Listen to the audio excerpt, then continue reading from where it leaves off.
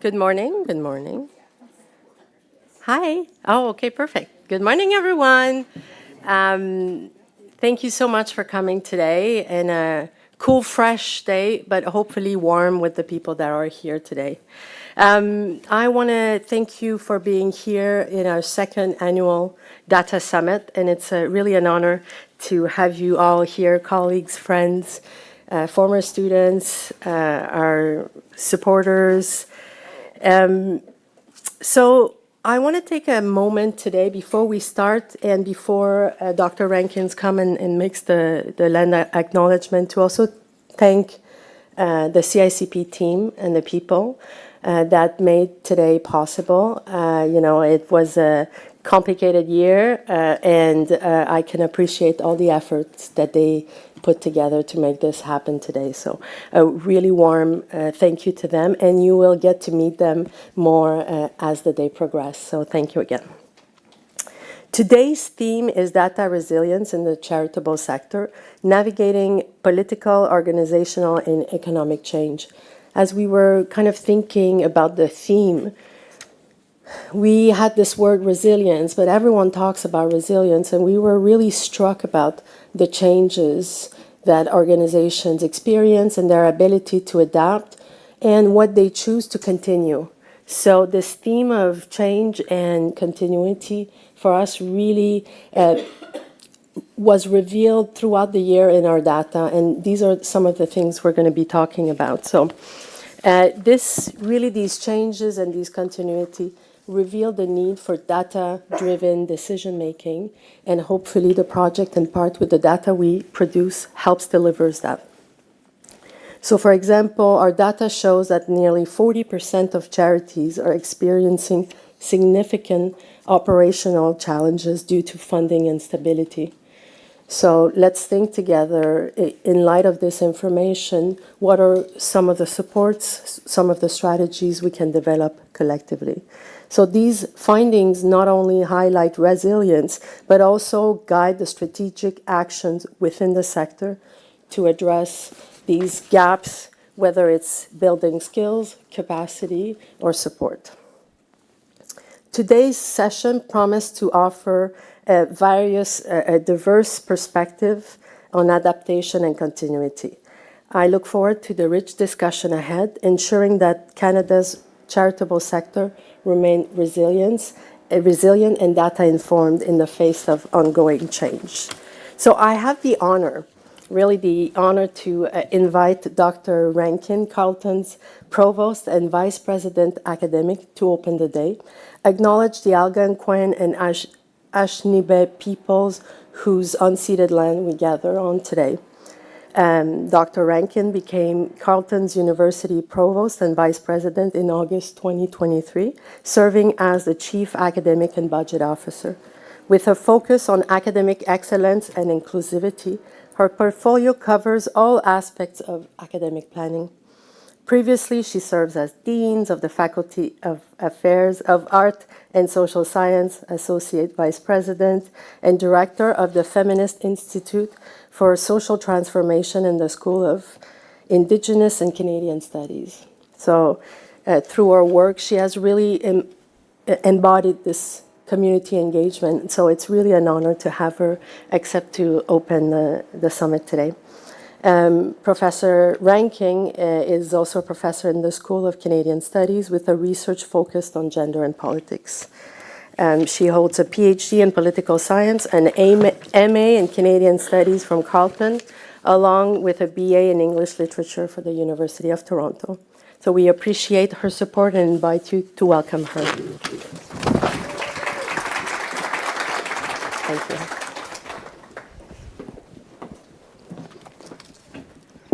Hi, and good morning. Thanks, Paloma, for the introduction. And let me just welcome everyone to the second Data Summit. I'm very honored to be here today and to take part in your theme looking at data and resilience in the charitable sector. I want to begin by acknowledging that the land on which we gather today has been cared for, protected, and loved by Indigenous peoples for generations.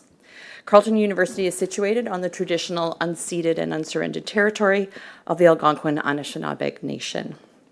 And this acknowledgement is but one way to remind us that we are members of a diverse community and that we have a responsibility to honor the living presence and the continued stewardship by Indigenous peoples of these lands.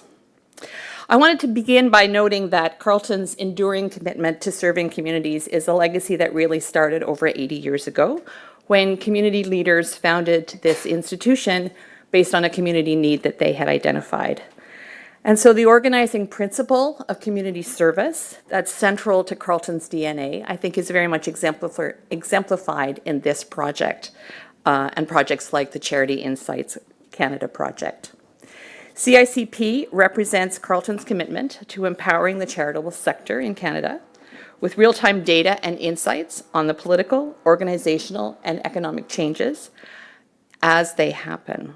And with the goal of strengthening resilience in this critical sector, CICP's impact has already been quite remarkable, having produced nearly 200 reports that are sharing latest trends in the charitable sector.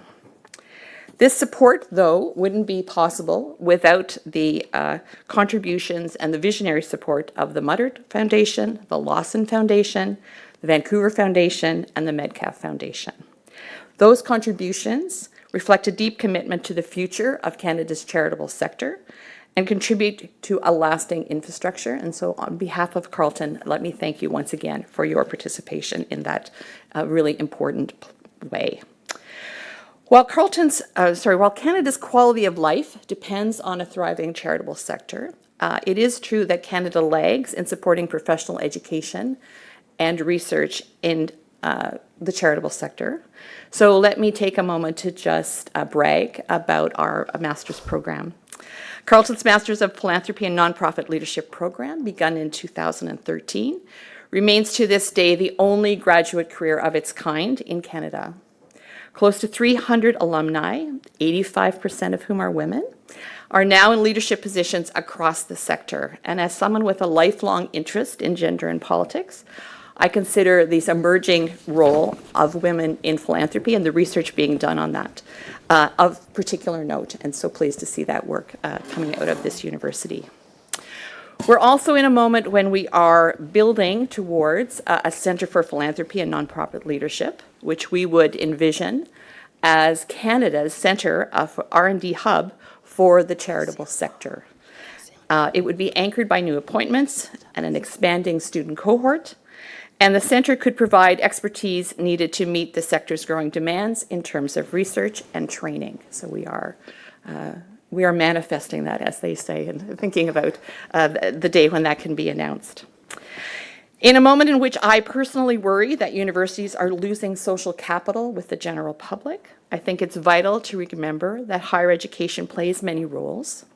Among them, the capacity to convene funders, practitioners, policymakers, and researchers, just as you are doing today.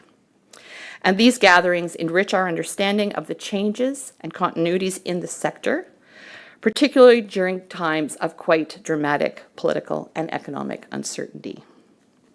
Throughout today, the essential themes of resilience, change, and continuity within the sector will be examined, which seems particularly apt in this moment. Such research on the charitable sector and analyzing data's vital role, I think, has even more urgency in the current context, and initiatives like CICP can continue to align research and practice to make a greater impact. And as the CICP team embarks on its third year of the project, I know that today's events will spark meaningful contributions and conversations that can collectively shape the future of the sector. So let me end with some words of gratitude. Thank you to the more than 1,000 registered charities that have agreed to participate in the project this year. You are the heartbeat of the project, and this data summit is the culmination of your consistent willingness to participate and share your experiences.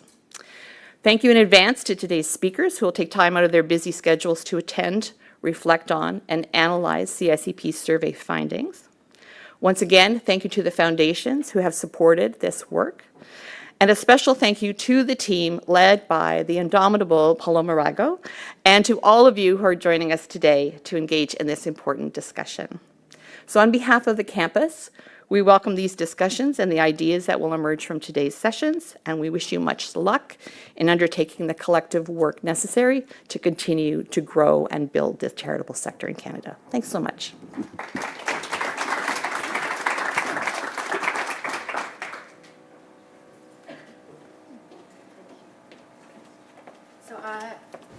As we proceed today, we're going to start with a year in review about the project. The goal of that panel in particular, where Kelly, myself, and Susan will be on stage, is to present an overview of some of the trends, explain what the project is, and then engage in a conversation.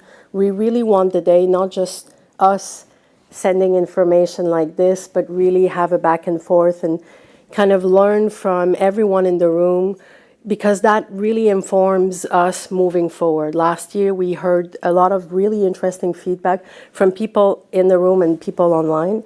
And so don't hesitate if you have questions meanwhile. So I invite my colleagues to join me. Do we have it should be there. Oh, yes. Click. Perfect. I don't know. We can sit here. Yeah. Thank you. Okay, so good morning, everyone. And as Paloma said, thank you very much for joining us all here today for our second annual Data Summit, as well as the CICP year in review session.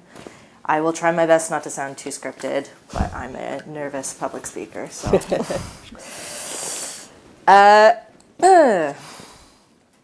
so at the CICP, we recognize the very unique challenges that charities face, and we aim to provide timely resources in the form of research in order to best support them.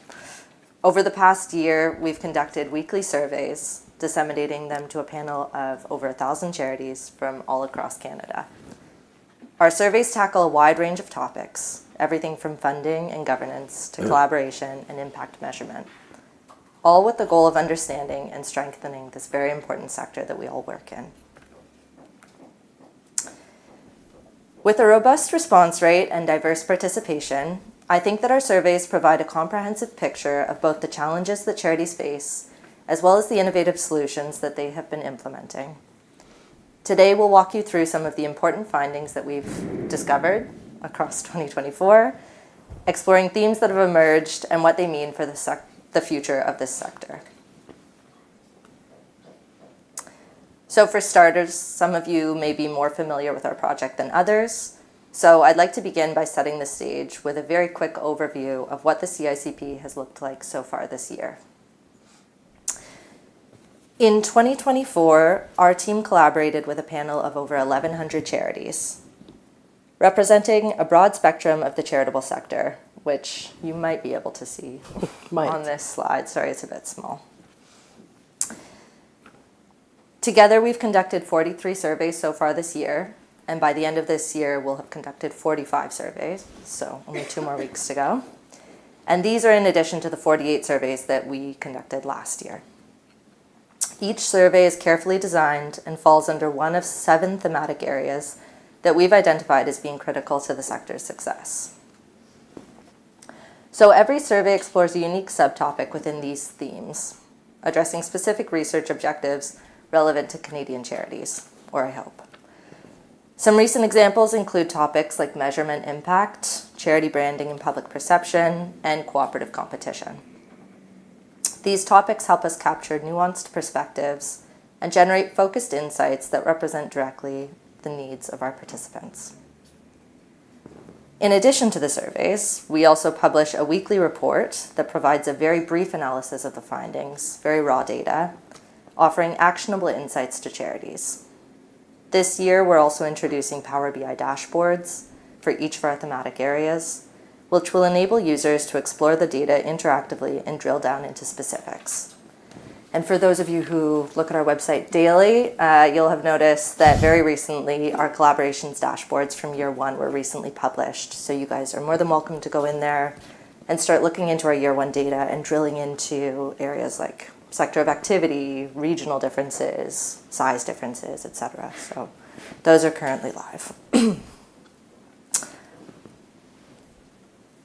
To keep our data robust and consistent, we maintain a high response rate by prioritizing things like multiple choice formats or matrix tables, making it easier for our panelists to participate regularly. We also focus our surveys to target charities directly rather than indirectly through their beneficiaries or donors, which means that our data actually reflects the operational perspectives of charity leaders and their management teams. So I'll try to drill into some of or paint a broad painting, I guess, of some of the key themes that we discovered this year. As I said, there are 43 surveys already from this year, so there's a lot of data, but these are some of the broad strokes findings that we had. So funding challenges, to I'm sure no one's surprised, remain a top priority for the sector. 82% of our organizations identified financial instability and uncertain funding as their most pressing issue. Sadly, inflation has only intensified these pressures, with increased operational costs outpacing funding support. 67% of our responding panelists indicated that competition for limited funding sources is the primary challenge that they face in securing funding for core operational costs, and 55% are constantly funding to cover these costs. So those are core operational costs. With only 10% of our respondents indicating their funding as being very predictable, and only 35% deeming their current reserve funds as being strongly adequate, I think that there is a clear takeaway that charities need sustainable, predictable financial models in order to communicate their work effectively.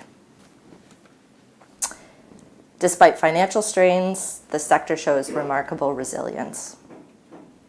76% of our respondents deemed that they're optimistic about their organization's future and feel prepared to navigate things like public health, HR, and future financial crises.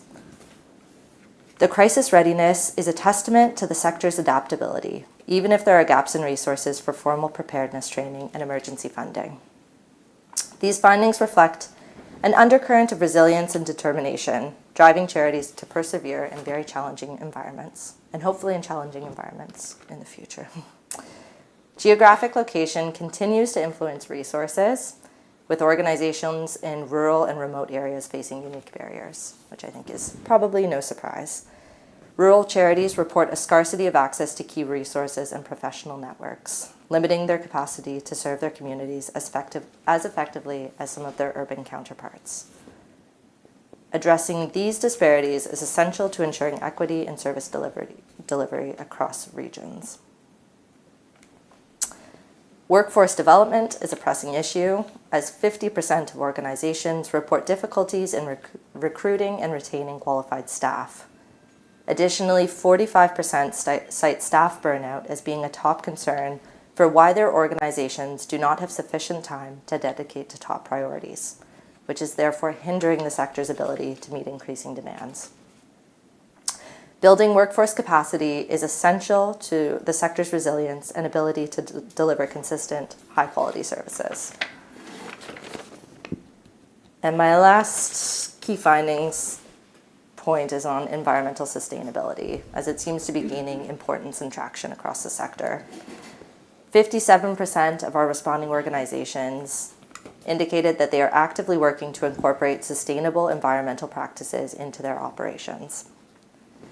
Furthermore, 33% have recently initiated crisis preparedness efforts to better manage future environmental and operational risks. And this may be due to increasing environmental tragedies happening around the world, increased awareness. We don't really know. To this note, 51% indicated that they feel prepared to handle a future environmental crisis, which is good. This growing focus indicates a shift towards more sustainable and resilient organizational practices to address both present and future challenges. So as we reflect on these key findings, I think it's clear that the Canadian charitable sector faces a range of unique challenges, but also a lot of tremendous opportunities. Let's take a quick moment to look at a few of the pressing challenges that surfaced, along with the potential pathways forward. So one of the most common issues we encountered was limited resources, and that's both financial and operational. With many organizations already stretched thin, meeting rising demands while investing in new initiatives like impact measurement and branding can be very daunting. Advocacy remains a very complicated issue for charities. Despite its potential to create systemic change, many organizations lack the resources, expertise, or confidence to fully engage in these practices. Competition for funding continues to be a major challenge. While some organizations are finding ways to collaborate with others, the reality is that many still face an uphill battle in securing consistent funding. Now, for opportunities, despite these challenges, there are opportunities. I think that there's a huge opportunity for charities to start leveraging data more effectively to face some of these challenges. By embracing tools for impact measurement, charities can make a strong case to funders and to stakeholders, ultimately increasing support and trust in them. There's also immense potential for charities to engage supporters in new and creative ways. By reimagining how they connect with donors and volunteers, I think that charities can build more loyal and active communities. Together, these challenges and opportunities paint a complex but hopeful picture for Canada's charitable sector. With thoughtful adaptation and strategic collaboration, charities continue to strengthen their impact, even in the face of resource constraints. Thank you.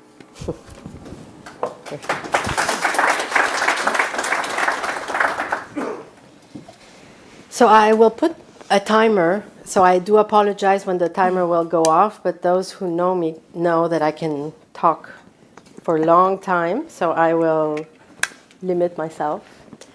There is so much to talk about. So what I decided to do today in the presentation, my presentation, which I'm trying to start.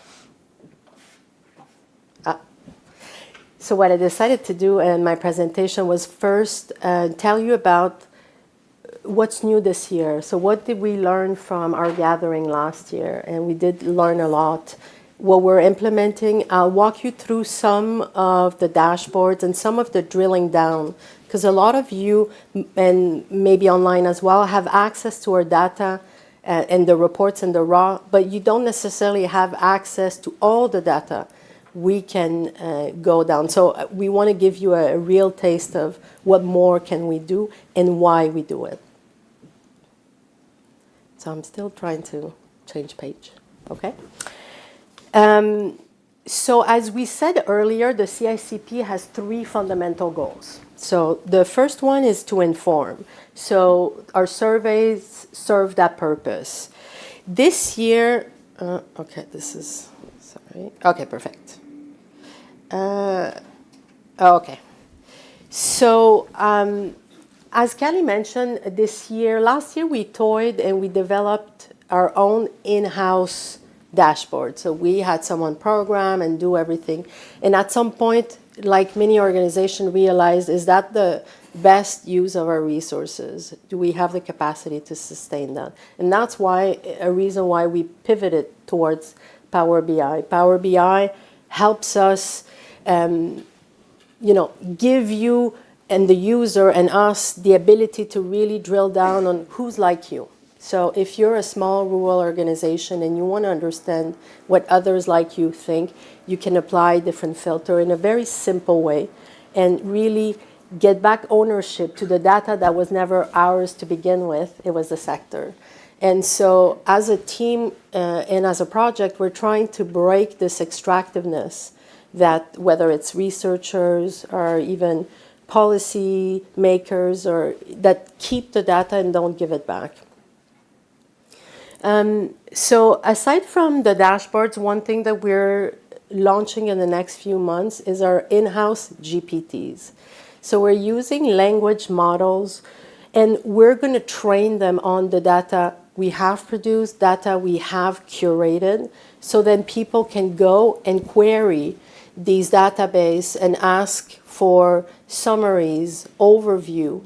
And the idea here is harnessing really the power of artificial intelligence But it's our job to curate the information because, as we know, goes in, quality goes in, same quality will go out. So if we are the ones really guardian of the information and assure ourselves that the data is reliable, then the summaries that they will produce, although not always perfect, is really the first step of bridging this gap between, groups like us, like others that have the technical skills and access. Because it's a question also of data justice.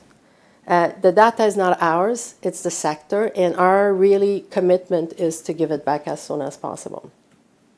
In terms of community education center, one of the discussions we had was, although we need to build data literacy, the fundamentals, because oftentimes when you hear talking about what's data literacy, data is so important, there's an assumption of a lot of basic knowledge that people have. And people start at different points. So how can we get these fundamentals? And right now on the website, it's developed the first arc. We see this really as a rainbow, basically, that we go deeper in terms of knowledge. So the first arc with basic questions like, what is data? What is a variable? Like these, for me and students who took research methods, I see a couple in the rooms, it's part of our language, but it's a good language to talk so we can understand the culture around data and we can promote that culture of integration. So just to give you an idea, one of the dashboards that we'll be launching, for example, and it's not complete yet, but we wanted to give you a taste of it, this is all the registered charities in Canada for year 2022. Yes, 2022. And so we see the total is 84,397. So basically what our team was able to do is connect the CRA data and at the background create these dashboards that will visually represent where they are. And then we can filter the data by different categories in order for us to understand where are the charity deserts. Like, if we want to support communities physically, where do we need to do that? Where, compared to the census, we could use census data and understand, the implications and the effect of economic downturns on communities and who's there, where does the help should be distributed. So there's many things we can learn as we're building this. But one of the things we can really, really promote is this literacy about our sector. Many people, and I was, yesterday we were talking, and I was joking that Bob Wyatt in his class does, and I'm spoiling it for your future class, but does a perception check and asks people, how many organizations you think there are in the sector? I don't know if the students who are here remember that exercise, but even people sometimes studying the sector are not clear how many registered charities there are. So we have numbers from 1 million to 1,000 and in between. Just having access, simple access to these numbers really helps people understand what the sector is doing. So it's not just for a practitioner, it's for general Canadians to really be aware of the importance of the sector. Last year we had a couple of questions during our data summit and saying, okay, how's your sample composed? And I can get into the fun details of sampling constructions, very fun. But this year we decided to create a subgroup. So our strategy of creating subgroup, because year one was proof of concept, we weren't sure if this would even work. Most of the people said, okay, yeah, good luck, Paloma. And I was like, okay, this seems, trust is not at an all-time high, and now year 2 we have 79% participation. So I'm like, you're welcome. I have my petty side that I enjoy. But one of the feedback we got last year, one of the questions is, if you're excluding from your sample religious organizations, it's a big chunk of the charitable sector. For better or worse, we are, in this current project, kind of constrained by the registrations we have and the way in which the CRA is organizing this. And interestingly, we've had a lot of conversation with people at the CRA, and we have people from the team here today about, what we're finding. We had a survey even on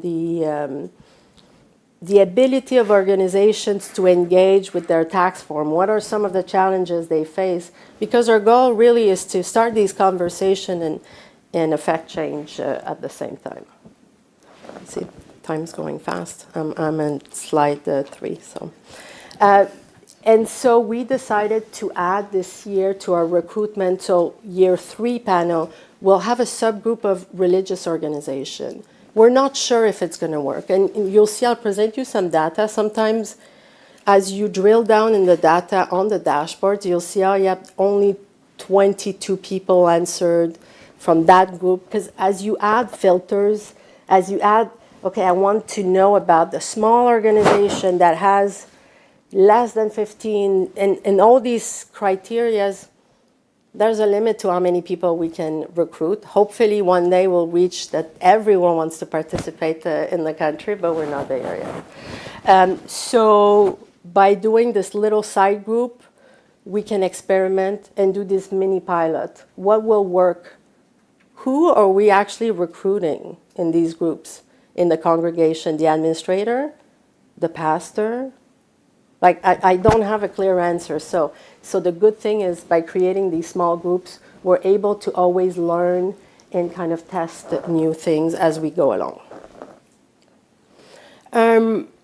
So some of you are curious, and this data is not yet available publicly, but as we're building these dashboards, you will have access to analyze the data through subgroups. So for example, if you're curious about how foundations answer the particular question, you'll be able to select and see only the answers of the question that you're analyzing by the subgroups, with a caveat that if you're doing more advanced statistical analysis, which we're always happy to collaborate with researchers, the goal of this is to give access as quickly as possible to people, although not perfect. So I hear everyone. But sometimes, again, because we have small samples at the end, when you cross, some of the results, take them with a grain of salt. The bigger results, the bigger groups are really reliable results, okay? We use filters like size, age, population classification, sector of activity, urban, rural, and different classification of that. So that will be really helpful to understand the needs, the differences in particular sector.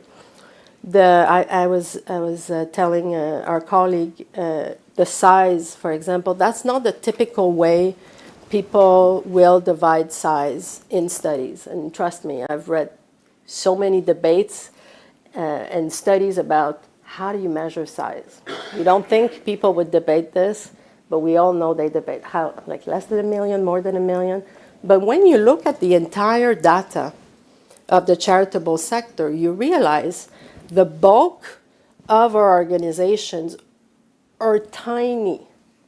So when we're measuring things through the size of less than 1 million or small, basically we're talking about the majority of the sector. So let's get a bit more granular, because the needs of extra small, and here in our category, extra small is from any charity that was active, that spent at least $1 in that fiscal year. So we're only studying active charities until $11,600. So we're talking about tiny budgets. Those ones we realized were really difficult to recruit. They're so small, so strapped for resources. But the other categories have more respondents in them. So I explained this subtlety just to give you a sense of the result on average are very reliable. But when we start drilling down, they're really areas of exploration. Let's drill down deeper. And I can answer how we came with these numbers. These are like all technical, very interesting, but I'll move along. So the dashboard that's live now is our dashboard on collaboration. So you will be able to choose any questions you have and then look, for example, I looked at extra large organizations. When they were asked, evaluate the effectiveness of your collaboration with each of the following. So they had to select, for-profit organization, government. And so you see they rate in general their collaboration with government as, very effective, little.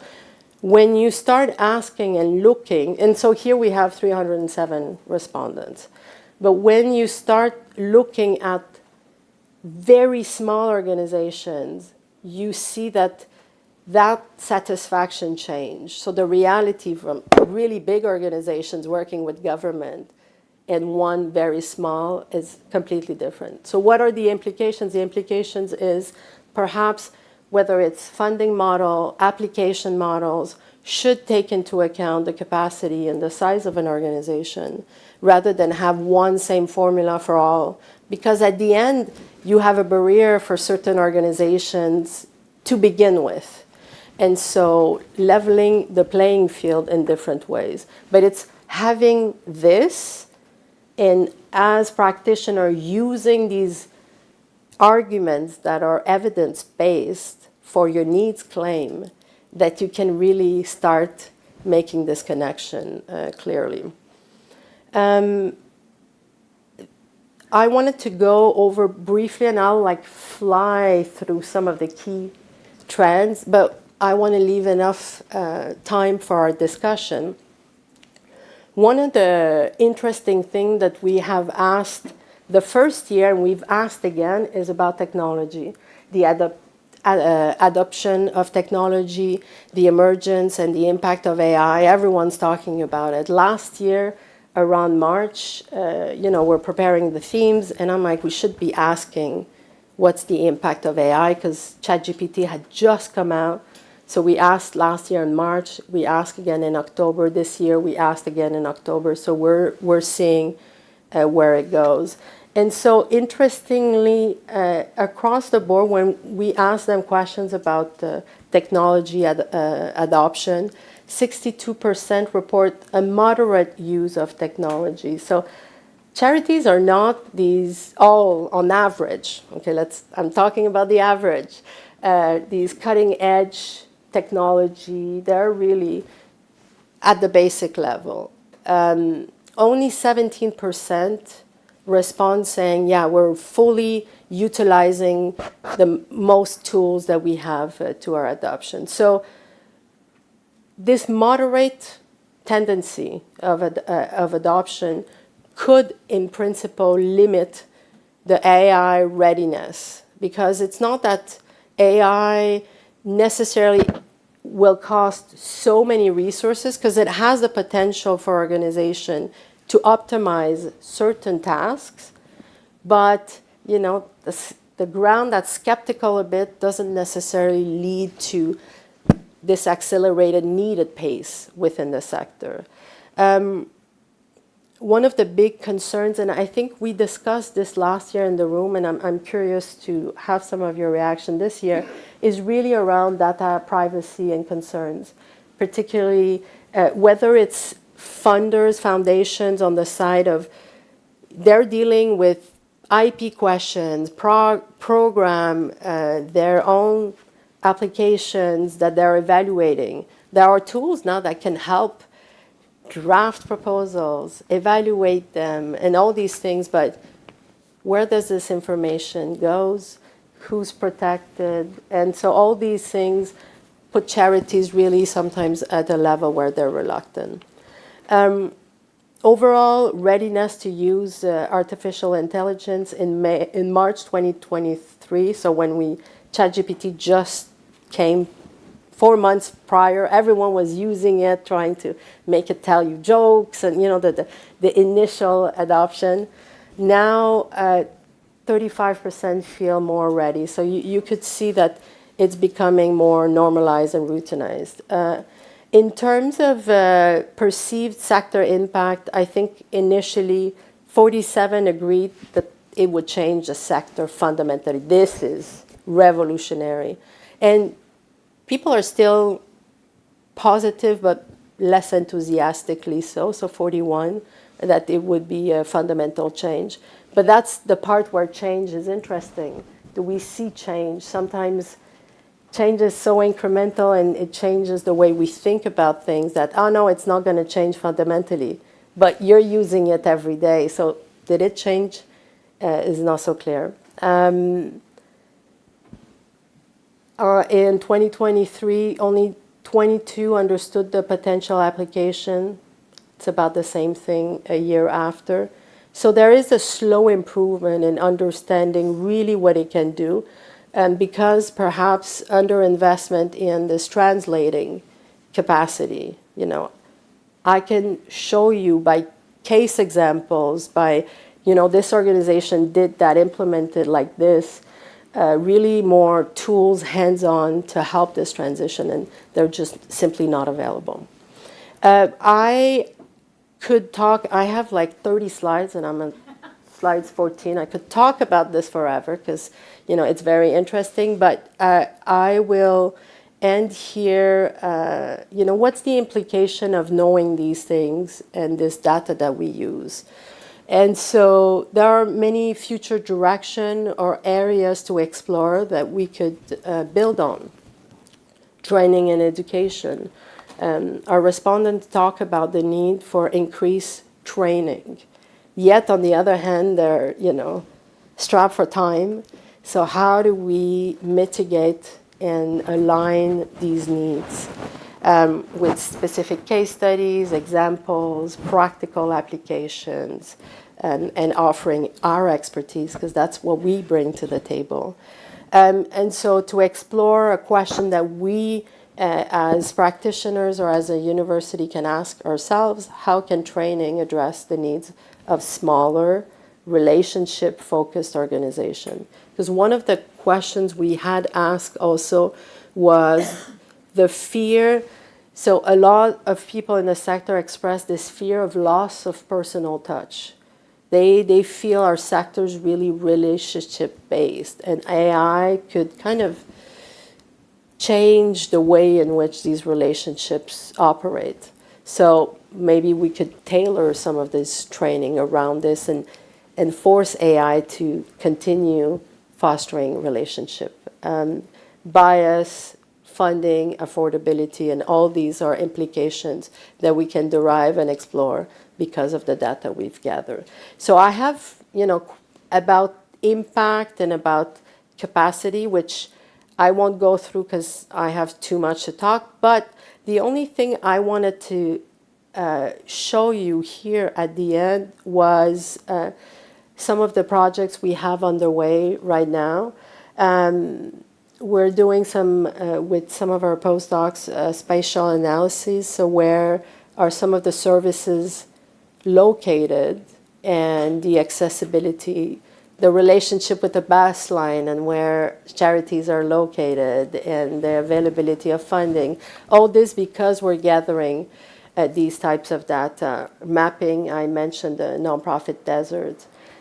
You're going to hear a bit later this afternoon about the working conditions within the sector. This was something that came up in our discussion yesterday. It feels like yesterday, last year at the summit. How do we compensate? Or not compensate the people in a sector. So we had questions throughout the year on uncompensated labor and trying to get a sense of that, because that's a really important issue that we tend to focus on what they do, but not take care of the people within the sector. And so we have many surveys doing this. And on this, I will maybe pass it to Susan to, is there something that struck you this year in the surveys or in the data that you've seen, and then open up for questions from the audience? Yes, and I'll be brief. One of the things that comes out very clearly from the studies, and you've heard today, are the contradictions. We're financially strapped, but we're resilient and optimistic. We participate in policy, but we do that in kind of passive ways. So the need to have those conversations, to dig into how do we come to terms with those contradictions? What do they mean in practice? How do we resolve them? How do we address them? So that's a big challenge collectively going forward as to that kind of deeper understanding. And the CICP was always meant that it would stimulate those kind of conversations, that there would be, the sort of main data highway, but lots of off-ramps for organizations, for leaders in the sector to have their own conversations. My part has been mainly to look at policy, and we haven't focused on specific policy so much. What do you think about policy X? But rather engagement in the policy process and processes. And I'll talk more about that this afternoon. So I'm not going to give you data, but I want to leave you with what I think are 3 implications, because we're at a critical time in terms of the policy future of the sector. There's likely political change ahead of us, federally and certainly in many provinces have experienced some of that change. Who knows what will waft up from the U.S. As they go through their own times of change. So one is, this is a time the sector needs to come together for leadership, for engagement in policy, for creating a narrative about the sector, what it does, what its role in citizenship and democracy and service delivery and community means. And it needs to work together. And again, we're seeing the contradiction. Yes, we collaborate, but maybe not so much. So that coming together is important. I think there are lessons here for the regulator and for government more generally. One of the things that I'll talk about more this afternoon is that a lot of charities really have a rather limited understanding of some of the regulatory environment, or it's not as sharp and accurate as it might be as to what the boundaries are. And there's an opportunity there for education and for engagement. And third, there's an opportunity for funders of all kind, be they government funders or foundations, and this isn't a plea for more funding for this project. We talk a lot about capacity building, but what does that really mean? How does that unfold?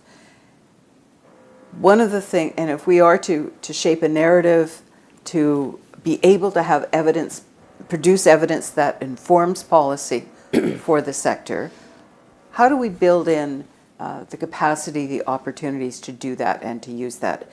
And one of the key messages that's coming out of the CICP for me is that we don't have a good answer to that. We talk a lot about capacity building, but the extent to we actually do it in meaningful ways, giving some of the constraints, I think is a serious question that we need to address. No, definitely. So we'll open up to the floor if there are any reaction, questions, clarification needed. We still have, it's 10. We have about 15 minutes. We have about 15 minutes for a discussion and then a coffee break for more discussion, so. Yes, if you could speak up, because we have some people online that would want to know, and introduce yourself. Sure. So my name is Anita Khanna. I work at United Way, Centre Canada, National Director of Public Policy and Government Relations. So just picking up on the capacity building piece that you mentioned, Susan, we had the opportunity to act as an intermediary for federal funding. So the Community Services Recovery Fund. Do I need a microphone? Yeah. Sorry. No worries. Yeah, people are online. Yeah, I just want to be mindful of people online, so. Yeah, Because we have about almost 200 people online with us today, so.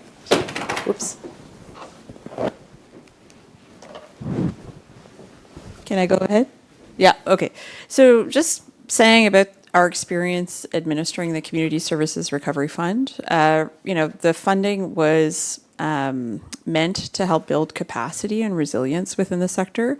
An observation that comes from that experience is that the sector hasn't had some trouble proposing projects to build capacity, hasn't really had the opportunity to leverage funding to invest in its own operations in a very long time, and for some ever, right? So there is a muscle that needs to be built around doing those types of work. So, many charities and community service organizations are very adept at proposing projects to further their mission and service. But when it comes to looking internally, it's sort of we observe that it will take some time. So I put that to the panel as, thinking through.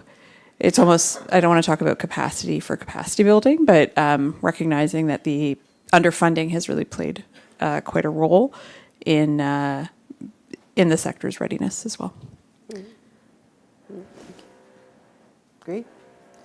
Good point. And the capacity to, as we see through the survey over time, hasn't changed.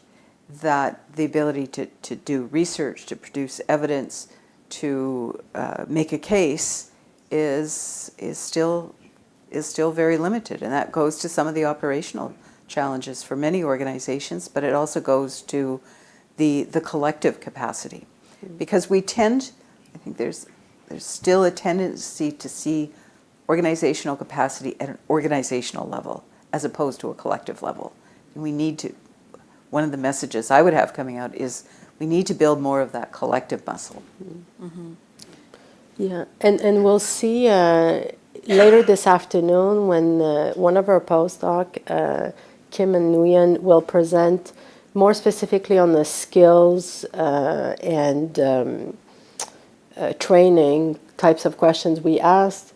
And I don't want to steal her thunder, but a lot of organizations seem to be self-reflective. Okay, we'll train our people, but as she will show us, sometimes self-training is not always the best route. It's the only route there is, but it's not always the best practice, because it doesn't always rely on the latest information, the latest advances. So you're kind of trying to build capacity with what you have, and what you have access to or can manage is limited. So it's kind of, you can never win in a sense.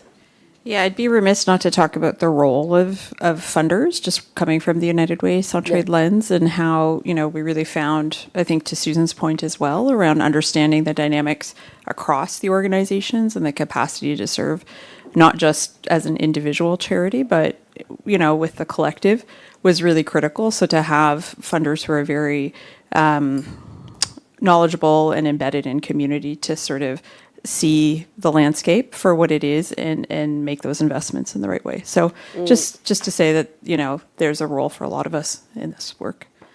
Liz? Yeah. Thank you. Hi, I'm Liz Forsberg from the Ontario Trillium Foundation, and just to kind of build on that conversation around a notion and a need for more collective approaches to capacity building. I 2-3 weeks ago hosted a conversation. Paloma and Callie were both there with a group of about 18 or 19 nonprofit organizations that do data capacity building across Canada, and really it was a way we were mapping kind of what resources they offer, what services they offer, and starting to have a conversation about the needs they're hearing and identifying, and then exploring how we might be able to come together and work together. We know it's a very disjointed environment, and we know through the Community Services Recovery Fund there was such a demand for individual grants, like organization by organization, to support data or digital capacity. And that's a way more expensive way of approaching that rather than a collective approach. So I share this just to say I'm really excited about this particular opportunity that all of these folks came together, and there's an interest in thinking through how we might collaborate to offer something that does address that capacity on a more collective level. And certainly we, as a funder, we're really interested in investing in this. It's not something we can do alone. And again, that's a conversation to have with funders, is how we can collaborate in this more collective way to lift up these important areas of skill. And I'll just say, this is particularly important on the topic of AI, and that's something that there is a lot of attention being paid to, how we support these skills in the sector. But we do need to address these basic data skills as foundational building blocks to even be able to begin to have a conversation around the ethical use of AI and to even imagine kind of what's possible. So, yeah.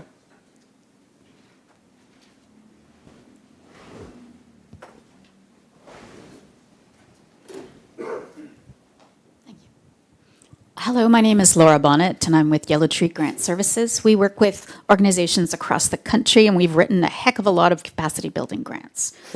And I can sort of tell you in the nuts and bolts, there are problems with these capacity building grants. One of the problems is that some of our clients, when they want to write these grants, the capacity building opportunities are very, very specific. You know, they can only pay for training. They can only pay for somebody to come in and show them how to do something. But those capacity building opportunities don't usually cover any overhead, and they don't usually cover staff time. So this is a really big problem, because the organizations that want to undertake organizational capacity building don't. These funds, pardon me, are not covering the full costs, and so some organizations don't want to go down that road. The second thing about capacity building funding is that, it, for example, will allow an organization to seek training to learn how to do fundraising. But then the opportunity stops. And, for example, they cannot get services to help them implement a fundraising plan. Right? They want to be able to go out and build their own opportunity, so they're not so reliant upon all sorts of funders. But without the opportunity to have to procure services that can help them implement that fundraising plan, or implement somebody to develop a full website for them, so that their brand in the community is seen as higher. There's a lot of loopholes in capacity building, and we haven't yet got to I think there are some funders that are providing capacity building funding in the collaborative sense, but you really have to look at the nuts and bolts of it to determine whether it's going to work or not. Yeah, thank you. And that's one of the things we would value from coming out of today, is to get your advice, collectively, your input onto the kinds of additional questions, the kinds of things we need to probe more deeply, based on the kinds of experience that are in this collective. Someone in the audience was about to ask a question, but got. Can I just speak loudly? Yes, please. So I'm also with OTF, Jillian White. One of the things that you've alluded to. One of the things you've alluded to is seeing a really high competition for funding. In our data, we've seen our demand rate go from about $4 or $5 in demand for every dollar we have to grant to about $14 for every dollar we have. So, and we're talking about, funding. We're totally also guilty of like not funding the implementation of those fundraising plans. But at the end of the day, like, at what point is one of the answers like we need more money? And then what do we do with that? So as a like thinking about, because I think the most important thing about data is what you do with the data. And I guess as one of we're not a policymaker, but I think we play a big role. At what point is the answer like, we need more money? It's always the answer, it seems. But what's interesting I'm curious to see if that was the experience also shared by others, but some of the things I heard, particularly after receiving all these emergency funds, that this flood of money comes, and, there is almost a thing as too much money, and how do I handle this, and what are the internal processes, because I need to, be accountable to how this money is spent, how we're handling, because organization, as I've shown, like a lot, a big chunk of them are so small, and you have this big influx, and it changes the way you're used to operate with your duct tape and your, and this adaptation, this shift is difficult. Particularly to handle that. So there has to be, and we see it throughout our surveys, the willingness to give unrestricted funding, trust the organization. Like a lot of funders, a lot of organizations talk about trust building, trust them. It's time. But with mechanism to evaluate, did you achieve what you did? Because the drawback of that is, and I suspect in years coming, we'll see some of the misuse or how this influx of money was used or not necessarily used in the most optimal ways. And that is damaging. So I think there's really an alignment that needs to be done in building that trust, but letting organizations use it as they know best, because, they've been doing that. Our sectors, a lot of organizations are really established. If you look at age, the distribution of age, most of the organizations fail when they're small, but the way we did our categories, we took the data and we saw, okay, if we created equal chunks, what would be the limits? And then we looked at the data, like very simplistically. But our first chunk was less than 15 years old. So from just born to 15 years. That's the youngest ones we have. Because there's a lot of change in that category. I'll acknowledge that. But past that, then you have very established. So how do the solution have to be different depending where they're in their life cycle as well. And so, yeah. I'll also just add too, I think the unpredictability of funding for so many charities and the restrictedness of the funding makes it so that prioritizing... Can you talk louder, more loud? Oh yeah, prioritizing can be really difficult for charities, and I think that came across a lot of our surveys. Like, I mean, I've got my facts here, but 40% have very unpredictable funding, and 25% view the stability of their funding sources as very unstable. And so if a quarter find their funding unstable and 40% view their funding as unpredictable, then I think it makes it hard for them to then plan for things like succession planning or planning to capacity building training, etc. I'm the newest to the sector on this stage and probably in this room, but what came across to me very clearly throughout all of our surveys was this: we're fighting to keep the lights on, and anything else seems unachievable unless you're a large organization or an old organization that's well established. But yeah, it just seems resources were the key takeaway for me over the last 2 years, as we don't have any and we're fighting really hard to get it. And we ask questions about AI, and it's very interesting to hear how people are implementing AI, but a lot of them are saying, it's a great idea. We see the ways that AI can be used, but there's no way we can even start to think about it. Yeah. So yeah, I mean, that's just the short and sweet of it. It's just, funding is a huge thing, but it's also the capacity to secure funding is a huge thing too. I forget the stat and I've lost it in my papers, but half of them are constantly funding for core funding. And, the majority of core funding is coming from individual donors. And so that's not just reaching out to one person on a grant application. That's reaching out to hundreds or thousands on a constant basis just to keep the lights on or to keep your staff, employed. So, yeah, I mean, that's kind of my intake. I also will say that we are at our break time. And I do want to keep as on time as we can. So I think we'll pause it there. We're in the lobby, and obviously I want this discussion to continue as much as possible. I know we didn't even get to the Slido questions online, but I will do my best to kind of put those online after the fact if we can, and answer as many as we can, and just open discussion on our website after the fact if possible. Yeah, I don't know if Plum, okay. Yeah, so we invite you to gather back in how much time do we have? 15 minutes, 10:30 is our Yes. next session, please. Thank you. Great.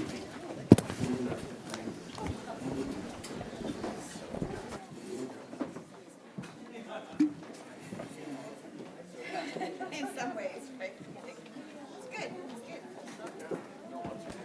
By the way,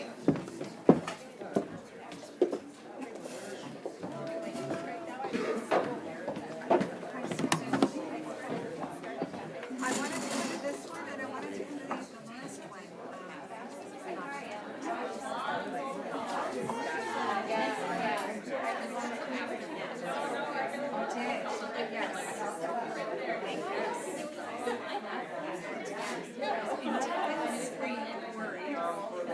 Given the other times of change, which things are happening on the same day. And the volume of frantically texting back and forth. It's really interesting. Yeah,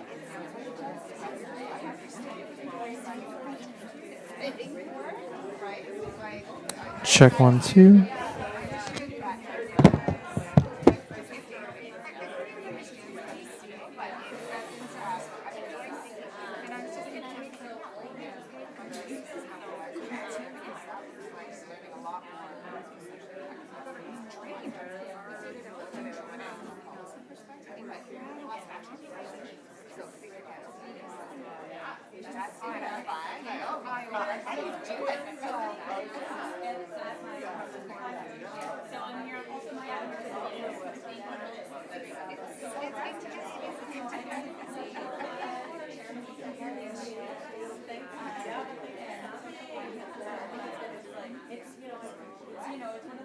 It's interesting when I hear somebody say that.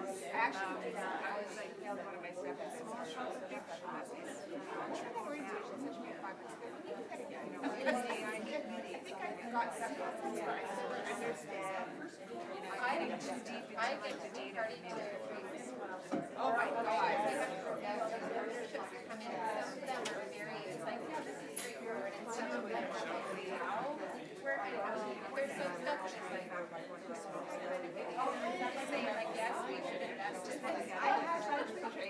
September, and I'm like, okay, slow, just start again.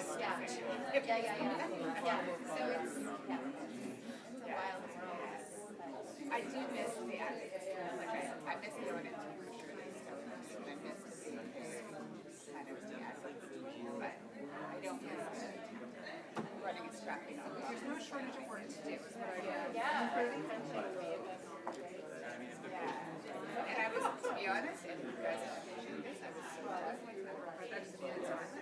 just like, after 8 years, I was gonna do my because I'm like, this is my school.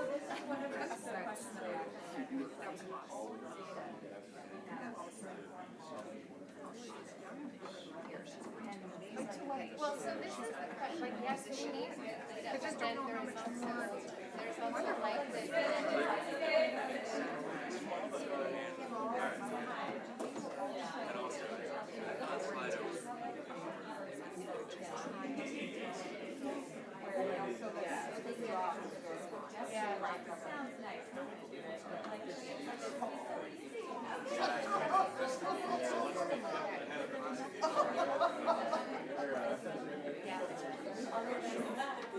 will, getting the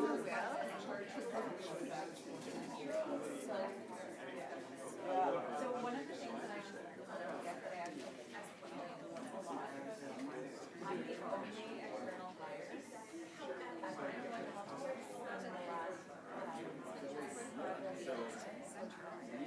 Which is like, that made and that was like, And there for a very long time. that was shared with the like developers, it's like, see, we do have to and it's like, I think it's like actually not a probably people come back. There's no reason you can't come over.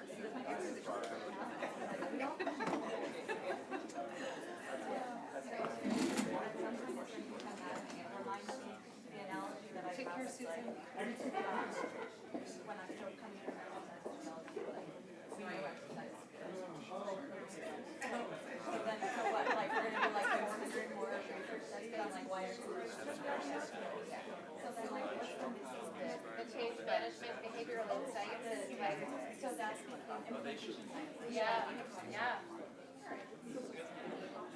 Yeah, there is an art, I guess, and science around moving the data insights into policy change. And last year, we convened that kind of discussion here in Ottawa that got it, some of that. Yeah, well, I mean, the challenge, I think, is like, we're like evidence-informed of the data as far as the like. We're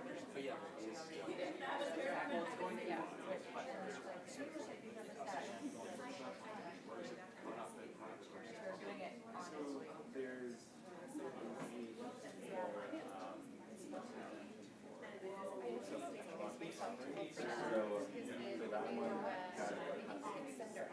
Oh, she's scared.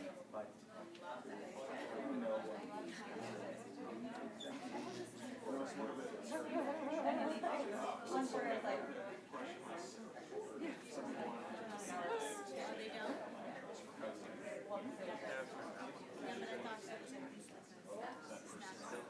Yeah, there's like a package.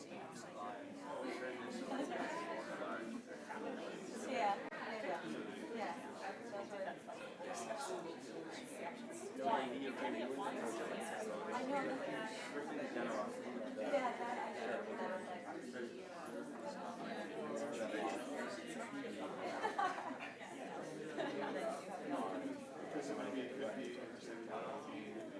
I mean, I guess you could also say you have a game that has perhaps been right now is either 29% or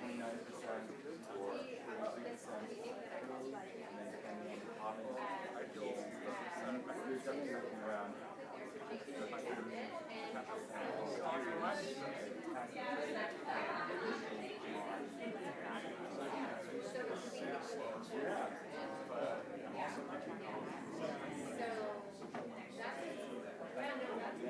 So that can still be the side of fun. I could also just the camera's still over. Oh God! It's a rainbow. You might be the short term.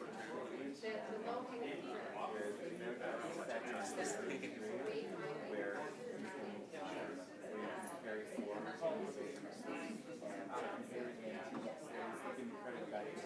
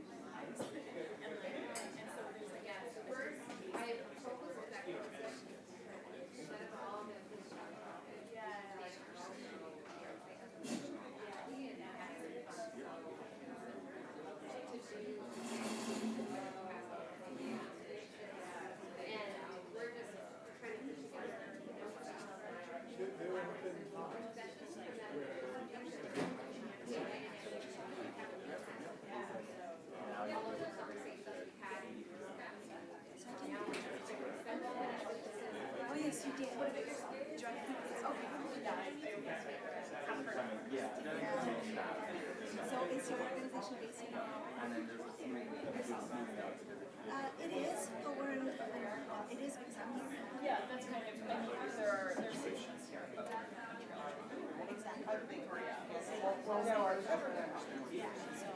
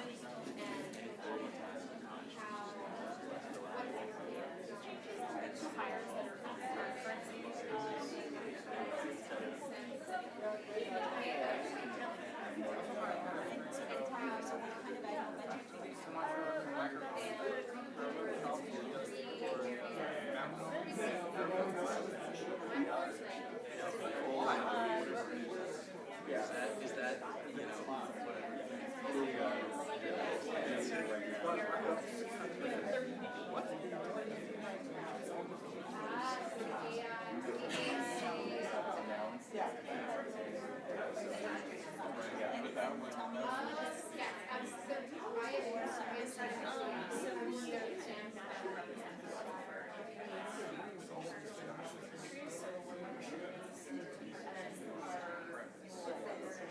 a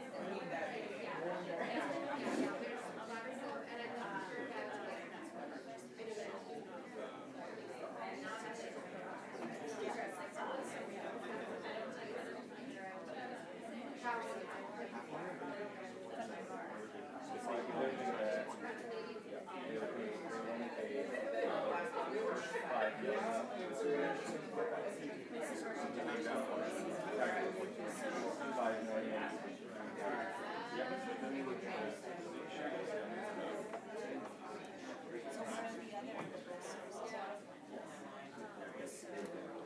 on the entire amount. About 10 million, even though we also spend that whole on 5 categories.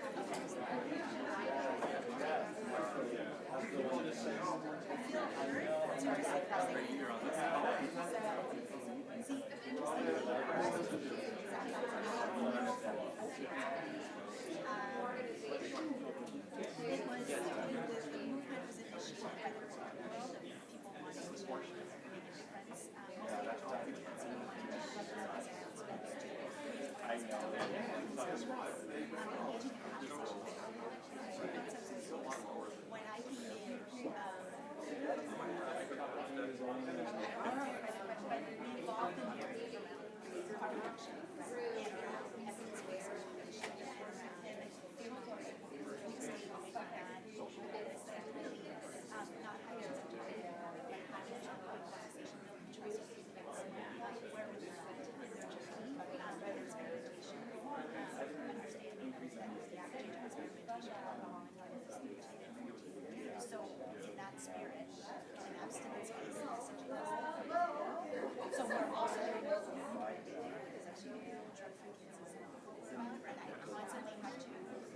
introducing the organization, I'm like, why? We're not abstinence based. So anyways, but what I find difficult is even through funding, being able to overcome that barrier. So that's why I find it when you check the but we have a success rate ranking everybody was saying that's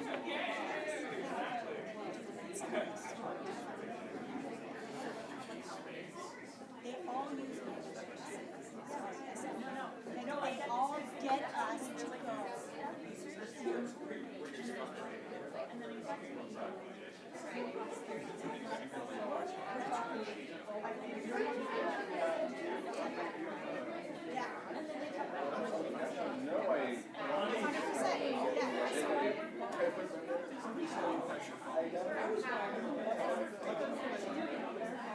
It's somebody else's different.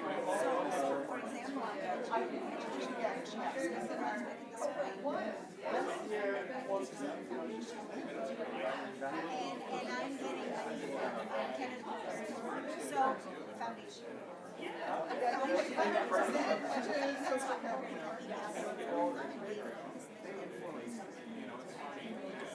But I mean, everybody is like, oh, that's very interesting. Music makes good. You're saying come into a school.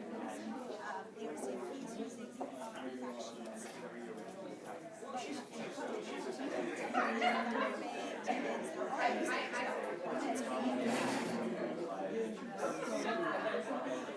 And fair enough, they're all busy doing education. But I come in from a religion and education school, and we have a no time resources strategies. Thank God we go do it. But all of their money is being funneled for treatment. So when you're just going, doing the best I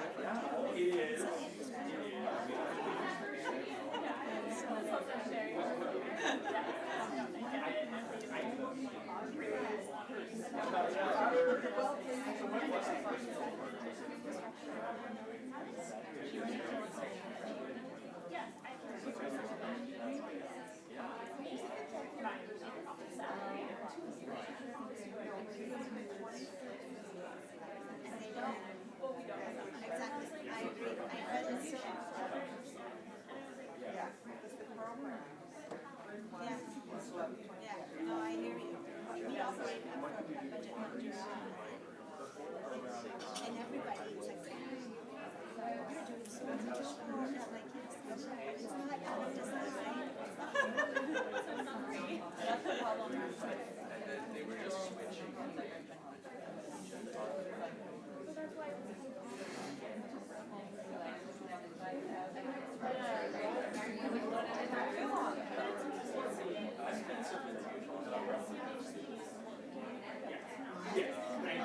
There we go.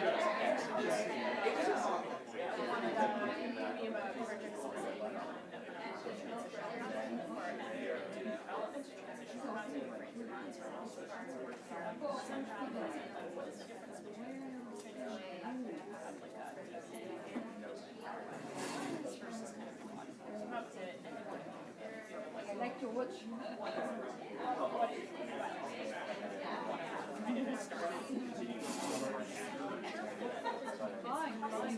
You know that I was telling Paloma that so we talked with Paloma Kyoto, about the data. So we started we took 2 questions and we asked for Swiss charitable answers. And we're going to publish it on the 1st of December with a comparison, to check the addiction and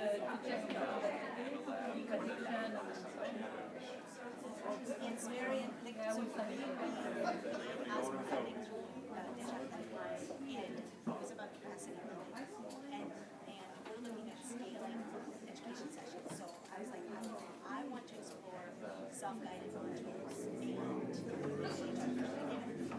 I was asking for $60,000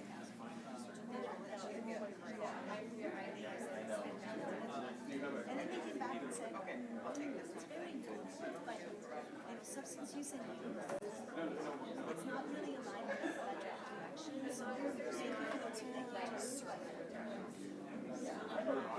And I was just like, that it's like a good being able to scale on a national, and then bring in people to help. I know, right? But it was just like, no, we were working on financial literacy for substance use.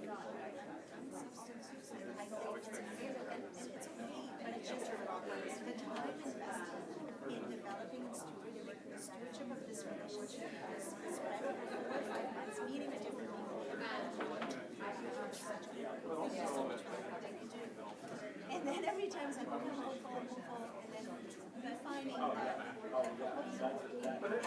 then enabling that ultimately is like, if I would have known something else, it was only about financial literacy, and the capacity that we can do right those families. If you want to grab a coffee, they would probably put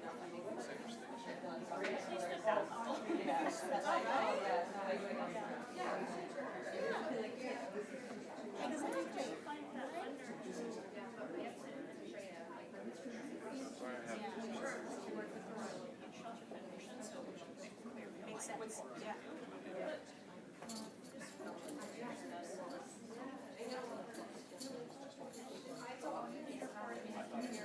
I send them the reports. Right.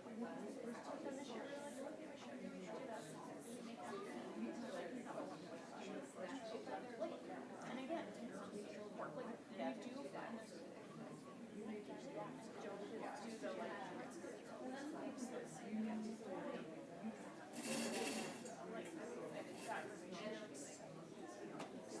that makes sense. It's very hard, and at the end of the day, sometimes like we have our I'm so happy that us kids see that game. It's part of the orientation we did as but they've been given every year again because they have like a lot of they're solicited and they've helped us so much and it's been so easy. It's unrestricted. They don't need a motion. Just I provide that. We have audit and financial statements. Like it's very transparent. But I also understand they're always so who else? Right? They're always but I don't have easygoing like that. Yeah. Right? So and it's the consistency of it. When it's restricted to programs again, development and you get funding for it, tell us Foundation gave us money for a year. Okay, so then I develop this support and I'm creating a habit, but then I don't know what the funding is. Yeah, that's the challenge, but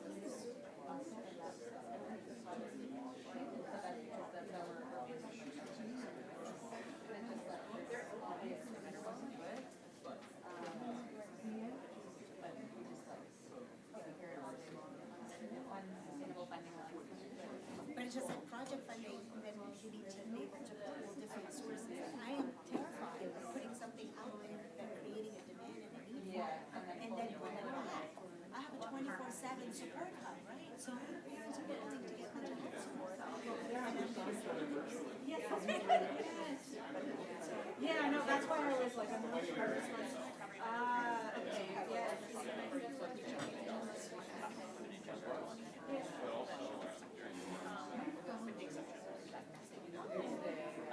Oh, yes, I recall this. Yeah, of course.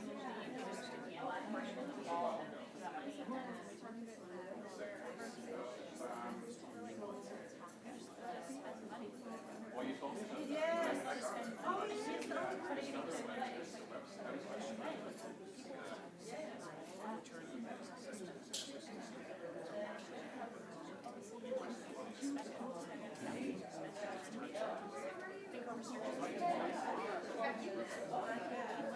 so now you just know how to do that. Yeah.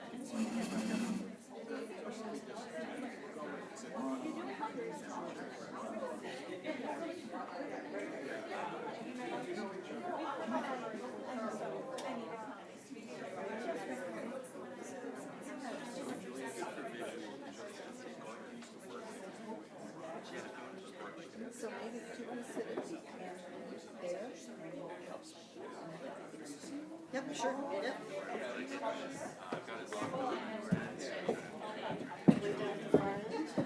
Yeah, no, just here.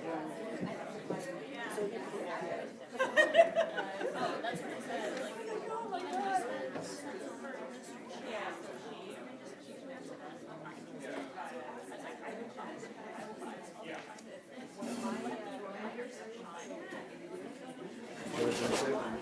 I hope I have a few to share. Hi. Hi. I'm angry too.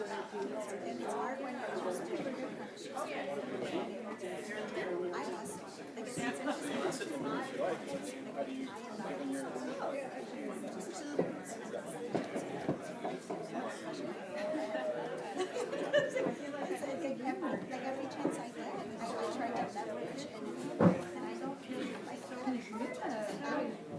but at least I stand for the cause that I so I feel more legitimate. Not me. I mean, obviously it's like do you know what I mean? Yeah, it's like a salesperson. Exactly. But it gets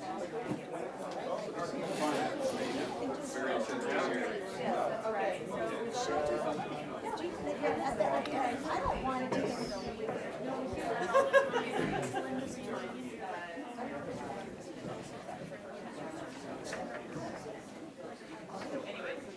Okay.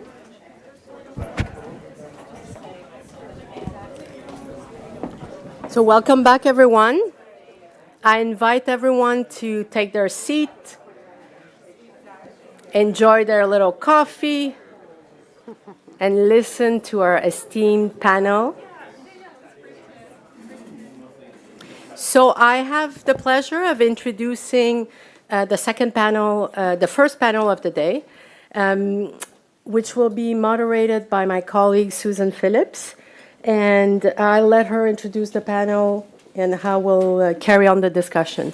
So if you have any questions, Susan will direct the flow. Thank you, Susan. Thanks, Plano.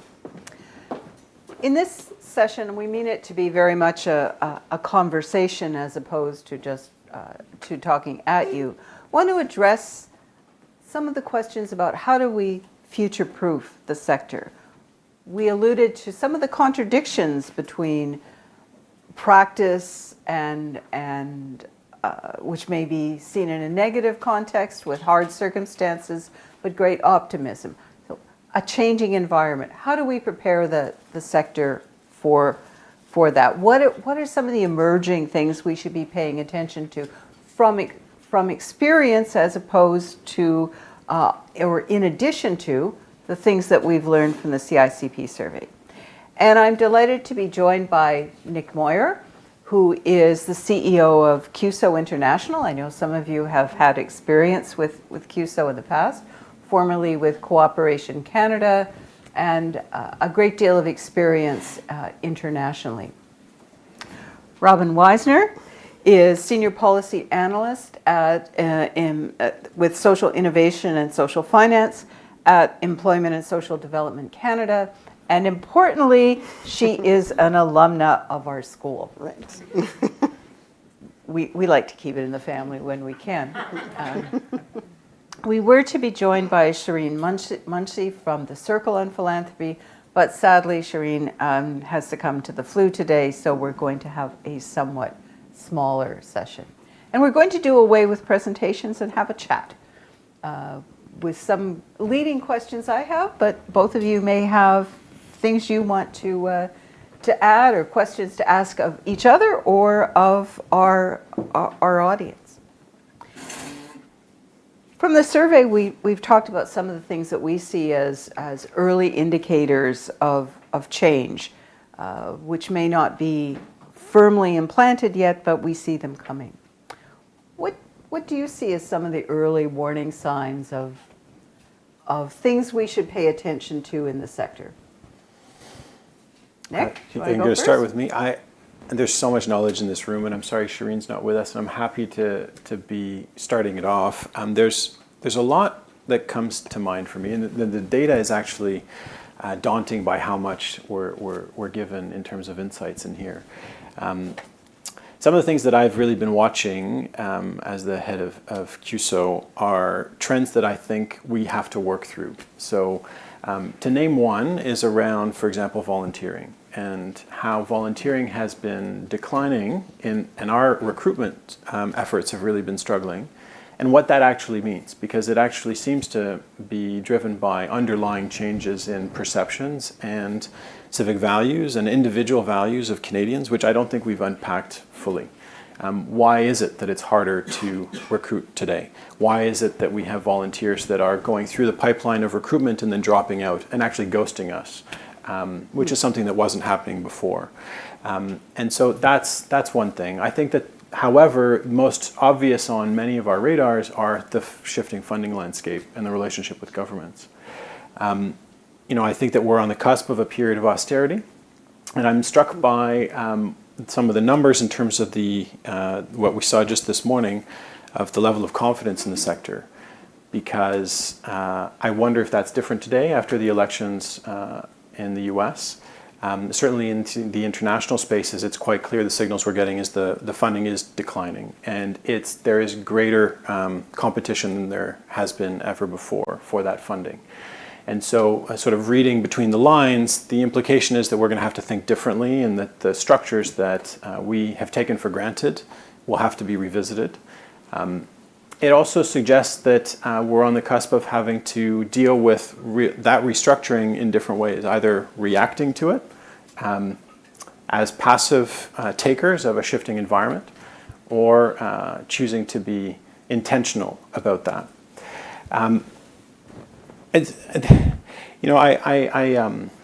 I think we might speak a bit more about this, because it's something I've been very interested in, is how our sector can shift in broader ways than just individual organizations and internal capacity questions. This moment in time seems to be a moment of generational transition that I'm witnessing in the change of the workforce. I'm witnessing in the life cycle stage of organizations.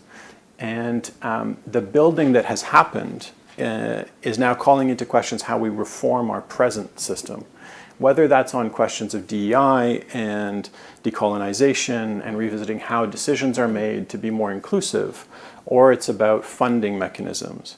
And I think the challenges of today are very different from building new. They're really ones that are around reforming existing systems.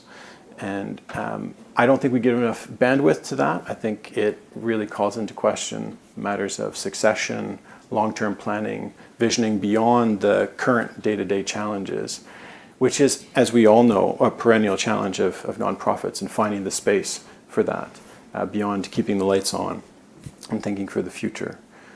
Those are some opening thoughts. There's a lot there, Yeah. volunteering, and one of the questions I would have later for you is that change in volunteering and perhaps a drop-off or reluctance distinctive to international organizations, or are you experiencing that in the many sectors in which you work? And you alluded to intergenerational change and of course funding, which we tend to talk a lot about.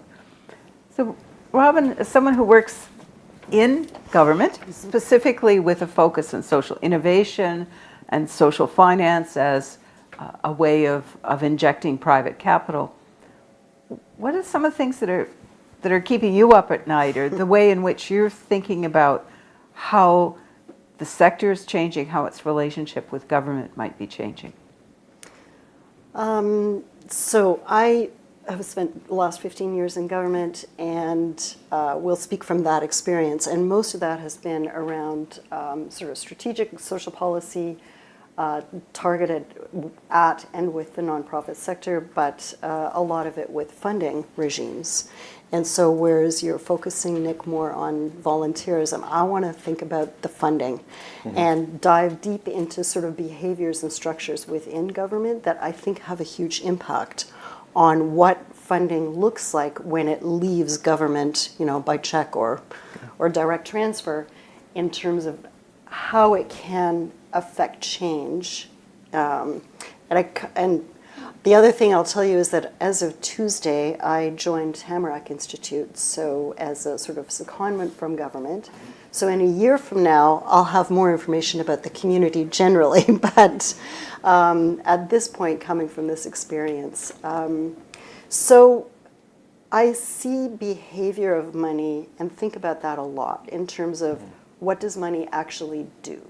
And in government, we we create sort of parameters around what that money is going to do. And we can talk later about power imbalance and the power of money, but it is of interest to me that we show up as powerful because we have money, but money actually does nothing. It is the organization, it is the action that money, quote, purchases that actually affects that change. So I want to divide the money that government uses into two different categories. Transactional, and I think you're all very familiar with transactional funding. That's short term, very specific, very targeted, and very service delivery oriented.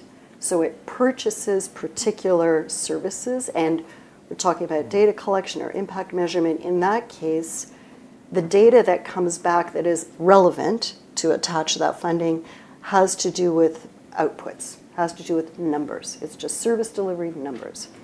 Another type of funding I would categorize, but I'm not sure government always recognizes that they're in this situation. So I call on all funders to see this difference, where the funding is going to have an impact that is broader and more like systems change. When you're talking about systems change funding, it is a different relationship. It doesn't do you any good to collect data at the end about outputs. It is really, you've got to be looking at the impact and collect information on the outcomes. So these different kinds of money then intend to do different kinds of things within government, and I think many other funders are structured and regimed by our accountability sensibilities, our accountability regimes. So there are huge limitations in that accountability regime that goes through, the transfer payment policy on grants and contribution. Underneath that is the Federal Accountability Act. Underneath that is ministerial responsibility for good stewardship and fiduciary duty. So all that is based on this concept that money is almost entirely structured in a way that it is transactional. Even when we want to do systems change with that money, even when we want to have a broader impact, and do simply because of the magnitude. We're talking earlier about the Community Services Recovery Fund. I was very involved in designing and implementing the investment readiness program, had that challenge of capacity building, but only for a narrow, specific intention, but did intend to affect systems change. We used intermediary model, which is not normal, not often used, and still the accountability regime that's imposed on us is one that is based on transactional money. So the relationship between the policymakers, measuring policy, and the operational side, unless you really work hard at it, as we did with CSRF and the Investment Readiness Program, to have an ongoing relationship between policy and those that are actually affecting change, doing things out there with our money, is not normal. It is normally the decisions are made, the parameters are set, the money is thereafter, once the agreement's signed, the money thereafter is transactional and only now filtered through operational considerations. I think that has a huge impact. Mm-hmm. And that's an old conversation. If you remember back to the Yes. Blue Ribbon panel on grants and contributions back in 2005, 2006, that was the concern, that longstanding that the restrictions, the control when you want to do something else. So how does the sector address that? How do we often make the case for core funding, unrestricted funding? Yeah. That hasn't gone very far. No. So how do we break that slippage of the transactional into funding that should be doing something else? It is an old story, and that I feel like is tragic that we are still having this conversation. But within government, there are two entirely separate entities. ESDC has Service Canada that does the program operations. So this is an internal structural problem. So when you ask, how do you change that? I think you change that through support for and acknowledgement that the intermediary model, where government has an agreement with an organization like United Way. Ours, we had significant agreements with Community Foundations of Canada, National Association of Friendship Centers, Chantier in Quebec, and the Canadian Women's Foundation. And they function as intermediaries, which opens up a relationship ongoing because we've asked them to do something, but they're going to redistribute those funds. So it's not direct service delivery in its nature. It doesn't always suit, but it is a model that I think government is getting more comfortable with, that allows flexibility between decisions that are made by the intermediary that can be more responsive to their community, more responsive to their intentions. And that has opened up some comfort with the accountability regime can be held with the one agreement holder, and then the multitude of agreement holders that are funded beyond that, there can be flexibility. Which changes the power and balance. It changes the power. It does, within exactly. the sector.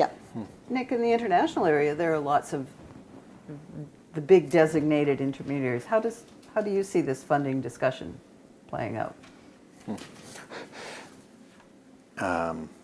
There's where to start with the funding conversation. There's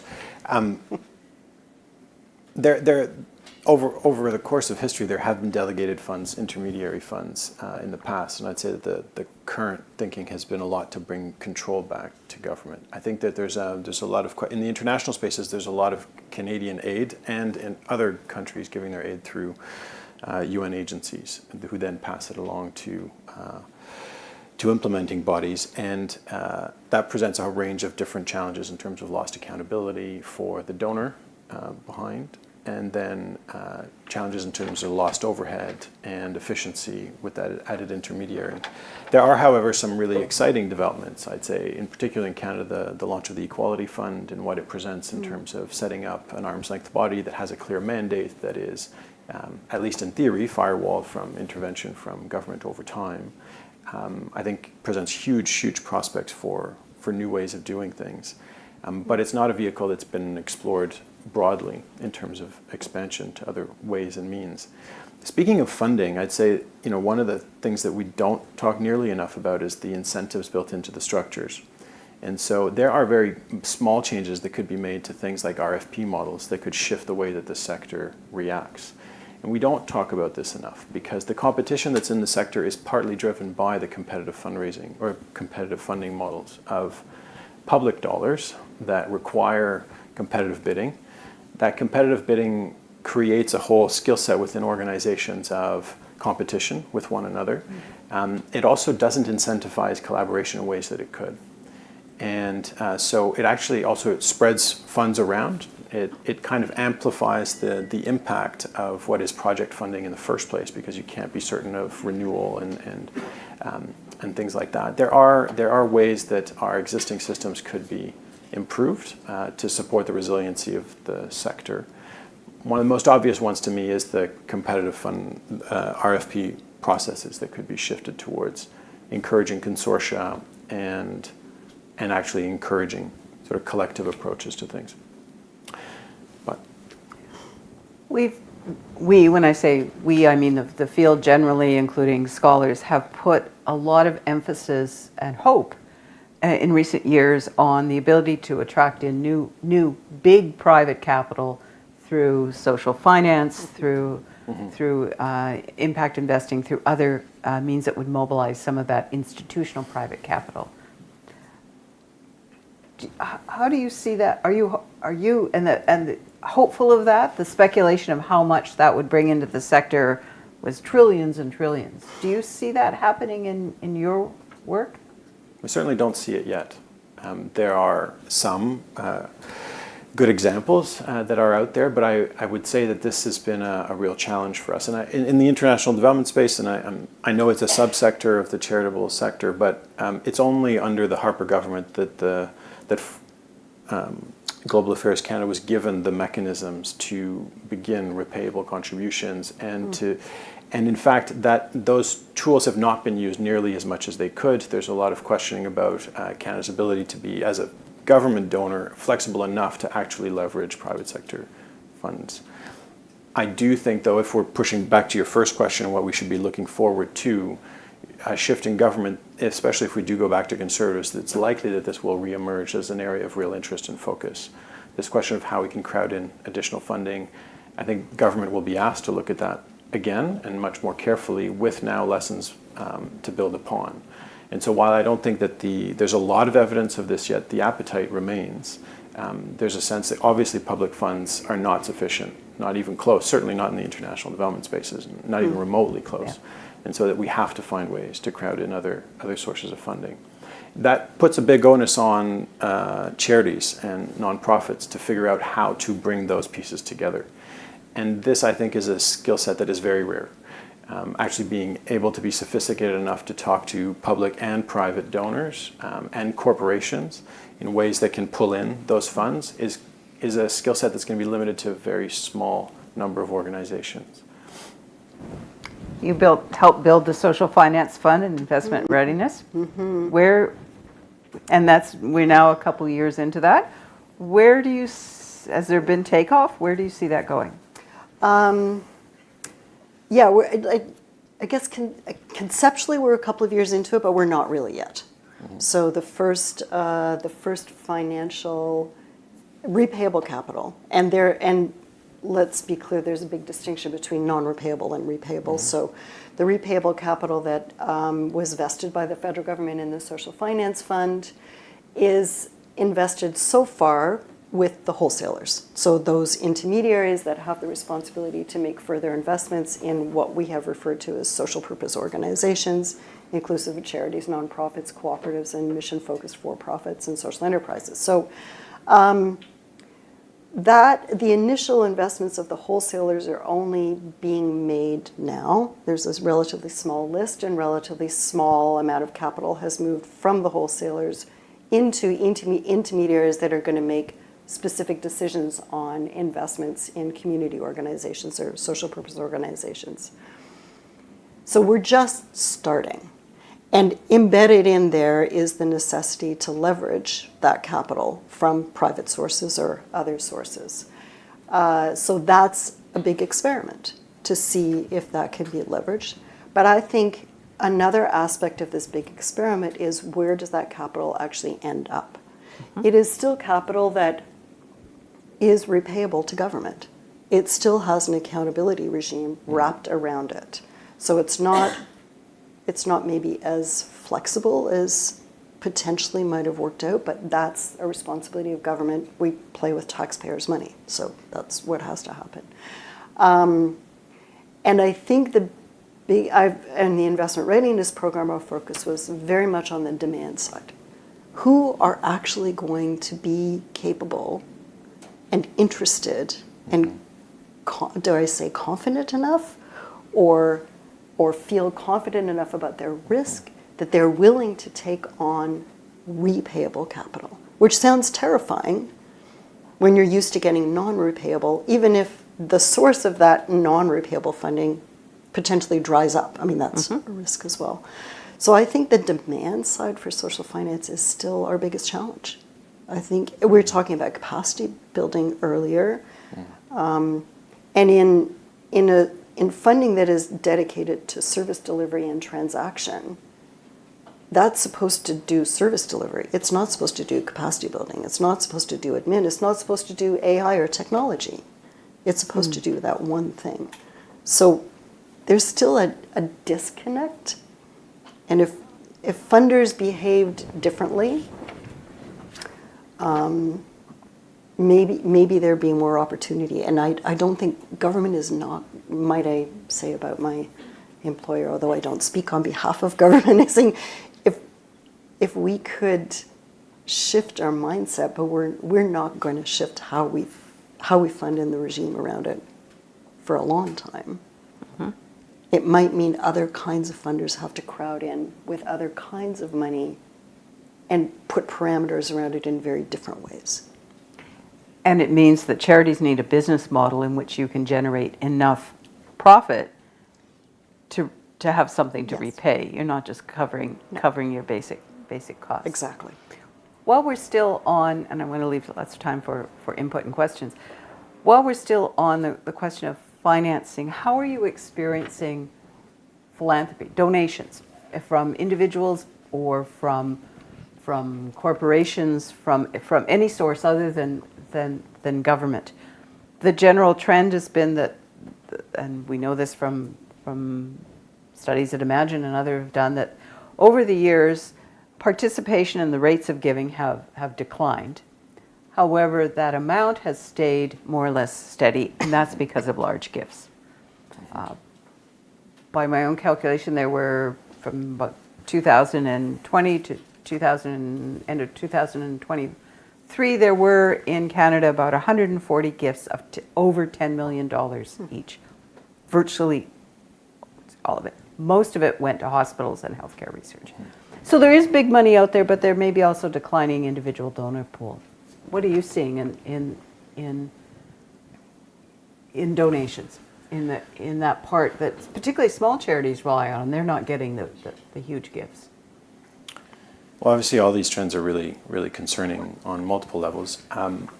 There's a few things I'd say. One is that the cost of fundraising has gone up, and so the same channels that were always there are still there. So whether that's direct mail campaigns, whether it's phone fundraising, phone-based, but now we've added the online, and we've added a whole lot more sophistication in terms of the granular targeting of different groups and getting better at reaching them where they are.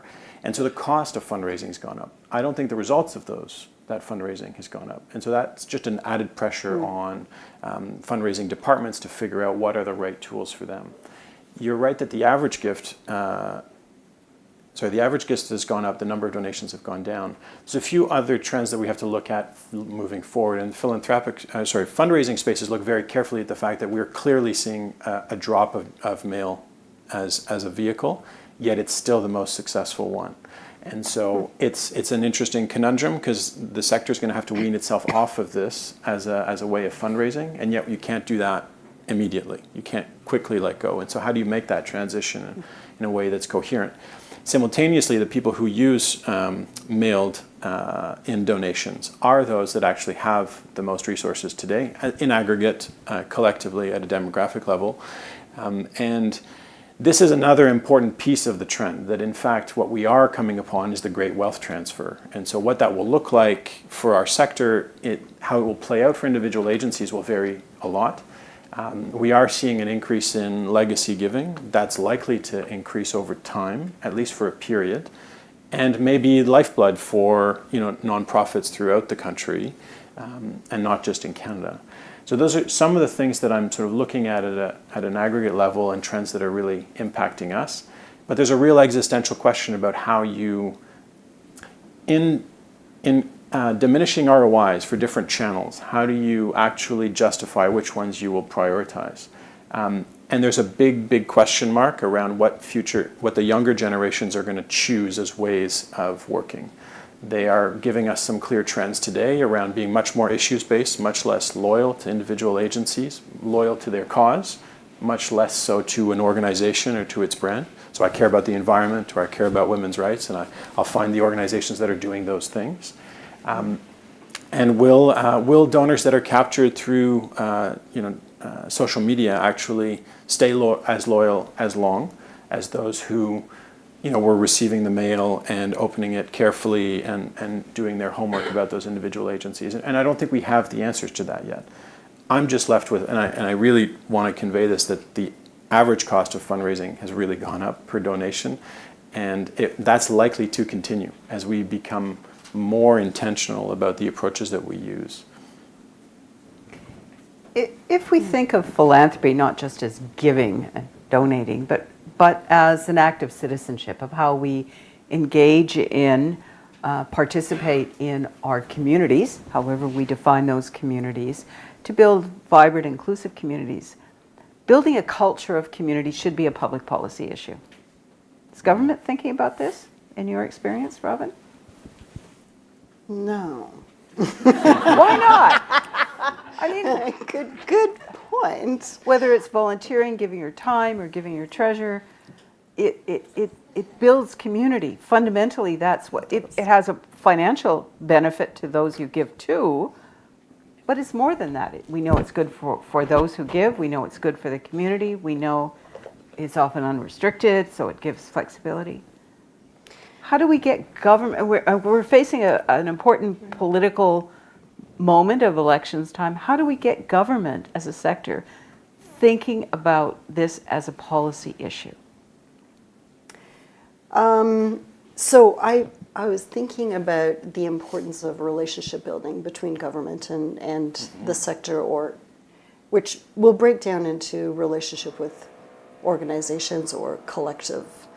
That's how. So those that are networked organizations and building relationship between government and a networked organization is a little easier for government. It doesn't feel like picking, small numbers of winners, unless they come through a sort of a transparent and open process. That relationship has still been not with the intention of how that plays out in community. And that's that lack of awareness of being systems change capacity in the funding or regulatory regimes, which I don't know that much about, but they have an impact. I think being more demanding of relationship building, which something you started teaching me a long time ago, and isn't, it seems to happen in fits and starts. So the concern is, what is, if I'm trying not to be political about this, I'm thinking about the bureaucracy. I put you on the spot, yeah. That's okay.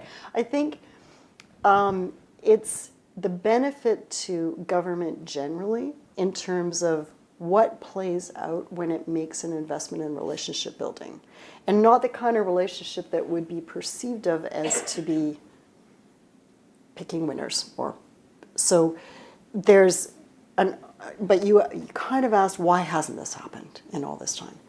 And it's partly because of the way government is siloed. You look at the names of departments, and the names of departments are based on a category of, quote, vulnerable population.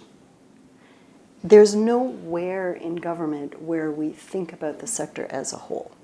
We don't have that home for the sector in government. So you're always talking to the department that is interested in the issue and solving that social problem, complex, or they're mostly complex, not focused on the entity level and the health of the sector.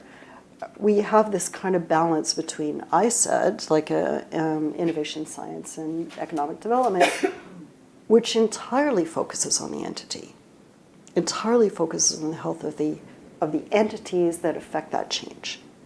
That isn't replicated in the social sector. I think that's a problem. That's a fundamental problem of having nowhere to go to pitch. And that has to do with capacity building money, it has to do with AI money, it has to do with the idea that service delivery, and then you can do service delivery, but you can't actually charge admin cost for that. That's ridiculous. Sounds like you might be a proponent of a home in government. You did not hear that from me officially. I want to. It is as a concept. It's an important. I think it is important. Okay. Yeah. Before we move on to other, I want to come to some of the outcomes of the financial situation we're in, and we know, thanks to Don McLean who tracks this, and if you don't get his newsletter, you should. It goes through the Gazette, it looks at the voluntary and non-voluntary revocations of charities, and we know that charities are closing in larger numbers. Many were in financial trouble before the pandemic. They never recovered, or their business model depended on events, and people aren't coming in the way they used to. So on one hand, we're seeing closing charities, and on the other hand, we see many struggle. We've been very reluctant as a sector to address the question of not just how do we collaborate, but maybe we need to think more seriously about consolidation, which might be shared services, back-end services, but it might mean more than that. It might mean mergers. It might, and you've gone through this experience, and you've put a lot of thought in it, Nick. What do we need to start that conversation more seriously about how we think about how we approach the question of consolidation and even of organizational mergers? And what value does it have? As you know, because we've talked a lot about it, I feel very strongly about this. I actually think that, I have a bit of a professional deformation because I was I was the founding executive director at the Humanitarian Coalition, and joint ventures in the sector kind of really speak to my view of the world, that we're not here for our individual agencies, we're here for the cause, we're here for the change we're trying to deliver. And I've had a sector view at Cooperation Canada, and it's been an interesting transition for me to now be at CUSO and wearing an organizational hat and having to take more of that competitive stance of positioning the organization and finding the funding. It's been very enlightening, and I could unpack that. But one of the things that I've just been consistently amazed at is the staying power of small and medium organizations in our sector, as charities writ large, as the pressures just seem to continuously rise. We consistently say there's more charities, we consistently say that there's more competition, we consistently say that funding is a challenge, that the cost of doing business is going up, and yet organizations somehow are surviving. You don't see the same thing in the private sector. There are clear incentive and logical reasons to rationalize businesses, close them, merge them. There are businesses who are created for the sole purpose of being sold on and merged into others. We don't have that in our sector. There are no natural mechanisms for the rationalization of things. And we could speak at length of the ways that our governance are structured, who are the key actors in successful mergers or collaborations. But I do think that there's a broader question here, and I think that there are cultural questions for our sector about why it is that we struggle with these things. I was really fascinated with the results that came out of the survey around mergers. So what reactions there were of participants to, have you considered this? What pressure, if not, why not? And I think we need to understand that a lot better than we do today. I was really, so if 40% of charities say they're struggling, if we've got, this sense that we need to be looking at what possibilities there are, we need to be asking why organizations struggle so much to collaborate with one another. What are the barriers for them to think strategically about their impact as opposed to their organizations? In the survey around mergers, it came out that, and I was really impressed to see that 19% had considered mergers in the last year. That's astonishing to me.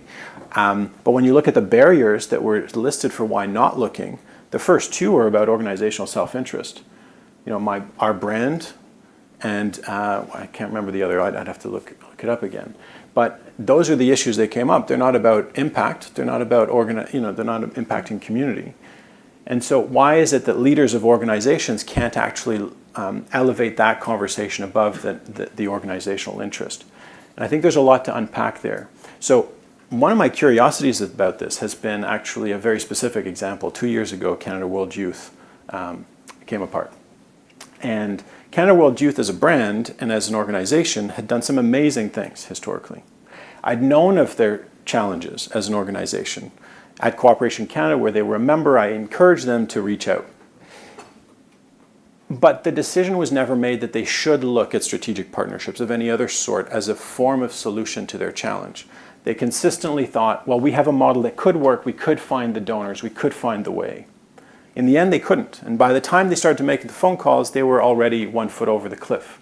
And so it wasn't possible to really have a conversation. And what I have really come away with from having been involved in mergers, myself, conversations with other leaders, is that in fact, we only really consider these things when one organization is struggling, when there's like a clear need to find a solution. But how amazing would it be if we could think about it at the strategic level? Long before you have a foot over the cliff, how could we look at the collective impact that we're having, our different skill sets, and how those might be complementary? And I'll take a step back for a second. The big challenges that emerge for our sector, things like funding, things like talent. I mean, talent's the biggest one. Our organizations, our biggest asset is talent, by far, by far. And yet, we can't even give career trajectories to our teams. Some would say QSO is a big organization. It depends how you measure that. We're about $20 million a year. But we can't offer long career tracks to our staff. We can't. And so people leave to other organizations, and you see this churn. People are moving around all the time. It's the only way you can really progress in your career.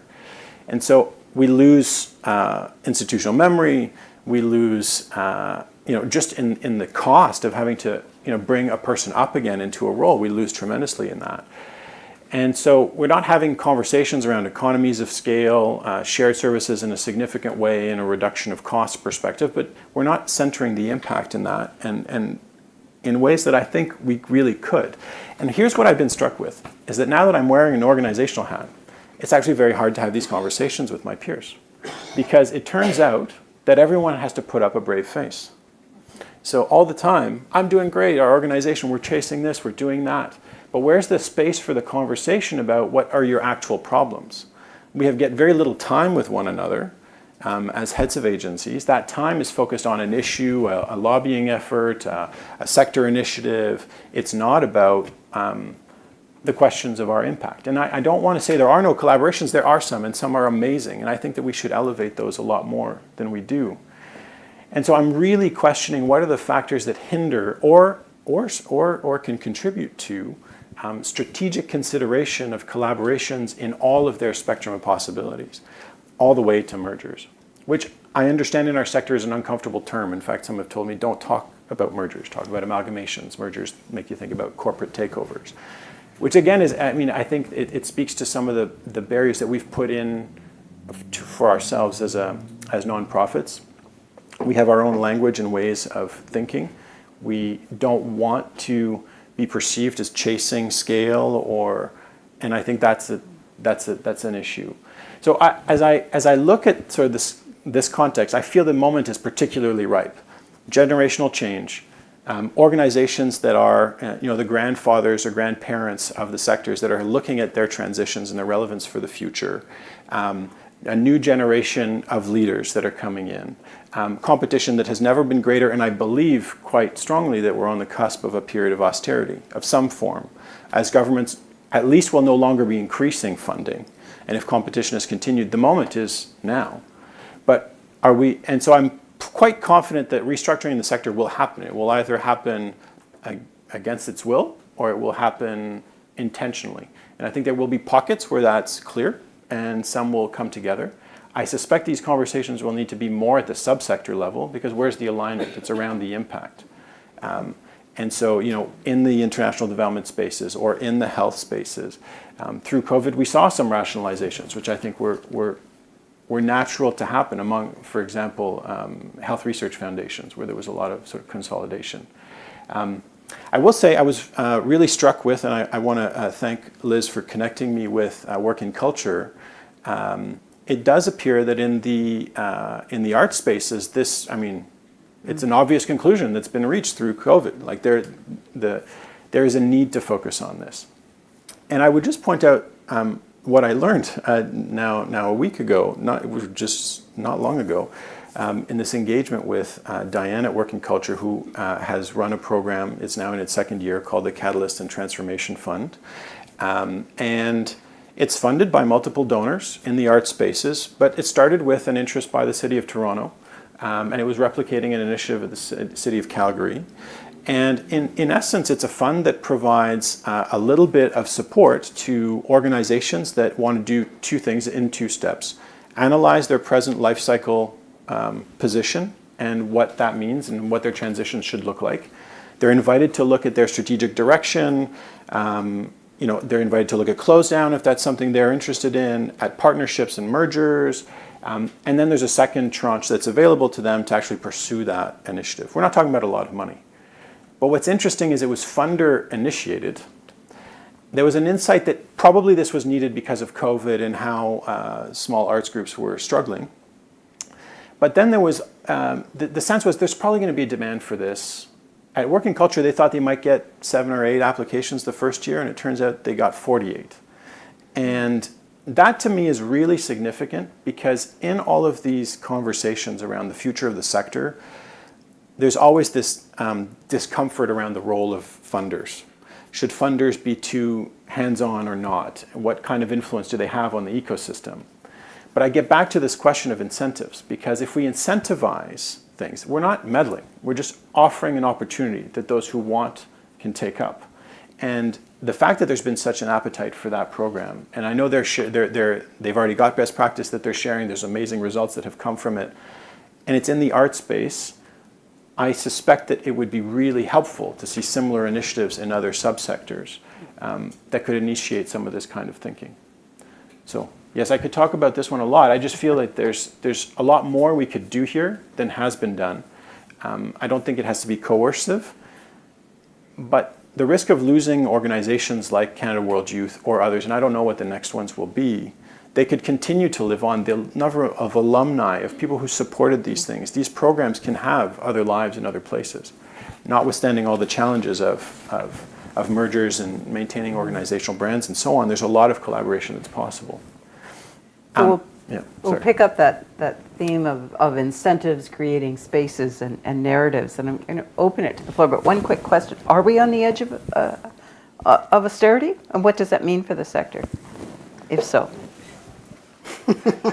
I know I'm asking you to speculate. You're very yes. brave as a public servant to do this. No, I'm here as Robin. Remember, I'm not here as a public servant. Do you anticipate a period of austerity outside of any political? Outside of any political? We're going to pretend that's not going to be a thing? Is that how we're going to do that? I wanted to give you an out. Thank you. There are still many programs, and there are still many programs in place that intend to accomplish these service delivery goals, intend to accomplish these particular outcomes. And that can't change that cannot change at the big picture level for a lot of reasons. Let's call it social license to operate in a way. That's a corporate term, but that applies to government too. That's taxpayer money, so it's what taxpayers want us to do with that money. I think a perspective and a more targeted articulation of what happens with that money is helpful. And it makes me think how and when we introduce sort of community-driven or community-based outcomes as letting that lead the conversations about where the money flows. And it might lead even to more mergers, in that if there could be more ways where there could be support for communities to come together and decide among themselves what their priorities were, what they want to have happen in their community, there could be more opportunity for funding to be driven by communities rather than being driven by people like me as policy analysts in government to say, I've done my research, I have the evidence, and this is what this money needs to do. So perhaps that's an opportunity, and I don't think I've answered your question at all. Thank goodness. Open it to the floor and to the online. Just a word at the end. I'm going to come back to the question of how does the sector craft a narrative for itself that will give it more clout and more impact. But over to you. You're probably seeing trends. What kinds of things? Kevin.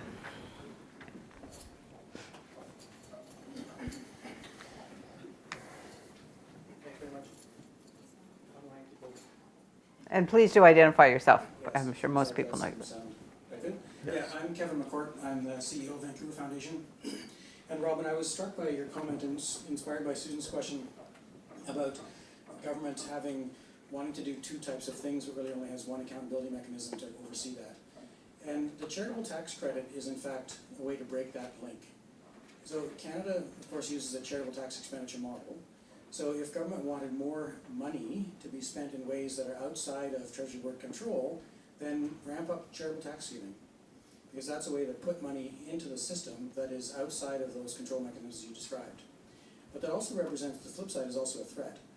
As government sees that more and more money is in fact going out through charitable tax credits that are viewed as a tax expenditure, is there a risk that they might say, actually we need to control that too?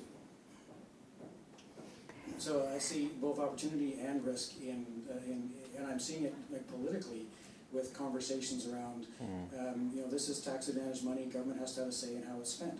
Whereas in fact the opposite is, I think the original purpose was to have government tax advantaged and government not have a say in how it's spent other than within the framework of what's considered charitable in Canada. And I also invite other people who might want to respond to that so that we're not putting just Robin in the spot. Good point. Question?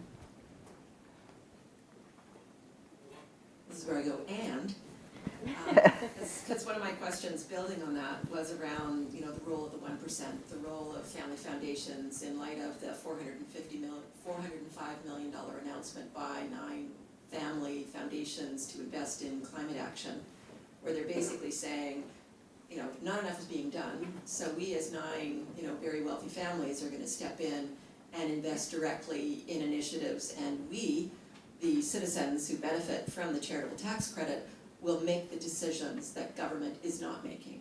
And there's a debate about who is best positioned to make those decisions.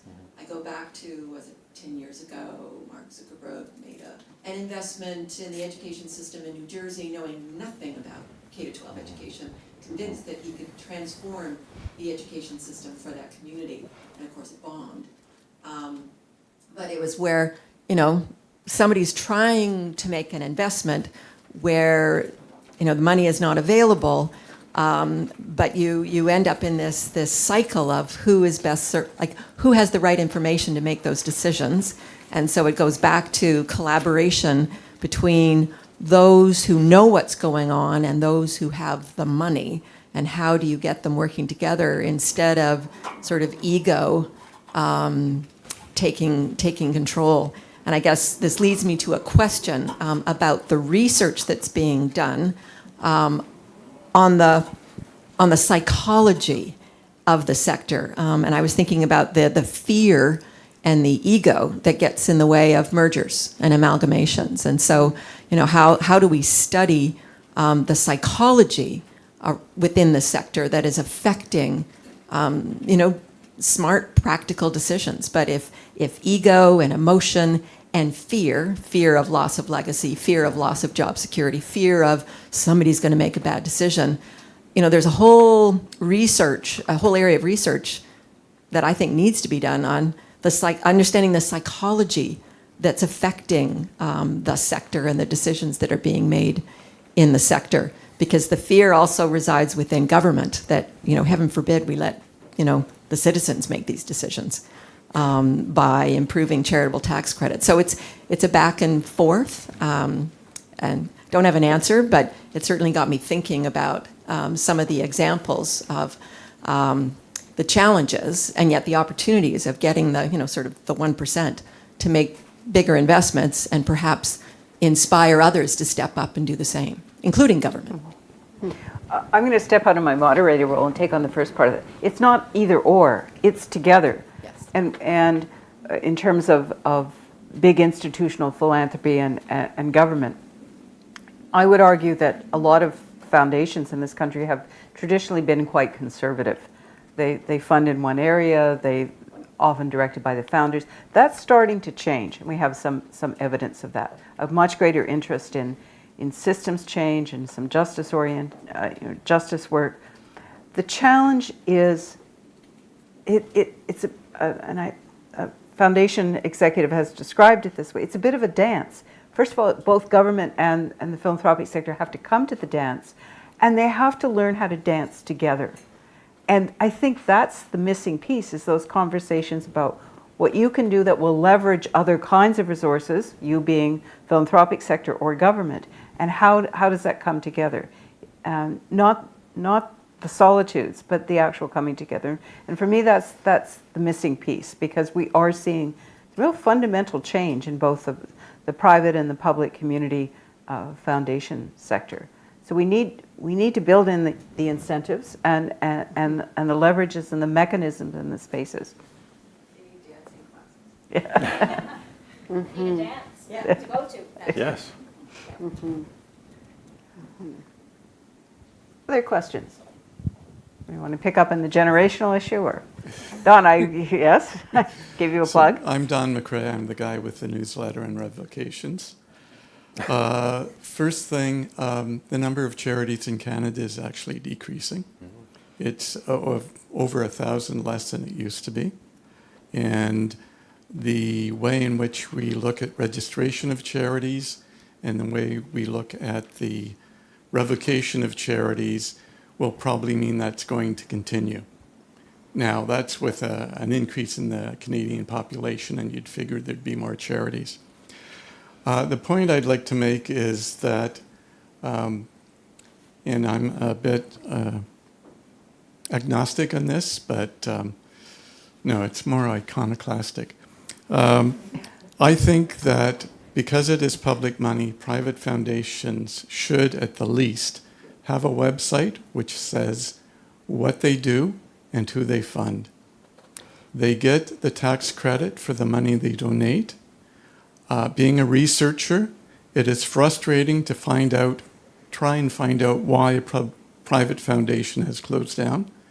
There is next to no information on it. What you will get is they've given a donation to X hospital or X university, but there's nothing about what their matters are. It is money that taxpayers support. To me, there should be some accountability. And approximately 50% of private foundations don't have websites. Many of them are very small. But that opens a whole question around transparency in many, many other ways. Thank you. And I apologize for my mistake earlier. Other questions? Thank you. Laura Bonnet, Yellow Tree Grant Services. I also sit on Imagine Canada's, one of the subcommittees of the Funding Reform Working Group. And one of the things that we're looking at is risk assessment. If we're talking about the relationship between particularly the bureaucracy and nonprofits and charities across the country, it seems that more recently there's been more of an uptick around assessment, risk assessment, and the challenges that it's now posing, whether it's in the application process, or it's in the negotiation for the contract process, or it's in the reporting process. Now, I'm not sure if that came about as a result of the risk assessment that was implemented or bandied about for the allowing non-qualified donees to be included in charity. But one of the things that we're looking at is how can concepts of risk assessment either in the guidelines or in training of public servants or in the application processes themselves be mitigated so that it balances better between the needs of government to report to citizens about the funding that they provide, as well as the needs of organizations who have, when the risk assessment, when it's the challenges of risk assessment are implemented, they don't have enough staff, they don't have enough time, and they're sending the same. We've had lots of stories of challenges that nonprofits are facing. So I guess I'm just wondering, do you see that as a way of making it easier do you see that there's a horizon for less implementation of risk for nonprofits and charities? You see there's room there at all to move on it? I think that some of the factors that have played into the recent changes to increased risk are that COVID period where government had a fundamental responsibility to Canadians to spend money so that we weren't facing soup kitchens, et cetera, which we did in previous eras.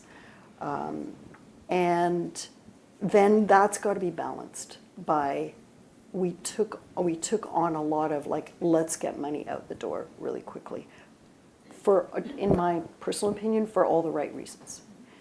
Now the balance is like, oh, but wait a minute, we are back to reality. And in the midst of that, we had the WE scandal, which honestly has had a huge impact on behaviors, sensibilities, and considerations around funding. So that's an excuse on the government behalf because we have taxpayer money. There may be other factors that play into this, but that's one of it. So you asking, how do we get out of this situation?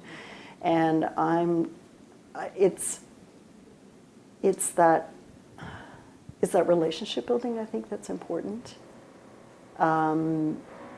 Knowing that it is important that the money go out the door according to parameters and according to agreements, et cetera, but more importantly, that it does what it's intended to do.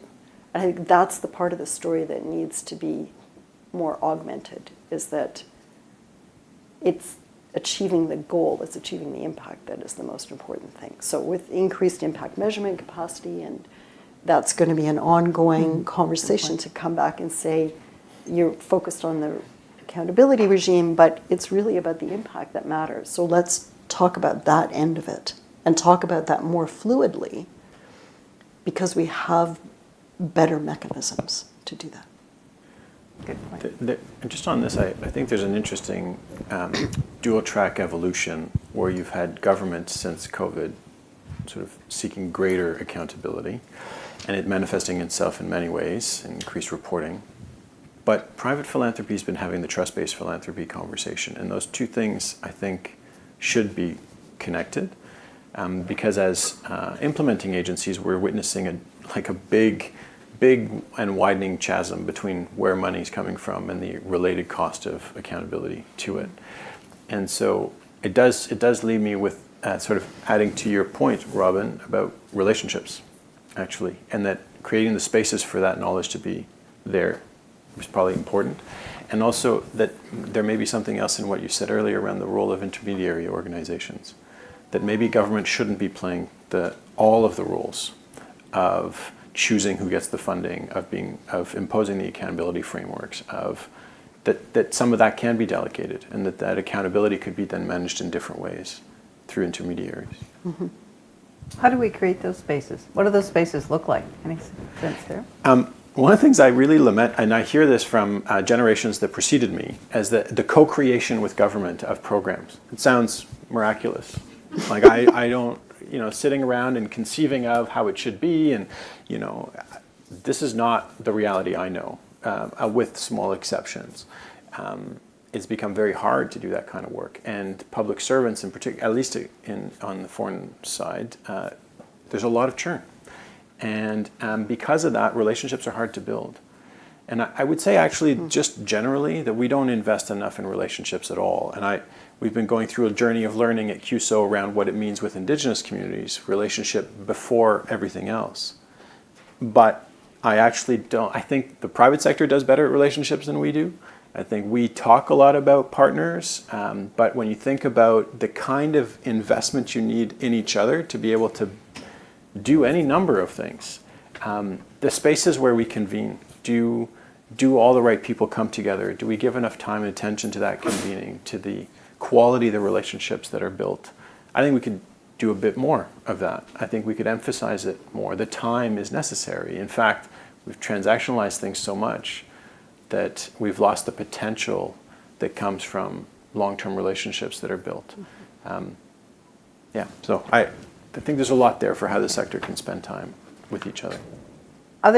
Other questions? Sorry, I'll go over here and then to Jenna. And is there a way of finding out the online questions?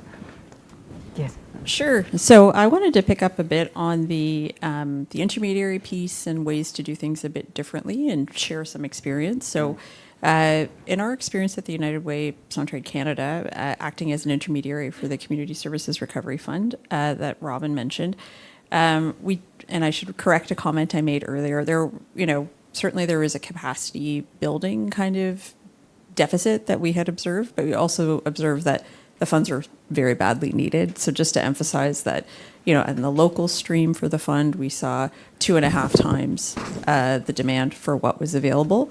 But in the national stream for the fund, we saw 10 times the demand for what was available, far outstripped actually the total envelope for the program.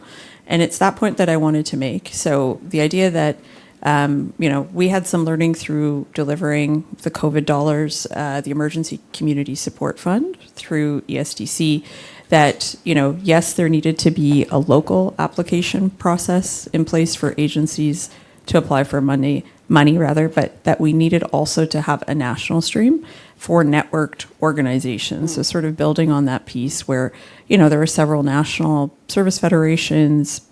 We all know them, the YMCA, the YWCA, and others, who have federations with locations in every region of Canada, for example, right? So having that as a mechanism that we could explore using in the CSRF for the first time, I think, brought a lot of learning. There was demand, there was speed to the delivery of funding through those mechanisms. There was an opportunity for those federation national offices to invest in their own operations to better their federated work and enhance those networks. So just bringing that learning forward of having a 2-track or 2-stream process is something that was effective and is something that can further some of the goals that we're talking about today, and I think should be replicated by government in the future.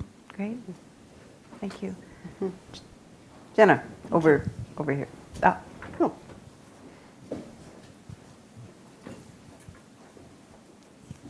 Thank you. I'm Jenna Williams. I'm a policy analyst in the CRI's Charities Directorate. This is more of a question for you, Nick, but Robin, feel free to chime in. Just going back to the data we saw this morning about AI, I'm wondering, and your comments on how the cost of fundraising is getting more expensive per dollar raised. I'm wondering if your organization has used AI, generative AI, in any fundraising or other efforts, and also how you think AI could help the sector in its kind of future-proofing efforts that are coming our way. Thank you.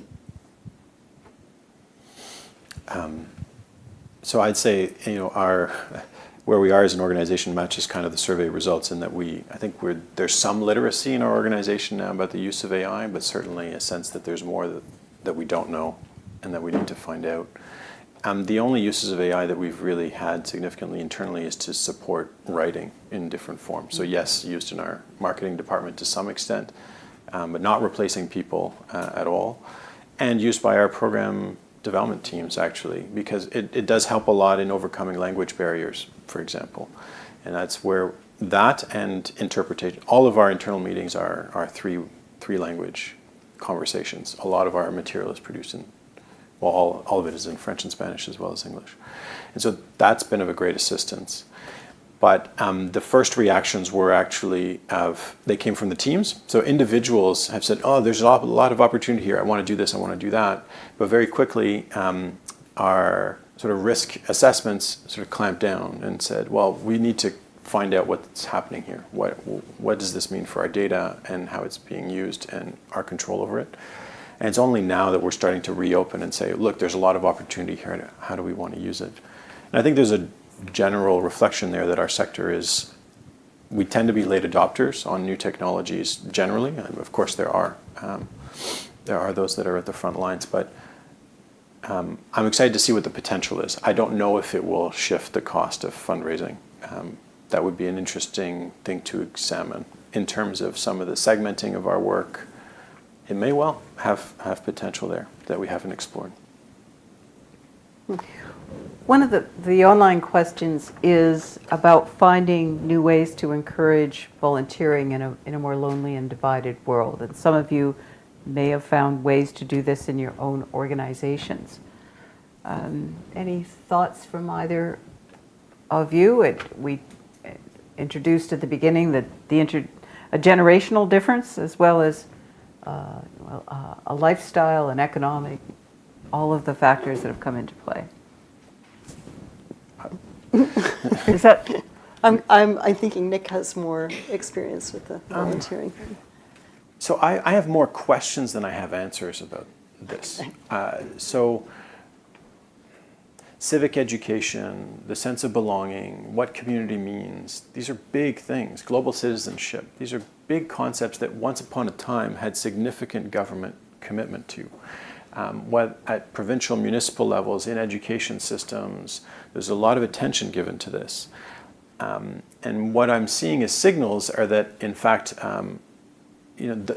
people aren't receiving the same kind of sense of community or investment in, and that there's a lot of room to be doing these things again. I don't know where the appetite will come from. I don't know if there's funding for these kinds of things, because this is kind of like pure science is to the rest of the science world. These are the fundamentals of our cultural fabric, and I am worried by the signals I see. Not all of them. There are some really great things about community in Canada, but I do not understand why people are volunteering yet less. I don't get it, and I would like to understand it more. Because there's a lot of things there that I don't have answers to. Are people retreating into a more selfish worldview than they did before? Is it that volunteering is not valued the way that it should? Have we diminished the value of the word volunteering?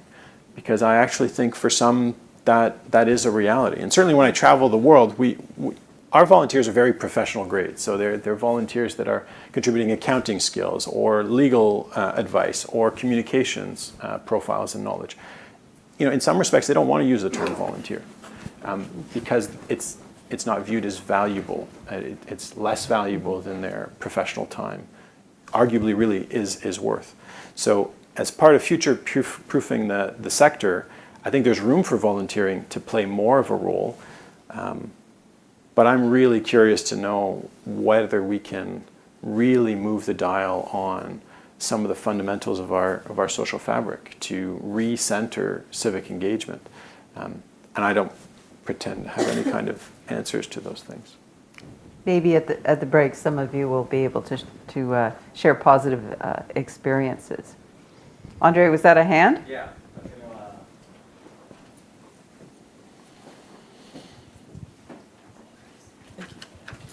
I'm Andre Scott. I'm from the Department of Finance Canada and one of your MPNL alum. And my question is just about the increasing tax expenditures related to charities, kind of riffing off of Kevin's point. Historically, the tax expenditures have gone up, a couple 30 million per year, keeping in line with inflation. And now we're seeing 10% increases year over year on the charitable donation tax credit and the deduction. And given, it's pretty big figures, in a ballpark of 22 billion in receipted donations and 9 billion in the actual tax expenditure, we're seeing governments increasingly, kind of off of Kevin's point, scrutinizing these ones, but they're going to fewer and fewer individual donors and fewer organizations. I was just interested in hearing, the perspectives on this potential trend, this concentration of these tax benefits. I might add one thing we know from U.S. literature, but I expect it applies here, is that donors know a few brands. They know the big charities. I mean, some are much more engaged in community, but brand plays a big difference. So that's one reason for concentration. In terms of big gifts, we have a large portion going to hospitals and health research. And I think one of the things we need is to bridge that information gap, particularly as we look at the growing role of donor-advised funds, as to I think more people would give in a more dispersed way if they knew more about the organizations that might matter to them, or the ones in particular they haven't thought about and what they do. And we have an important information gap that I think is hindering the patterns of giving in this country. And we could use data to close that gap. No, I don't have much to Okay. I want to pick up, because we are getting close to time. And if Shireen were here, I know she would have addressed this, but intentionally so much more closely. We talk about COVID as a change moment, but it was the pandemic that converged with the racial, indigenous justice movements, and with the growing urgency of climate change. And so the importance of systems change, the questioning and the focus on diversity, on inclusion, on power sharing came to the fore in a way it hadn't before. I've been engaged with some research with US colleagues who were studying justice philanthropy, in their case by community foundations, in our case by private foundations. And they're now speaking of that as kind of past tense. We did that, but it's over. There's a backlash. We're afraid now of engaging in targeted, foundations being engaged in targeted work, partly because of some court cases.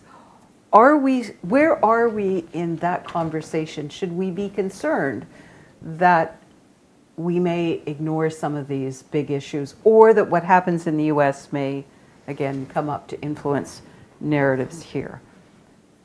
That's a big question. I put two of you on the spot, but it might be something that others of you are seeing, because as we look to future proofing, we have to be aware of things that might be creeping in that we're not quite yet prepared to address, but we need to address. Do you see any of that? No, I mean, I completely agree with you. In the last 5 years, we've wrestled with major issues as a sector. And so, of course, COVID, but I remember very clearly from the privileged vantage point at Cooperation Canada, which is national umbrella of international development organizations, as we went through collectively all the Me Too movement and demands to address Black Lives Matter, and the trigger that it was for us to look very hard at ourselves and our systems, and to examine power dynamics within our systems. And we launched an anti-racism framework. We went through, and this came on the back of PSCA scandals in terms of sexual abuse in the sector. And so our sector took a lot of hits in terms of its own structures and its own dynamics and being coherent with its own values. And that work needed to be brought to the fore. It needed to bubble up to the top, because we needed to begin to prioritize this in ways that we weren't before. I would say that we're now falling into the phase of systems change and the kind of grind that is, as the fights then for the change trickle through organizations, beyond just writing the policies, actually shifting the cultures and the ways of working. And I think that's a difficult place, to be honest. And so the sense of progress isn't always obvious for the champions within our organizations, within the sector. I think that's difficult. Keeping the focus on that will be a challenge. As an organization, we've looked at the shifts that are profound that we want to make. But I'm also very conscious they'll take a long time to achieve. And I will say that there is, I think, a very real risk of polarization around these very topics, where I'm already seeing self-censorship in the sector around, we shouldn't say feminist principles, we should say gender equality between men and women. And this is pre-anticipating what a future government might ask us to say, which I don't quite understand why we're pre-censoring ourselves. But I am seeing a lot of signals of that, and organizations trying to anticipate what those shifts in language will be. And I think there's going to have to be a lot of reflection around this, because these are profound issues that have to find their ways into our organizations and our ways of being, so that we shift away from the centralization of power, that we allow for the inclusion that's necessary for us to really be able to do the work that we want to do. But there's so much to these topics. I know. I hear where your question comes from. We could go at it for a long time. Plum is about to bring her hook out, but I can't resist one last question for you, Robin.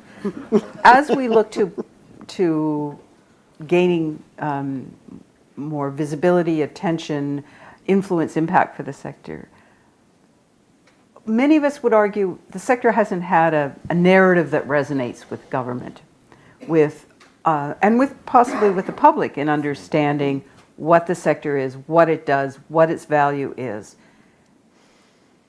From a government perspective, are there kind of key ideas or messages that we could craft into a narrative that would resonate. And again, looking forward, they might resonate with a different government than we've had in the last little while. Yeah, that's the perennial, that is the big question. Like, that is the perennial problem. And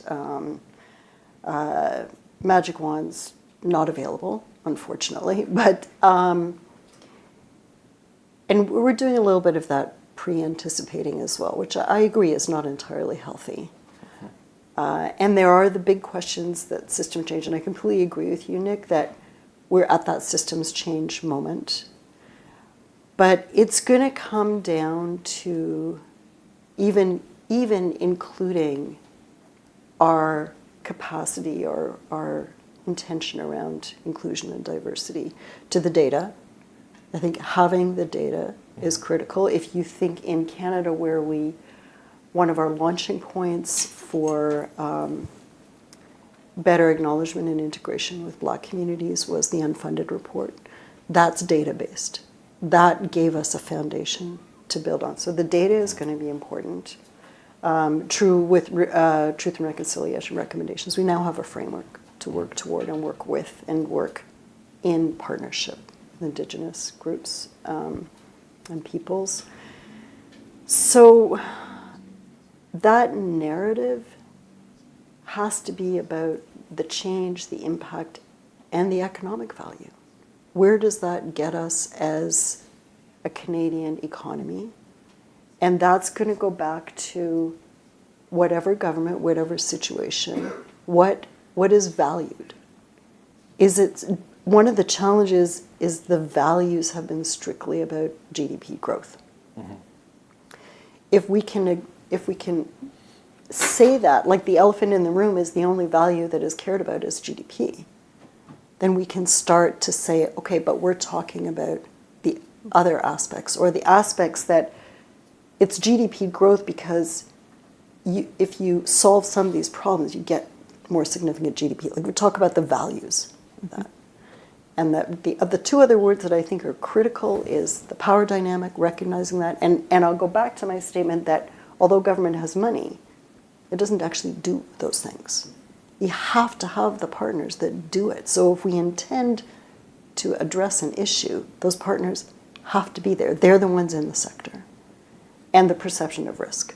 Mm-hmm. So what is risk? And that maybe it's concepts like that presented in donut economics, where you can talk about the risk of not doing things. You can talk about the risks that go beyond just strict GDP. So values, is Mark Carney's book is the best for looking at that. I would propose that when you think about power dynamics, indigenomics is a good look at that, and then donut economics for risk. Great. I'll leave you with that. And you've given us homework. Oh, perfect. And you've ended with the importance of data. So Paloma, yes, thank you both. Yeah, I want us to thank the panel for their insights. We could go on for days, I think, just talking, exchanging, but it's much better with full bellies. So I would like to thank Darrow for sponsoring today's luncheon. If you go out, you will have little boxes. We will reconvene at 1 p.m. 1:15, I'm told. So let's make it 1, and I know that people will arrive for 1:15. So thank you so much, and we will see you at 1:15. Thank you. Thank you.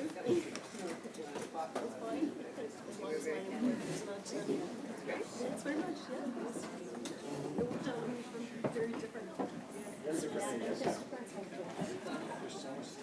There's so much to talk about. Exactly. Expands the conversations in so many ways.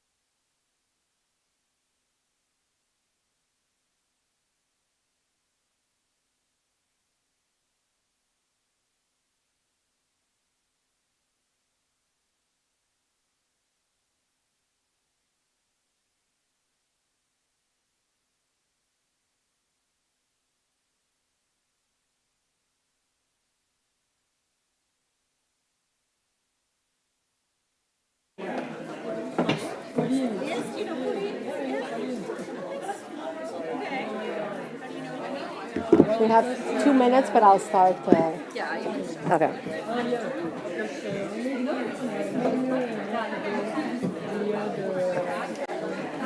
Welcome back, everyone, from lunch.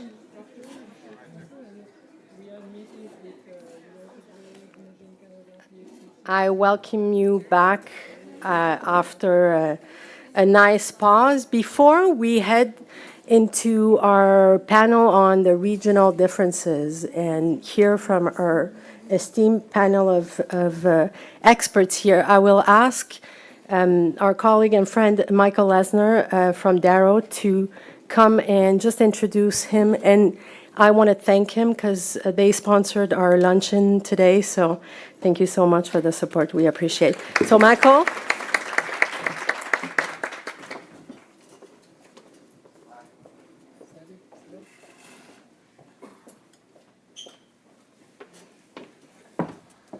Hi, everyone. This is fun. I'm very happy to have the opportunity for our company to sponsor today's event. I'm a big fan of this group and of this project and of Paloma. I'm a fellow here at Carleton at the master's program, and have really appreciated being able to engage and participate with the university. So first of all, the thing I'm supposed to say is that our company's changed names from Aja to Darrow. It's the most important thing I should probably say. And I think we just wanted to highlight how this initiative is great because it's academics taking innovative approach, working with philanthropists to address a data need in the sector and to do that in a sustainable way, not just producing a report that sometimes get dusty on shelves, but a living, breathing kind of source of information. And we're excited to be working with Carleton and Imagine Canada to be hopefully doing a complementary initiative to this, where helping the sector be able to access the administrative data that the government has. If you've heard us talk, we'll talk about administrative data pretty much every time. The government has information on tax forms, on education records, on jail operational records that could be leveraged by the nonprofit sector. The Chamber of Commerce recently has a data lab that it's got set up with StatsCan. That's a great model. It's kind of a front end to StatsCan's capacity and data, and we're hoping to be able to get the same thing going, and to be supporting the sector, in a complementary way and an additional way to this initiative, to grow up to be like them. So wish us luck and thank you very much, and pass it over to Kylie. Okay, well, thank you all for coming back after lunch. I don't think I actually introduced myself during the first session because I was a bit too nervous, but my name is Callie Matheson, and I am the Chief Project Officer for the Charity Insights Canada project. So that's why I'm here today.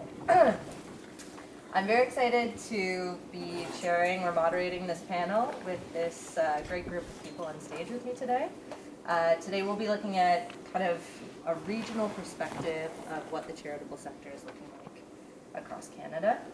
We have Jeff Braun from the Mootuck Foundation, Kevin McCourt from the Vancouver Foundation, Anita Khanna from the United Way Centraide Canada, and Jean-Marc Marjan from Finland out of Ukraine. Jean-Marc Fontan.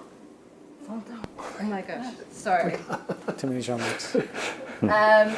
I've got so many names in my head right now, that's my bad. So across the stage we have Alberta, British Columbia, Ontario, and Quebec being represented.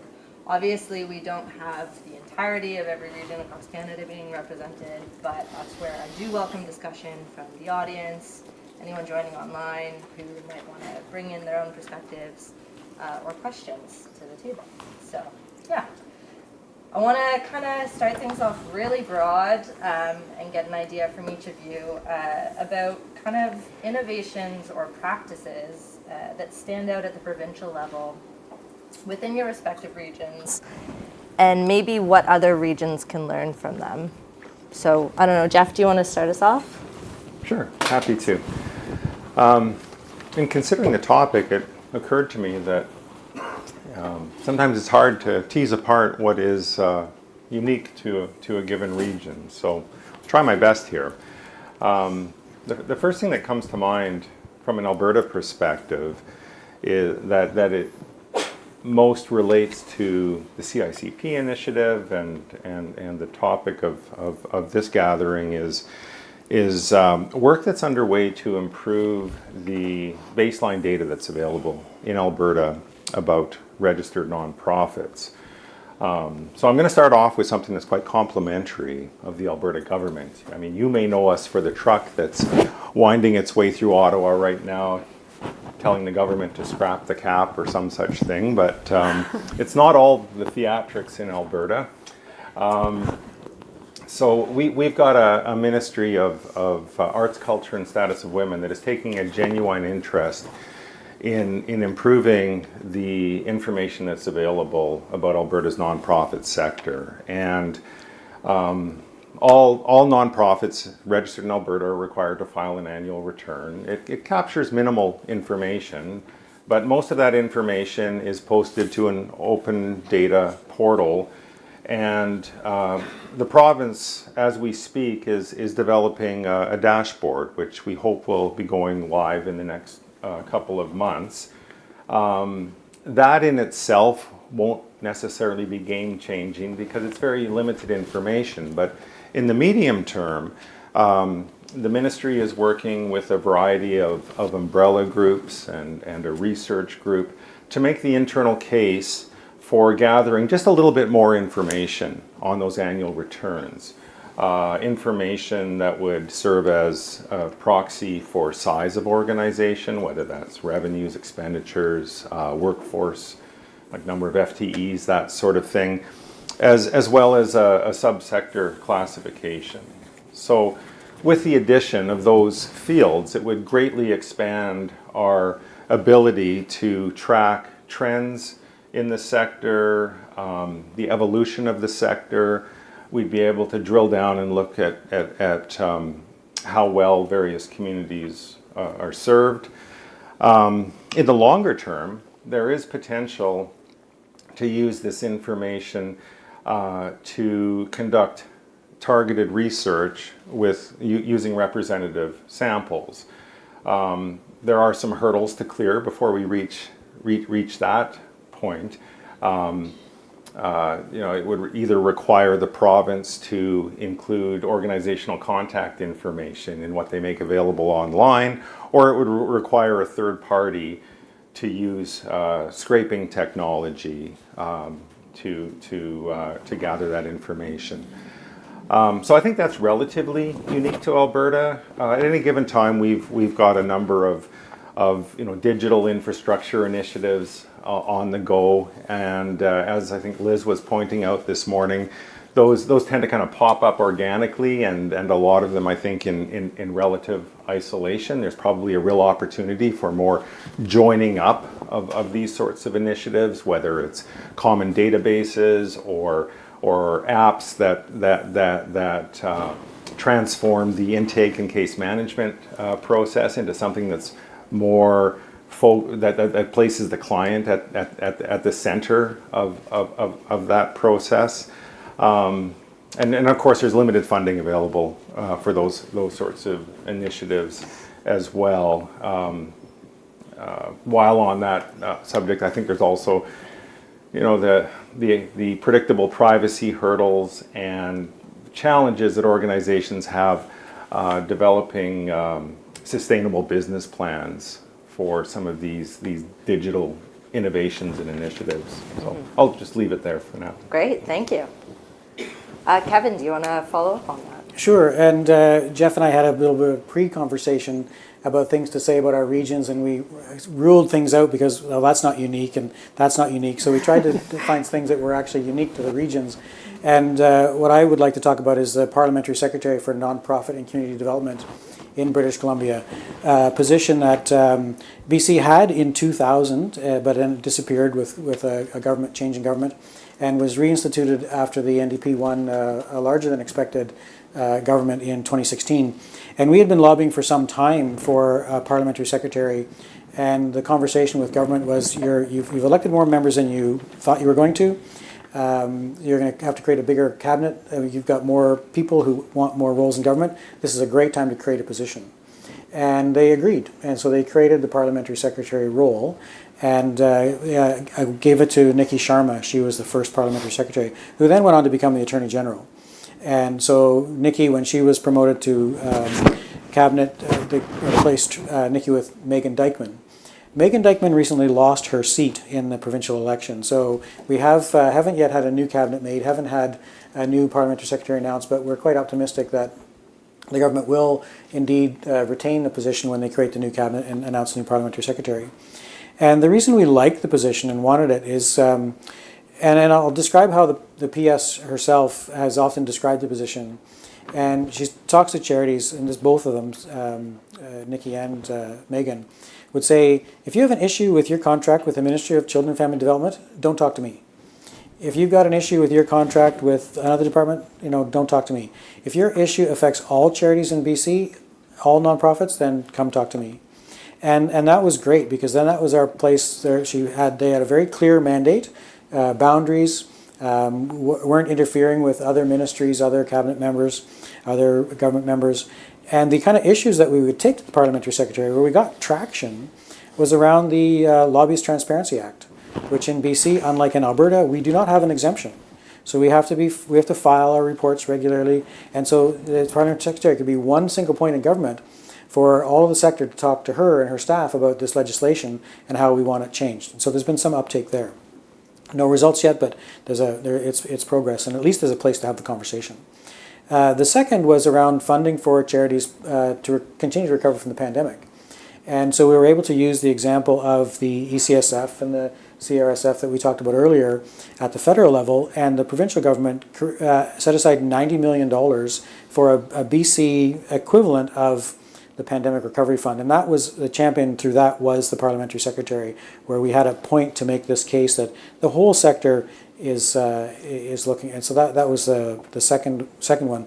And the third one, where we found some real interest, is the parliamentary secretary also sees how fragmented the charitable sector is in BC and wants to help us get our act together, and so has helped fund Vantage Point, and Vancouver Foundation is also contributing to this effort to try and create an equivalent of the ONN or the CVCO, to try and create a provincial coordination network that has broad support, so that the parliamentary secretary, from her position, can find a home in the charitable sector to talk to. So we're trying to get home and home together, that the sector can be organized, the government can be organized, and there's a place for conversation.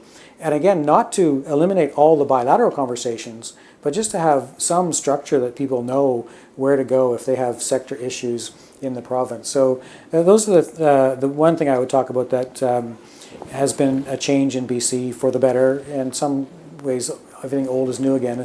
We've had it once before, but we're really trying to tell the story of how much we value it, so that this government keeps it, the next government, whoever that is, also keeps it. Really demonstrate that this little innovation, and it's small. It's a parliamentary secretary and a couple of staff, and but they have the premier. When the PS has an event, the premier shows up. So there's some good, strong political backing for it. Excellent. Thank you. It's really interesting. Anita, do you want to follow up on that? Sure. Yeah, no, that's really great. And I'm going to draw on actually the Ontario Nonprofit Network's State of the Sector survey for 2024. I see some of the leaders in developing that survey in the room here. So Kathy as well as Liz. And really pick up on, some of the things I found in the sector right now. So in terms of innovations, it was interesting to see that nonprofits had identified things that were helping them thrive. So, those things include community engagement, partnership, collaboration with the people they serve, and the gratitude that they, hear from their clients for the availability of services. There's a piece also around funding that I wanted to highlight that came out in that survey. So, really, again, underlining the point we heard this morning around the need for core operating funding, donations that don't come with strict, strings attached, if you will. and actually allowing nonprofits to invest in their core operations to ensure that they can keep their programs running. This really came out. I think a lot of funders through the pandemic, especially, were forced to or moved willingly towards more equitable practices in funding. So more flexibility, funding projects fully rather than sort of a piece here and there. And also there has been some movement, and I hope we can hang on to it, towards designing processes that are not overly burdensome for organizations and agencies to meet the needs of all types of organizations, big and small, equity deserving or equity deserving, serving and led, and the rest. The other innovation I wanted to highlight, and I think it's one that is mirrored in many other regions of the country, including the Maritimes, has to do with social purpose real estate. Certainly it's a priority policy area for the Ontario Nonprofit Network, but also one that's, I think, growing, as I mentioned, in the Maritimes, in Ontario, and other parts of the country. So social purpose real estate, I might not have to tell this crowd, refers to the availability, accessibility, and affordability of real estate for nonprofits, charities, and communities. So maybe some spaces that would really build on what Robin was talking about earlier, about community spaces to engage and to up civic engagement and involvement in the community. A lot of United Ways and Centrades are also active in social purpose real estate, and actually on the 30th of October, United Way Greater Toronto, which is the biggest United Way in the world, for context, actually launched a community real estate initiative that we'll be watching closely, and I think could be a model for future. So the initiative has made a commitment to raise and invest $100 million to build 10 additional community hubs in the Greater Toronto area. So these are co-located service locations with community space for communities to gather and use within neighborhoods.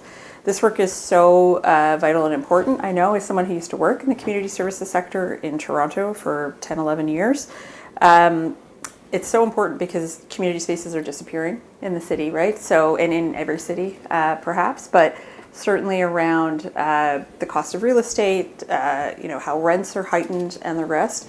Building or preserving community space is really important. And their research has found that 70% of community organization space is leased, and so therefore, comes with a risk. So really, want to ensure that those spaces or agencies are not pushed out of the neighborhoods, and in this case in Peel, York Region, or Toronto in the city itself, but preserving that space. So hopefully that's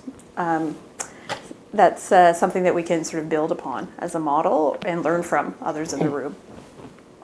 Excellent. Any final remark? Alors, thank you very much for the invitation. That's very interesting to come always to Ottawa. So innovation I would like to talk about, a little bit different from my colleague, is innovation that we saw at two levels, organizational and sectoral.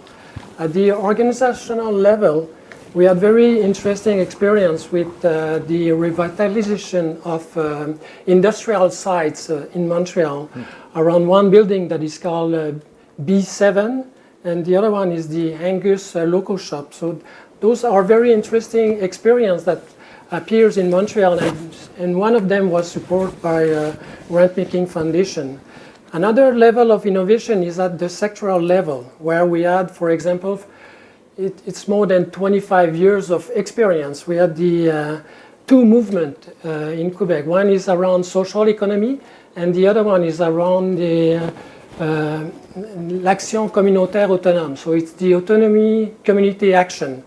And both of them develop their sector, and they develop also a strong relation with the provincial states. So they have kind of secretariat or minister that is in relation with them. And it translates in politics. One is on social economy, and the other one is around the secretariat autonome. What is more interesting is what is not happening at the innovation level. So we are very innovative, but it's very difficult to scale up those innovations, to be able to say, oh, that's very neat, that's very interesting, that's precious. but you don't reproduce it. You don't have the ability to make it become something that will be a leading way of working at the provincial, municipal, or even at the federal level. So what I think is needed now is something that will help us to look at some experience, some strong innovation, and just take them and be able to extend it largely on the national level or at the provincial level. I'll take two examples. When we had the social economy development in Quebec, there was a strong relation with the federal government. At the time, it was the Liberal government, to have something that will be a kind of national policy on social economy. It didn't happen. You had social economy in Quebec and you had social enterprise in the other part of Canada. So it's not the same. It's a little bit different. There's a specificity, but you don't have now a unity of working around a social economy structure. Another example that is very interesting is what is happening in Toronto with two experiences, Indigenous Resilient People Fund and the Foundation for Black Community. Two very interesting experience where grant-making foundation put some money, but even the grant-making foundation, they are not scaling up that experience to say there's other causes that are invisible and they are not supported by the philanthropic movement. And then we have a key, a way to work, to transfer, when we talked this morning about trust philanthropy, then we have the possibility of making the trust real and putting money in different organization or sector to have them become more autonomous and strengthen and empower in their way of working. So there's, you see, a lot of innovation, but there's a lack of capacity of scaling up those innovations. A very interesting example of scaling up was done with the Buck Foundation. I'm not sure if I pronounce it well, Buck Foundation. They work around the youth causes and mental illness.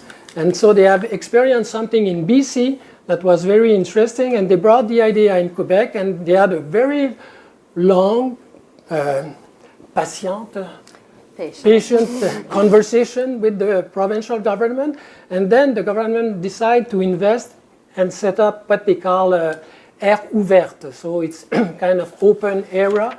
So it's one place where youth people can go and they will have a diversity of services. So it's kind of one door service place. And that experience is a good example of a way to scaling up something that was developed in the west part of the country and that was adapted to the east part.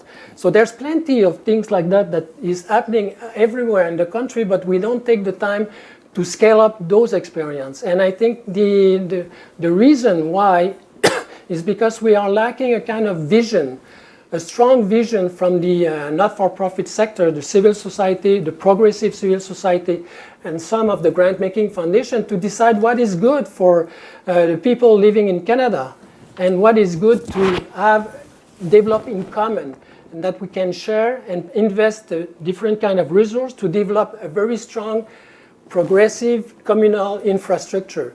So we are able to innovate, but we are not able to scale up those innovations to make transformation around the system and to be able to have a better society and better quality of life. That's it. Great. I mean, I think that blends into the conversation that happened earlier around, increasing the need for flexibility in order to have effective collaborations.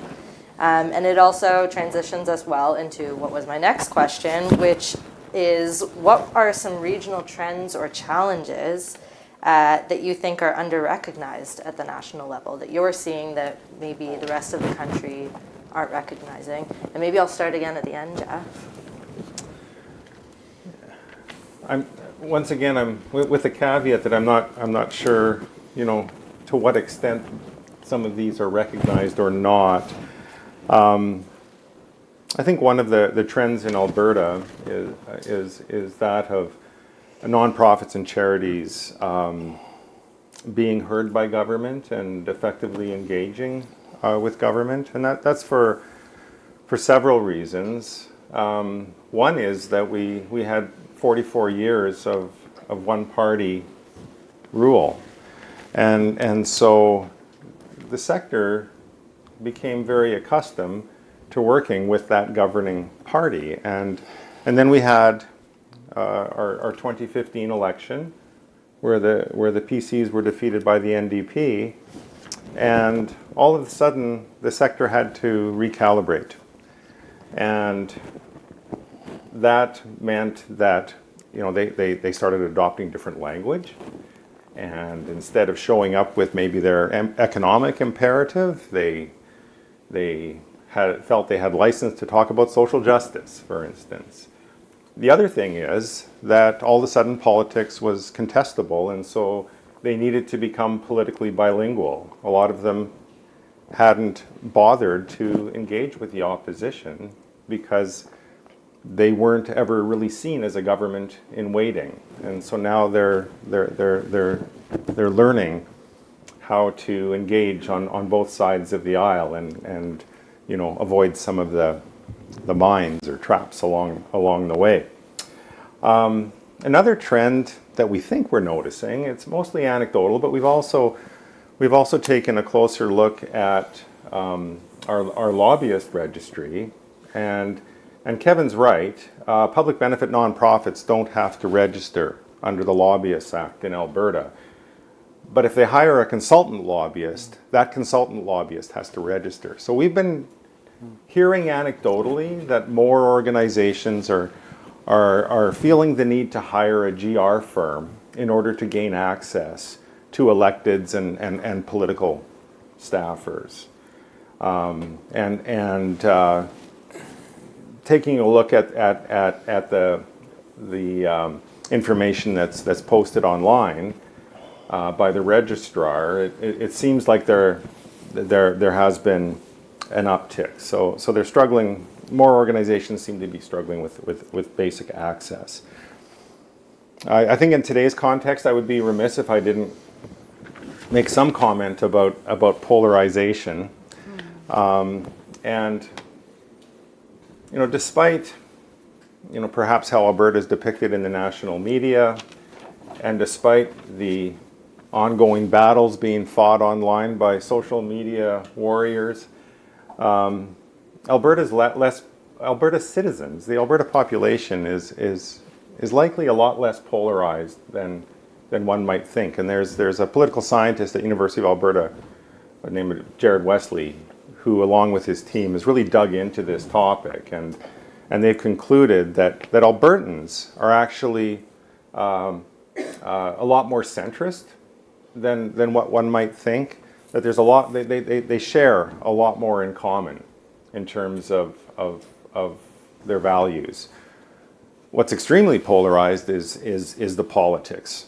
And so I was speaking with the head of one of the umbrella organizations in Alberta last week, and she was telling me about how more and more nonprofit and charitable sector leaders, for reasons having to do with political polarization, are feeling like they're walking a tightrope, where, for very pragmatic reasons, they're trying their best to maintain positive relations with our current government, but that doesn't always fly with some of their stakeholders or members or constituents, who see them as in some instances too cozy with a government that they feel they have less in common with. So it's a really interesting dynamic.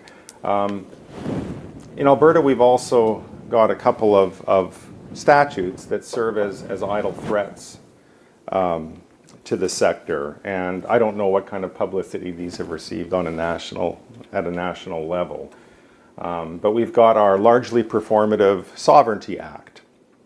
And the Sovereignty Act specifies that should the provincial government determine that the federal government is making decisions or acting in ways that go against Alberta's interest or are harmful to Alberta and Albertans, they, among other things, can issue directives to provincial entities. And included in the definition of provincial entities are organizations that receive provincial funds to deliver services on behalf of government. So, in theory, a nonprofit or a charity could be told by the provincial government that they have to refuse funding from the federal government, right? We're not aware of any instances where this has happened, but again, it serves as a bit of an idle threat. We've also got a Provincial Priorities Act that requires provincial entities, defined differently in this act, by the way, but inclusive of housing management bodies and post-secondaries and municipalities, requires them to seek permission from the province before they accept funding from the federal government. So, again, in theory, if some funding for affordable housing had certain, I don't know, energy efficiency specifications or strings attached, you know, in theory, that could be a deal breaker for, you know, a jurisdiction or a government that's less enthusiastic about energy transition. To say nothing of how this could affect funding for post-secondaries, such as SHIRT grants. So I think these are some troubling trends that exist at the Alberta level that I think that I hope remain relatively unique. And hopefully remain relatively unused or yes. underutilized. Kevin, do you want to go next? Sure, and you're welcome to come to BC. By the way, we had a parliamentary secretary on yes, civil society, right. But ours decided to take a vacation during the pandemic and got stripped of their title. Yeah. So far less effective than the one on the other side of the Continental Divide. So when you talk about an issue that's maybe underappreciated, this one is, I'm going to talk about non-qualified donees. But everybody knows about this, but I'll share a little bit about perhaps the uniqueness in BC or why I think this is one part of this issue may be underappreciated. And I'm going to actually start with a bit of a tangent, which is discussed in the CICP data on political activities. So there was a lot of effort years ago to get the rules changed around political activities. And lo and behold, years later, very few people are taking advantage of the fact that the rules are permissive. So I'm a little worried that the same thing might happen with non-qualified donees. And the implication of the sector lobbying for changes and then not using the powers that are conferred on us will make the government much less likely to make the next change. So that's the underappreciated piece that I want to highlight, is that we have these two expansive changes in the legislation enabling charities to do much more political activity work, public policy dialogue and development activities, much more expansive granting, and you know you can grant to a person, club, society, association. Like it's there. We always talked about there being 12,000 charities in BC and 17,000 nonprofits. Well, there's 5 million people. So if people actually, so the universe of potential grantees is now infinite. And yet, the challenging part I'm watching is how effectively will charities take advantage of the expansion? What parameters will they set around their work to guide and manage the risks that they face in the new universe that's in front of them? So I'll just talk a little bit about our exploration, because we're trying to find the boundaries of comfort in this area as everyone else is, and just to make it a bit real, I can share a bit of what we're doing. So as a community foundation, we have multiple types of funds. A very common type of fund is a donor advised fund, and we have about 1,000 donor advised funds inside the Vancouver Foundation entity. And we do not allow, at the moment, our donor advised funds to recommend grants to non-qualified donees. Mm-hmm. And so that's one barrier that we're sitting with. We think it's reasonable because if the way the regulation works is that if the foundation makes a grant to a non-qualified donee, the foundation has to be responsible to ensure those resources are used for charitable purposes. If we had 1,000 donor advised funds picking the non-qualified donees, we would have 1,000 oversight relationships we would have to maintain. And we said we can't do that. It's too much. We'll put the line there. So we found a limit in that realm. In our discretionary grants, we are in fact making grants to non-qualified donees, but we've also set a bit of a limit on ourselves. We're not going to take advantage of the the person's ability. We're really, and even the club and association, we're really looking at expecting you to at least be a registered society, that you've taken some effort to regularize yourself, be legally recognized, because then again, for us, we're thinking that's what as comfortable as we are right now to say, that's if we have to take on a relationship, an oversight relationship to ensure that you're using these resources for charitable purposes, at least if you're registered, I can track you down, and you have at least some kind of public persona that we can rely upon. So an area where we're about to stretch ourselves again is with First Nations in BC. And as you know, many First Nations are qualified donees. They perform the functions of a government, so no problem. But there are we're spending a lot of time talking with Soden as an example, with their traditional leadership structures, which are often organized around clans or whelps. And so that's an area there. So they're not a club or a society. They're an indigenous order of government of their own, but a traditional hereditary style. And we think that is another area where we can comfortably step into and ensure that the resources we provide are used for charitable purposes. So we're encouraging everyone to share what boundaries they're experiencing, so that we can ideally collectively demonstrate that we are using this newfound resource. So that again, when we go back and say the next thing we want, people say, "Oh, actually, you used the last one, so I'm more inclined to give you another one." We won't really have a lot of data for some time because, as we know, the T3010s now with the supplemental form, T1441, I believe it's called, we now have to fill out detail in terms of all of the grants we make to non-qualified donees, and that data just will only start being gathered, a year or 2 years in arrears by the time people file their forms and the data gets analyzed. And one last challenge on that, which again I think is one of the great advantages of the work that CICP is doing, is those T1441s are all narrative. There's no coding attached, there's no taxonomy attached. You write the name of the organization, person, club, or society that you funded, and what they're doing with the money. That's it. So that is a perfect sample for large language model analysis, because there's no other way to analyze that data to see what's being done at the macro level. So I think the skills that the CICP is developing and the data set that CRA is starting to assemble are a match made in heaven to see what's happening with this newfound role that we have. Excellent. Thank you. Anita. Yeah, you just, Kevin, you inspired me to just think about the advocacy chill and how the advocacy chill, when ingrained or when imposed on community organizations and charities is real and has lasting effects, right? So, I think it points to the need for education, capacity building, and more action in charities showing up on public policy matters. Like, I remember when the rules were changed in 2019, they seemed like they would never change, right? And I thought it would lead to sort of a new day of activity when it came to charities engaging in public policy development. So I think that's a very good observation, and one that we should all consider in how we further public policy dialogue among charities, because advocacy is why I think many of us are, or has inspired many of us to be here and to work in the sector to make those real changes. Back to my notes.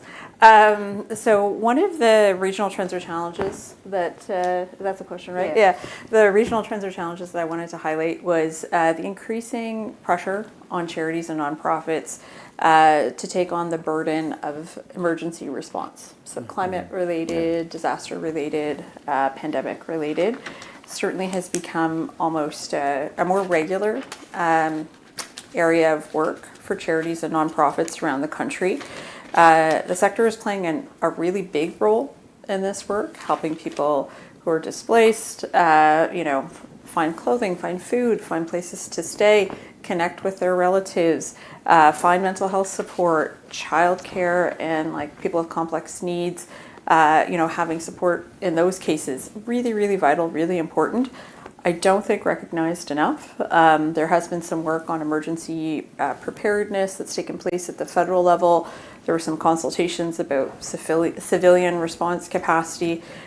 We've shown up to that, but really wanting to see the results of those consultations and a recognition that our sector, as we've talked about, is quite under-resourced, but is on the front lines of whatever the community emergency is of the time, right? Arguably, so on the front lines, yes, of climate disaster and other emergencies, but also in this context of the cost of living crisis. We're all seeing the high food bank usage numbers, people with jobs, people who have never visited before. And when it comes to the impact on the actual organizations of, say, climate disaster, we're seeing regular service disruption, right? So that flexibility from funders is really important because you couldn't deliver your program with X outputs. You had to make sure that people, were safe, frankly, right, at your organization.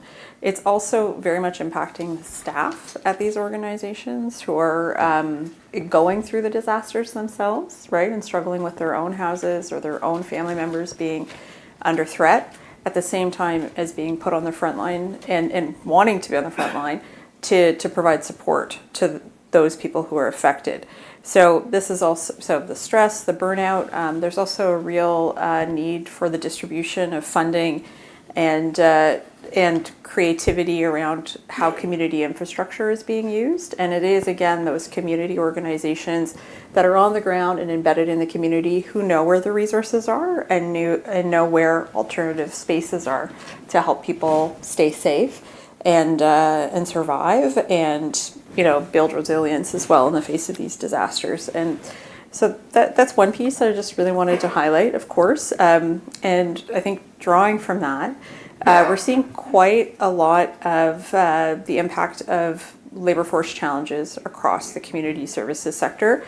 And we really believe that there's a need for the federal government to see community services sector, sometimes termed the care economy, as a really key economic imperative and driver, and as a way to sustain and drive other industries and elements of the economy, right? Like there's, really great childcare advocacy going on, or that, and a really good line that sticks to my head is like, everybody is here in this room because of care, right? So our elders, our children, etc., like we are all, depend on somebody who cares in some way or another, right? Whether it's for our colleague to show up to the meeting or whatever it is. So, the data from ONN, thank goodness for ONN, and their State of the Sector survey really shows the impact on the labor force in the last year. So I'll just read a couple things. 2 in 3 staffed organizations report they have trouble recruiting and retaining staff these days. This is often due to wage disparity. We just can't compete in our sector when it comes to the public sector. We also see a high number of people leaving the community services sector to go into other occupations out of necessity. So compensation is not competitive. We have burnout being reported by 56% of the survey respondents, and generally a skills shortage as well. And this, of course, are most acute in community services given the demand. And there's also various challenges being reported around volunteers as well. Difficulties attracting new volunteers, as we talked about this morning, by 75% of the respondents of the survey, and the issue with the lack of dedicated resources to manage volunteers as well. So I think, from the work of Volunteer Canada, creating and working to develop a national volunteer strategy, certainly these are pan-Canadian trends. Yeah, thank you. Jean-Marc? Well, what else do we have? I don't know. I feel the table is full. So what can we say more? I think we have to amplify the voices from the communities to bring those voices at the national, provincial, and municipal level. Of course, we need more power and responsibility and resource at the municipal level because they are the one that they are the best places to work in proximity with community organization. Amplify, but also I have the feeling that I am 71 years old, so I'm very young. And when I was younger, I live in a society that was growing, it was expanding. And I feel that since maybe the last 2 decades, we are not anymore expanding. Well, rich people are expanding. Part of the society is going well, but the other part is not going so well. And we are in a kind of degrowth situation. In the Francophone literature, we have a lot of writing on décroissance, on degrowth, but it's décroissance in the progressive way. But when I say that we are in a degrowth period, it's not in the progressive way.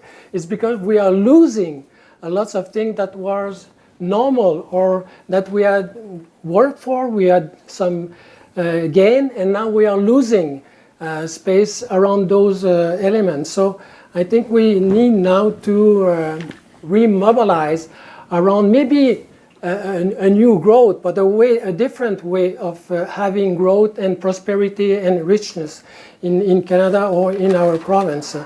From the province of Quebec, when you ask what is needed and what is not recognized at the federal level, then of course we have the question of the sovereignty and the independence.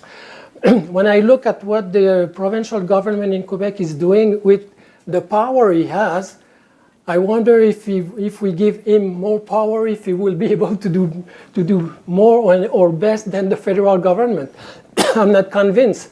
So I think we need to have a strong conversation on what kind of things we can make together with or we're not inside Canada. We have no choice to be working in that space, but we have to reconfigure it the way that we will be working together. And of course, voices that come from the community are very important because they are a strong message of what has to be done and what has not to be done. And of course, there's a new message that is very, very important. It's related to the, to the climate situation and the environment degradation. And to do the transition, to do a real ecological transition, we need to change a lot of things. Not only the system, but also the way that we are thinking, the way that we are envisioning the progress and the future of our society. And to do so, we will have to do, in French we say le deuil. Il faut faire le deuil de beaucoup de choses. We have to grieve. Oh, grieves. So we have to grieve a lot of things. For example, will I go to Cuba in February? Well, it's very easy. I have money in my wallet. It's very easy to do. Why should I go to Cuba? Just to get suns, to have pleasure. But it's not a free pleasure. It has a cost. And all the things like that that cost something, we have to think about them and say, do we really need them? And where should we spend money? Where should we spend time? What kind of thing we should do to be able to go in that new phase that is called social transition and ecological transition? To do so, we need to have a strong voice that will be construct from the base to the private sector, to the political agency, to the social civil society organization, to be able to construct a new vision of the future. And it's not by hiding our heads in the sand that we will be able to do it. Now I was talking just 2 minutes ago about le regroupement des organisations communautaires autonomes, so the network of autonomous organizations in Quebec. And the woman that is directing the network said, what we see now is a kind of a collective resignation, a collective resign about the situation. We will adapt the language to be able to face the new political people that will come to Ottawa in, we don't know how many months, but it's soon, the Poiliev team. We will adapt the language. That's not a fighting position. A fighting position is first not elected them, but if they are there, just to oppose them and to say, well, we are strong and that's not what we need and that's not what we want. And to be able to do that, it means that we need to have a solidarity between organizations and stop to say, I don't have enough money, I don't have enough people and so on. We have the people and the money that we have and we can do a lot with those resources. And we need to be able to work with those resources to be able to beat them. That's all. Great, thank you. Well, I think that's a good note to end my portion of the questions on, because I know we're really strapped for time. I want to turn it over to the audience. What questions do you have for our panel?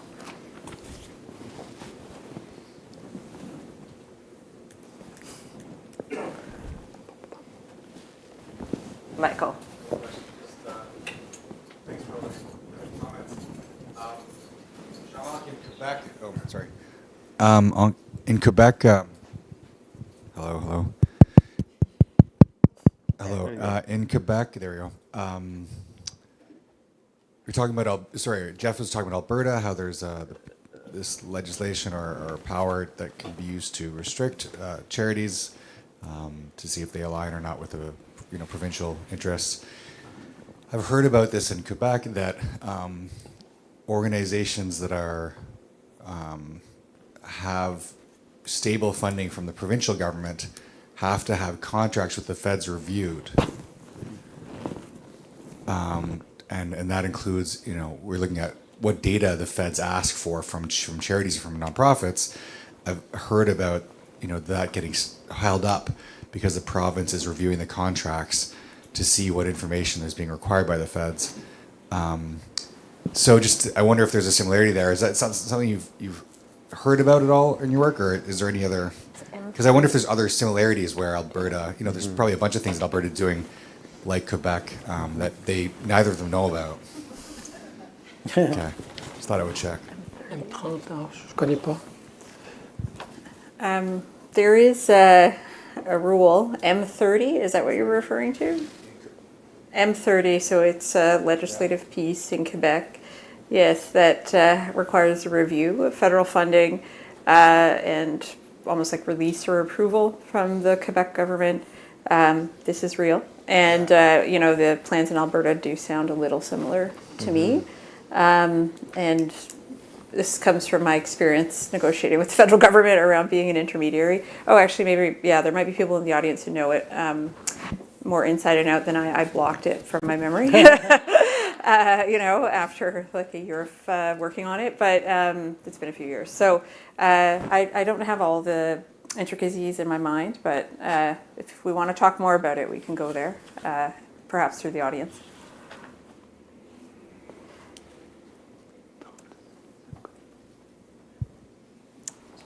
Yeah, Robin? I'm not going to answer that question, but, because that can be a longer conversation. Yeah, don't bring it back. It is real. I will certainly agree with you. M30 is very real in particular circumstances. But my question is, which of these things are, because you all have listed a variety of different structures or infrastructures or implications for on the sector at the regional and provincial level. Which of these ultimately should be the responsibility at the regional level of the provinces, or should it be a federal government responsibility? Some things are just better at the regional level. So perhaps you'd like to dive in, anybody, on that. Anyone want to jump in? Well, I can just give a real can of worms. Is the Constitution gives governance of charities to the provinces. Yeah, that's. But the provinces have largely refused to do that. There's always a chance that you might be seeing that in Alberta and Quebec, where they're recognizing that they have responsibility for governance of charities. Vancouver Foundation itself was created by an act of the BC legislature, created by citizens, but then eventually formalized under an act of the BC legislature as part of the province saying we have responsibility for regulating charities, so we're going to promulgate private legislation to govern the foundation. So there are some things that we might be seeing more and more people leaning into the constitutional division of authority over regulation of charities. Whether that's good or bad, that's a whole other conference. But there are two things that I think I've seen happen in other provinces that I want to replicate in BC. I talked a bit about the BC Nonprofit Network, looking at examples in Alberta and Ontario. We've watched very closely the network of community foundations in Manitoba.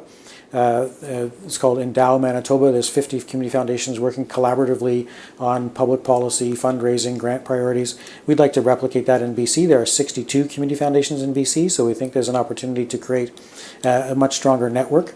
And then also, again, looking in Alberta at the Alberta Funders Cooperative, a recent initiative of a number of funders in BC, or in Alberta, to be more organized around provincial funding. I think that's something that we don't have in BC. We've tried many times to get some momentum. It continually fizzles out. There'll be enthusiasm when there's an issue, but then when the issue goes away, we all retreat to our quadrants and then struggle to get reorganized when we need to. So there are some initiatives happening in other provinces that I'm watching closely, because I'm a big fan of R&D, rip off and duplicate.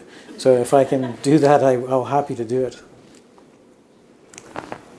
Robin, I think I take your point around where best responses, should lie, or who has responsibility.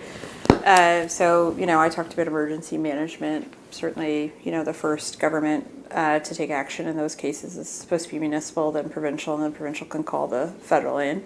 I do feel like, and the other example I gave was around maybe labor force challenges as well. So certainly also a heavy provincial role.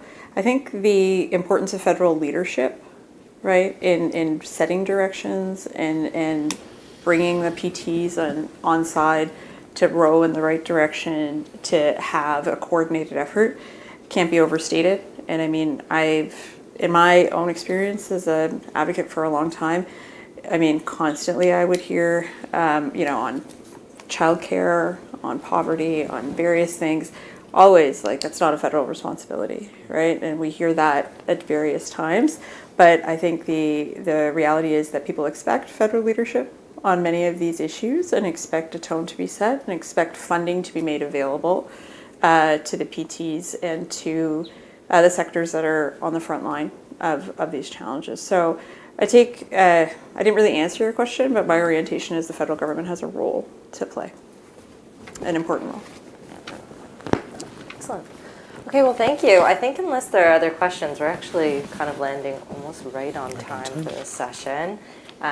So I'd like to thank everyone on stage with me today. That was really interesting. I know that there are a lot of things. I had a huge list of other questions that I wanted to ask.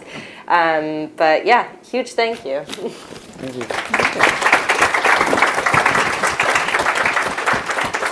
Our next session starts essentially right after this one, so I encourage you all to stay seated if you can, and we'll kind of switch over mics and start up our next panel. We can do if you're really good about it, a 5-minute bio break, but we will have coffee refreshment after this session, so.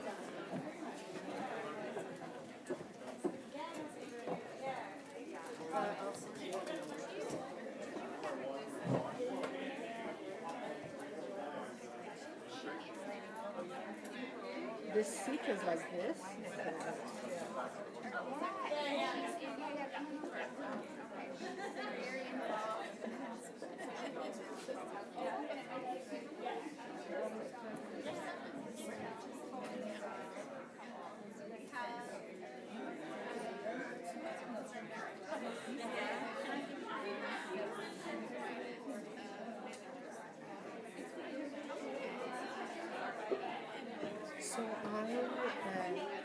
I'm moderating this panel, but I will ask you to introduce yourself and maybe just say one thing about the kind of research you're doing before you start the conversation. Like, I have a PhD in such a type of thing. Say yourself a list of things.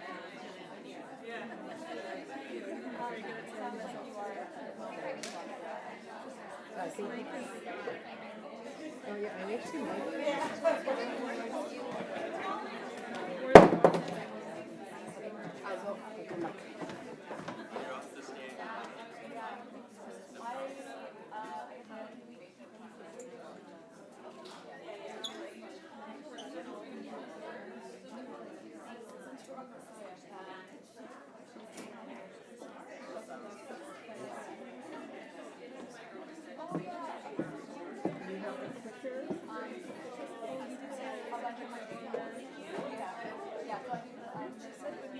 Yeah, yeah, there it is. Yep.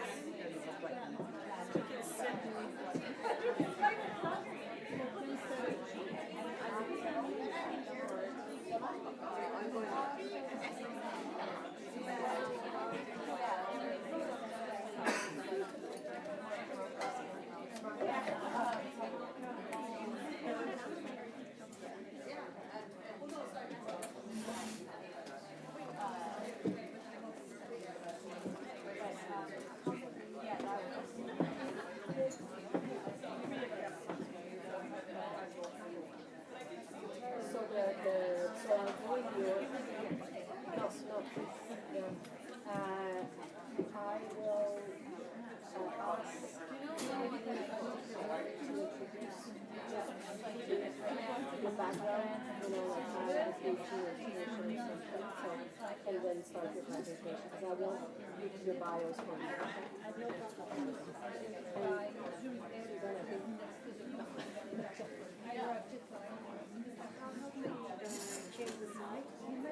you just press play. Yeah. Hi everyone, welcome back. Now you got caught to turn. Everyone's ready. Thank you for people online that are still with us. In this panel, we have a chance as a team to showcase some of the deeper dive research that we're working on. So as we showed this morning, we present right away the raw data that we're collecting, but in the background, there's a lot of more fine-tuned data, debates about how we measure size, how we recode things and all this stuff. And now, today, we have the chance to hear a bit about some of the findings and what we can learn from analyzing the data a bit more clearly and deeply. So I am pleased to welcome two of our postdocs and Susan, who have been working on different themes. And we'll start with Tara, who will talk to us about working conditions in the sector. Kim will follow, studying more the skills and training needed in the sector. And Susan will conclude around advocacy work. So all the themes and discussion we've had, this is kind of a deeper dive into it. And so Tara, I'll leave it up to you to introduce just yourself a bit, your background, please. Okay, hi, I'm Tara McQuinney. So yeah, I have a PhD in social work with a concentration in political economy as well. So I sort of, in my own research, I looked at sort of a feminist political economy view of social policies and unpaid labor and sort of how everything kind of fits together. So you'll kind of see that in my analysis today on some of the data that we have on working conditions. Oh, yes, I'm Kim. I'm also a postdoc member of CICP, and my background is in education. And my main interest during my doctoral training was in social order and knowledge. And so skills and training has been my interested topic. And yes, so today I'm going to present all of our findings so far related to skills and training. Yeah. And you've heard entirely too much from me today, but that's what happens when you're voluntoed. Yeah. I'm pretty good at doing that, by the way. So we'll go ahead. Okay. Yes, so yeah. So basically, I've been looking at. As you probably know, we've had a lot of surveys that have been asking about staffing conditions in the charitable sector. So we're putting together a research paper where we've gone in and done a bunch of data analysis and data cleaning and going over several different surveys to sort of get a picture of these staffing conditions. But coming from my background too, we wanted to place these conditions as well in the social, political, and economic context that might be shaping the working conditions. So today in this presentation, I'm definitely going to focus more on our data and what we found, some of the things that we found. But just to say that, in the research paper, we'd use some feminist political economy concepts. One is the welfare diamond, and this is work of Jane Jensen, working off of other theorists. But basically, I don't know if you know the term social reproduction, so we use that term a lot in political economy. It's a lot of what you've been talking about today. It's what charitable sector does, is they provide a lot of contributions to social reproduction. State does that as well. So social reproduction is basically life-making processes, and I take a very broad view of this. So, you know, the charities that are participating on our panel, you know, come from a wide variety, doing health, education, homelessness, but also, you know, work on the environment, advocacy work for the environment, and even animal welfare. So we're taking a very broad view of you know, life-making processes. So in our paper, and I'll be going more into our data, but in the paper, you know, we sort of take this view of looking at, so what is the, you know, if we look at the literature, you know, what's the sort of relationship between what's happening, you know, in state relations, what our government's doing, how is that affecting, you know, what's happening in community relations in the charitable sector, how do market relations and household relations.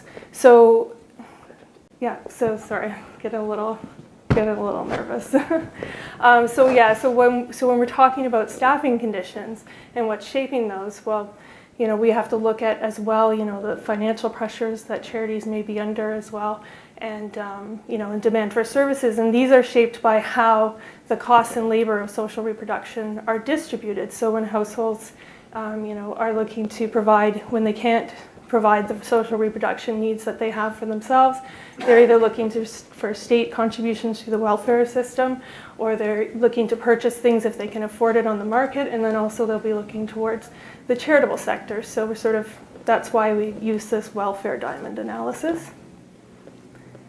And for the purpose of this research, we focused on an analysis of charities with paid staff that are providing goods and services.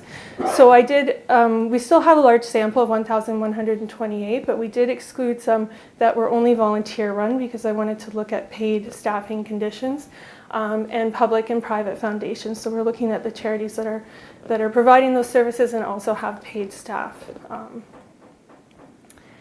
So I'm going to get into the data, and there was definitely data cleaning that happened. So some of these numbers will be a little bit different than you see in some of the reports that come right out. So, and if I can clarify just briefly, I can. Yeah. Well, yeah. So one of the first steps we do is sometimes we get some duplicate.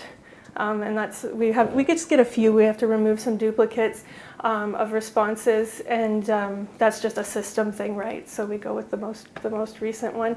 But we've also for this analysis, so average salaries. When we ask questions, sometimes people are reading quickly and they may not read so we wanted annual salaries, and I was getting for full-time annual salaries of 1,000 or 1,500 or 10,000. And so what I did was I removed anything under 20,000 because I looked at okay, well, what's a minimum wage, and even if it's full-time, if it's not 37.5 hours, it's 30 hours, but so I thought it was pretty safe to just remove all the ones that were under 20,000. So, and then also, I don't know or, not applicable are also removed. So you'll see the percentages as I go through, and the numbers will be a bit different, and also that we're focusing in on that, like I said, those charities that are that have paid staff and not public and private foundations or volunteer run. But what you see here, so if you see and I'm always giving the number of responses, so this was one of the earlier weekly surveys, so the number of responses are not as high as some of the other ones that I'm presenting today.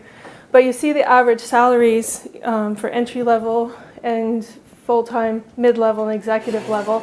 And I give you the average salary, but also the standard deviation. And so that number is important as well. So we see 42,000 for entry level, mid-level 52,000 and some, and executive level 71, just over 71. But if you look at the standard deviation, so that's how much the average deviates. So if we're looking, but what I found interesting, if you see those numbers, is that there's more variation, right? So that's how much the answers vary from the average. There's more variation as you go up the level. And one thing that we found when we started to look into the data by size of organizations. So did you explain the quintile size this morning? But I didn't go into details, so more for you if you want to, because Tara and I had debates over debates about debates of how Yeah. to do this. Yeah, well, we took our full study populations, so the ones that we recruit from, the 30-some thousand Yeah. charities, and we took their we decided annual expenditures rather than revenue, because Paloma pointed out that expenditures tend to be more, sort of consistent over the years. And we basically took that and we put them into groups in quintiles, so the 20%, with the lower expenditures. So we basically call these like extra small, small, medium, large, and extra large. I will caution you though, like the first one, the extra small, we have very few participating charities, and especially when we start looking at weekly ones, the numbers get even smaller. And then the next one, small ones, we have a pretty good sample, I think, in this, like 60-some in this. But then the three and the largest, we have like usually over 200. But you can see here, like the clear, that there is a clear, that salaries are larger and salaries are higher in larger organizations. And you see that trend going right across. And like the difference between, even like at the executive level, 49,000 versus 85,000. So we're seeing a very clear relationship here between, the budgets of charities and the salaries that they are able to provide. Mm-hmm. Yeah. We also see this same trend happening with benefits.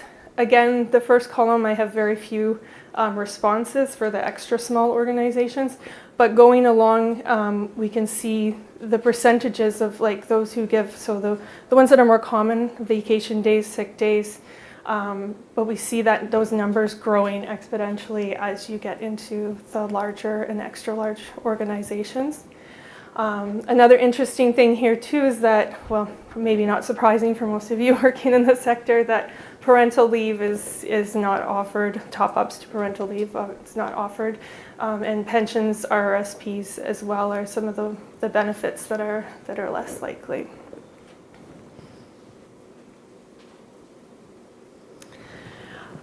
And then we had our survey on unpaid overtime. And this is another one where I think that maybe sometimes we're going to find ways to word our questions maybe a little more carefully. But we wanted to look at not overtime that was taken in lieu, or that there was some other sort of compensation for. We wanted specifically to look at unpaid overtime.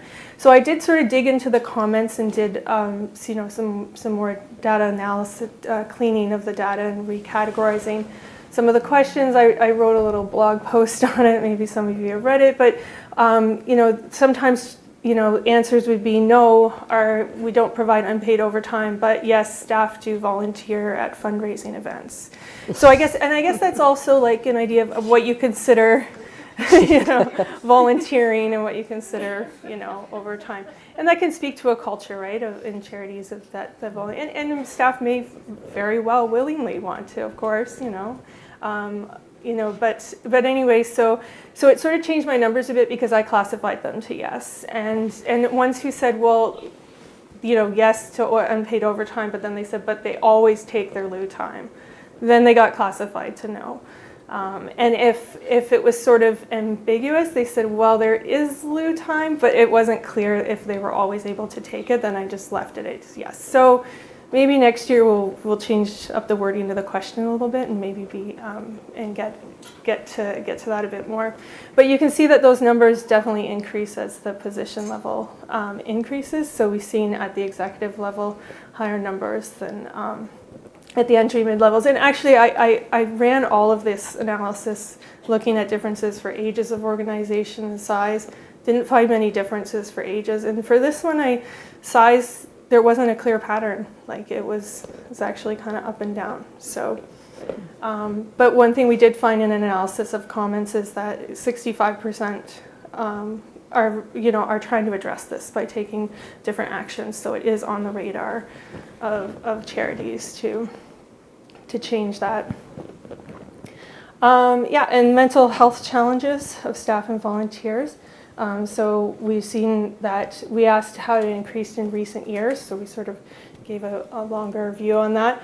And overwhelmingly 65% have seen increases. So now that's 12.9% significant increase, 40% increase, and 24 a minor increase. So this may not also be a surprise, but only 21.5% have reported no change in mental health challenges. And many charities, are increasing the mental health resources. We asked them in the last year. So there is, 58% of increased mental health resources. 40.5% have maintained the same level, but only 1% have decreased.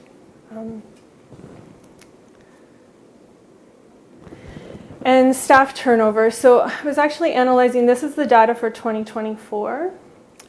Where we found that there was a significant amount, what we classified as high turnover, which is over 20%. So we said, that was another debate for me and Paloma. 1 to 20% we consider low, and anything over 20% we consider high. And so we're seeing 38.5% of charities have a high turnover rate. This is actually increased when I looked at the same numbers from 2023. So we've actually seen an increase in staff turnover. Which, by the way, in any business, 20% of turnover per year is big. So we were very conservative in saying, okay, we'll consider this low. Yeah. Yeah. Mm-hmm. Okay, and the main reasons for employee turnover, the two top ones were inadequate, remuneration and benefits, and being overwhelmed by the amount of work or burnout. So we're seeing a very, I think, clear connection between some of the staffing conditions that we're reporting on and this staff turnover. Of course, the retirement, 16.5% is another a pretty big one too, and lack of development opportunities, and then we have health reasons and relocating, and then there were several other ones that came in after. And when it comes to, I've also in the paper we're also discussing some of our data. Now I'm actually going to be doing a whole nother paper on capacity and demand for services, but I bring in some of that data here too because I think that we've seen basically May this year 74% of organizations reported experiencing some level of demand that's higher than the services that they can meet, and that is so we see that, right? We see that the demand has gone way up. Only 21% are currently able to meet demand, and only 5% indicate that their service capacity exceeds demand. And so usually there was some reason in the comments for that. And we're also seeing that most charities are worried about their long-term sustainability. Now, 20% were highly concerned, 33.5% were moderately concerned, and 29.5% were minimally concerned. But the primary factors that we're seeing, driving sustainability concerns are related to rising cost of providing services, insecure and inadequate funding, and also for I think it was about 30%, staff recruitment and retainment challenges as well. So when we're talking about, and I know there's been lots of discussion here today, and I wasn't here this morning, but I've been hearing that this afternoon, we're talking about, and we know about, we're talking about a lot of the issues, and so decisions about, these staffing conditions. We have the decent work movement that's happening, which has put out lots of great information about what charities can do. But there's also, the political and economic context as well. And I think that, because in feminist political economy, we often talk about the undervaluation, right, of social reproduction labors, of life being, and then the undervaluation of those who perform that labor.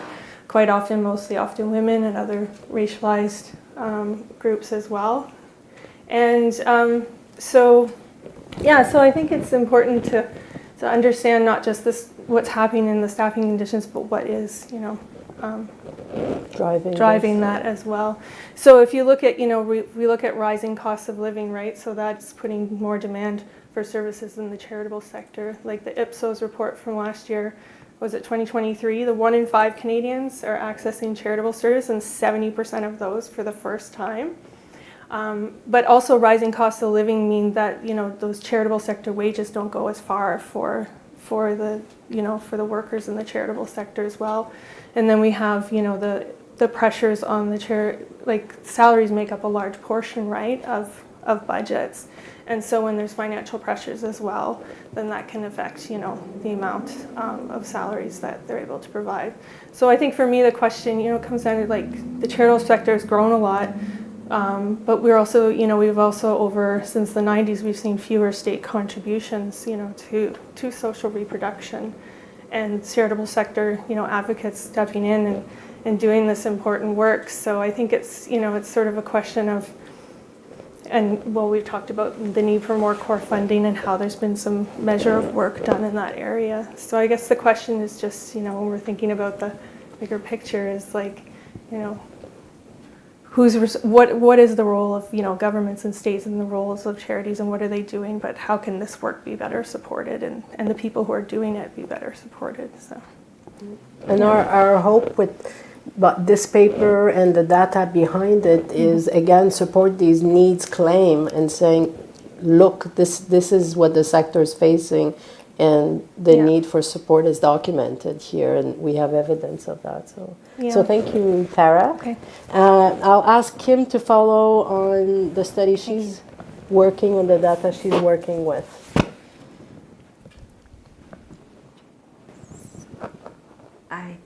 It's my turn. Are we with our slides? Okay, thank you so much. So over the past 2 years, our team have conducted a number of surveys on skills and training. And last year, I shared findings on skill requirements for new hires. And today, I expand on that, and I talk about skill requirements of new hires in 2024, and also skill needs for staff, as well as approaches in staff training, along with an educational perspective. So, not this one yet.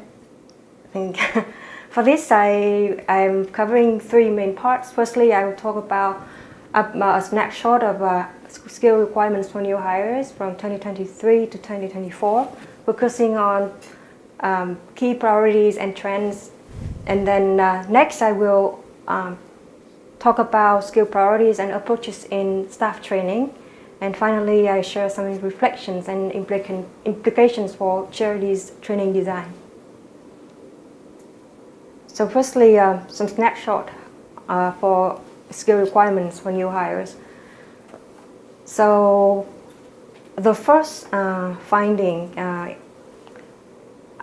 first observation is there's been a notable rise in recruitment. So last year, 44%, 44% charities reported they were planning to recruit within 6 months. And this year, only 37% indicated they're not planning any hiring. This means the rest, 63%, are actively looking for positions, different positions. So that's the surge from 44% in 2023 to 63% in 2024. So this year we updated our survey methods, moving from open text format to multiple choice to gain quantifiable insights. So for hard skills, which are abilities to perform job-specific tasks, explored in 2 questions. Firstly, the positions charities are looking for, and then the importance they place on job-specific theoretical knowledge and job-specific practical skills. And 2 observations on hard skills. First, job-specific practical skills were rated highly, with 30% marking them as very important compared to 18% for theoretical knowledge. So this, I think, reflects the broad nature of the sector, which is less formalized in terms of professionalization, where charitable organizations tend to prioritize more hands-on, adaptable tasks to meet immediate needs. but from an educational perspective, this doesn't undervalue the role of theoretical knowledge. And it can vary by roles. For example, social work can require more theoretical grounding than more general roles like administrative. Second, fundraising and administrative skills have been in high demand across both years. So last year, we found the top hard skills were administrative and especially skills specific to non-profit sector, which mainly involve fundraising, grant writing, and program evaluation. And this year, we find similar pattern for administrative roles and fundraising remain the top. However, it should be noted that the emphasis on each position can vary according to size, age, and location of charities. So to give you an example, by breaking down into the organization by size, we noticed that, for example, here for large charities, alongside administrative and fundraising, program management were prioritized, while fewer are seeking executive or volunteer coordination. But when we look at small and medium charities, executive leadership is in higher spot alongside fundraising and administrative, but more are looking for volunteer coordination and less looking for program management compared to larger organizations. Okay, so soft skills, in terms of soft skills, which are personal and interpersonal qualities. Last year, we found conscientiousness, which include traits like dependability, responsibility, problem solving, and self-regulation, and goal achievement, goal orientation, was placed as the top, alongside communication skills, initiative, and adaptability. And this year's working with others was rated as the most important on the list, very important, accounting for 58%, and followed by problem-solving ability as one trait of conscientiousness. So overall, we see that more consistently, the sector is looking for individuals who are both dependable and collaborative, who can handle multiple tasks, practical tasks. Interestingly, digital skills rated like ranked near the bottom of the list. It's interesting, but you know, it aligns with the findings that we found recently with a report called "The Demands for Digital Skills in Canada's Non-Profit Sector," produced by the Canadian Centre for Digital Resilience. Well, they reported that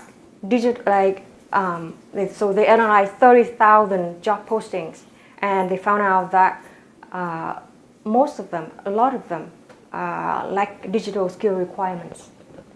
However, when we look later at skills for staff training, so digital skills turn out to be on the top priority.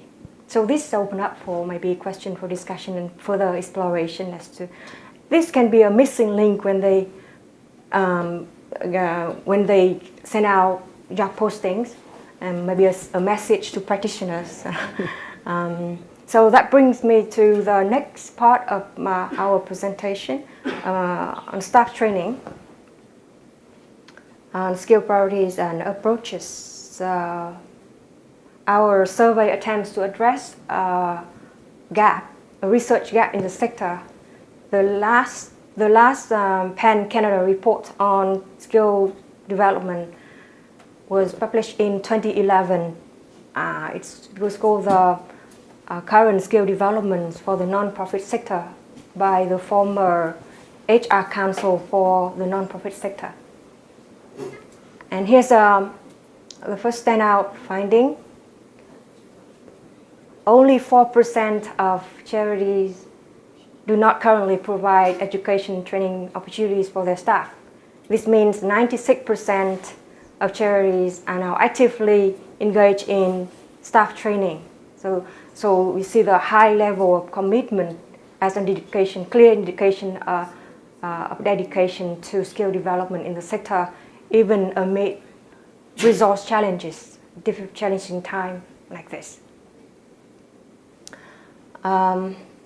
We identified high priority areas for skill trainings for staff. So sector-specific skills, which are essential for resource seeking, like fundraising, grant writing, program evaluation, are on the forefront. And notably, digital marketing, so digital skills, particularly digital marketing and social media, are now as considered like essential or high priority for 45% of charities. So now let's look at training approaches. So currently, the most popular approach in staff training is on-the-job training and mentoring, being used by over 8 in 10 charities. And this is a notable shift compared to the 2011 report, where the external non-accredited course were the most common. So external training programs and conferences remain significant, but it's no longer the most dominant.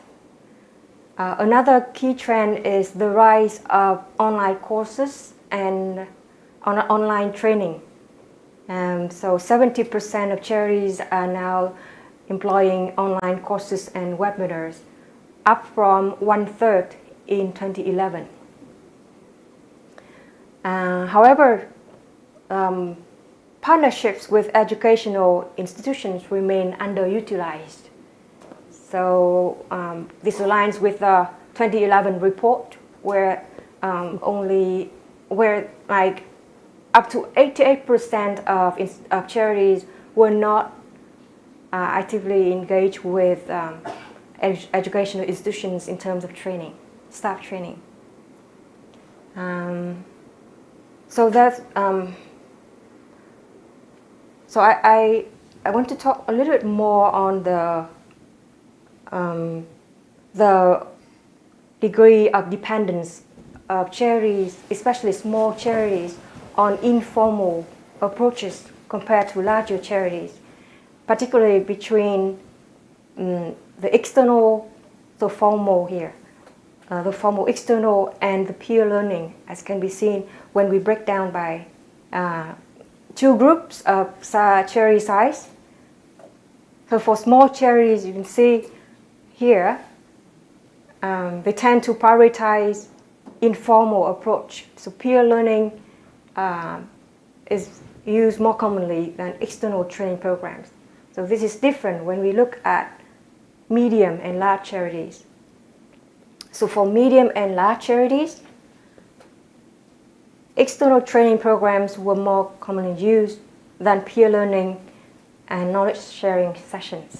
So we can see the trend, the pattern where small charities tend to rely on informal, more individual, unstructured formal trainings, more cost effective than compared to large charities where they have capacity to integrate external and internal in the staff training. So there's a study in Taiwan which noted,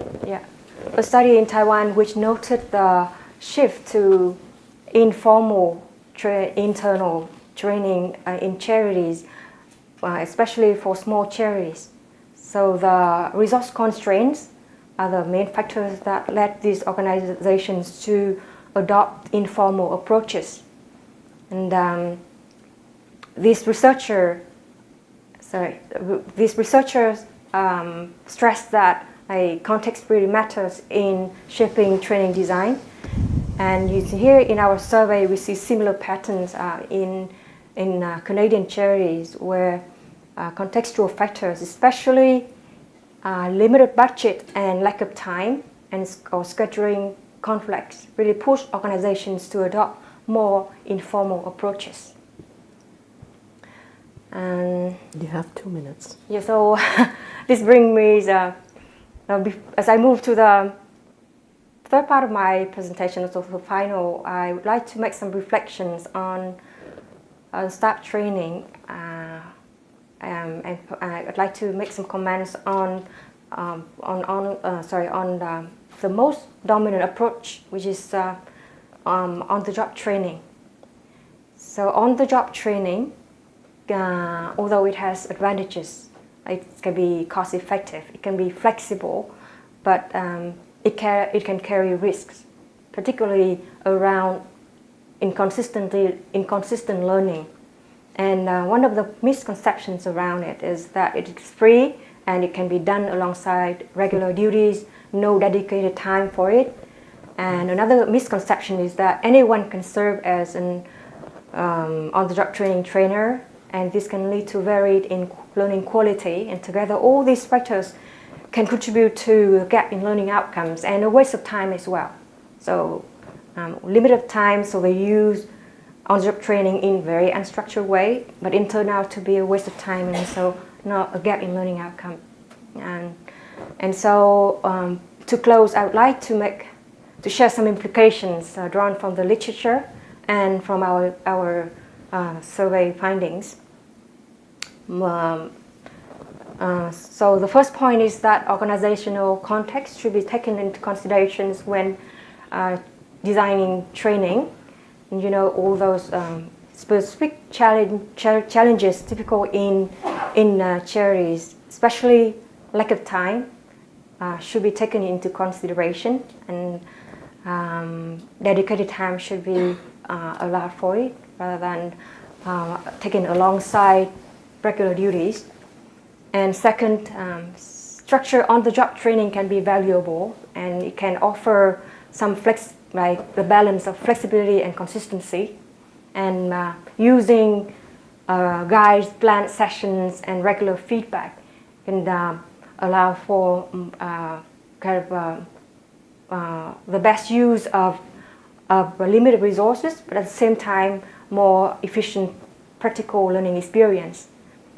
And also, practitioners or charities should develop training for all roles, because you can find the top priorities and also the responses from other. We mostly find the training needs for job specific, like professional or more the perception of which role would be more professionalized, when admin roles are more general and were not indicated. So by providing access to all members of the organization, not only create more skill, like build up more capacity for the whole team, but make the team more well bonded. And finally, expanding educational partnerships is one of our recommendations. As we can see from our survey findings, where only 9% of charities are now collaborating with educational institutions in their staff training. And, so expanding this partnership can strengthen more expertise and support. And it takes two sides to work on this, from university institutions to reach out to charities to offer expertise, and then also charities actively seeking collaboration. So this is the end of my presentation. Thank you. Susan, you have the hard task of presenting last after like these really in-depth studies, and keep it relatively short because I want to get some time with the audience. It will be it will be short, and it's entirely different. We're focusing in this piece on the question of engagement in public policy. Asking, so what is the state of advocacy and policy engagement by Canadian charities, and have those approaches changed since the rules were significantly relaxed in 2019? And they're now very permissive, so it's a more or less an open ground. What the CICP allows us to do is, as you've gathered through many presentations, is to ask some of the questions again to see how things have changed, or to ask them in a different way or a deeper way, so that we can build that kind of arc of questioning. Whereas often in a traditional survey, you walk away as the researcher says, I should have asked that question and I didn't. Well, we can come back to it. The other thing, as you've seen, is we can supplement the data that we're collecting with the T3010 data. That, of course, as we're reporting them through the CICP channels, they're confidential and anonymous, but in the back end, we can then code for a variety of things, size, location, etc. Do charities engage in advocacy? We asked in February 2023, and again this summer in 2024.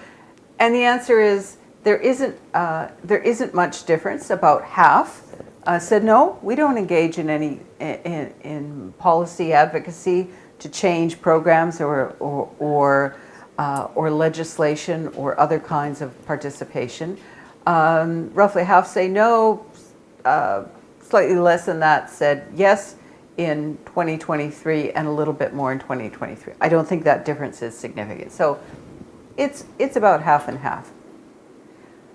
Then ask the question, has the extent to which you engage in advocacy changed after the rules changed?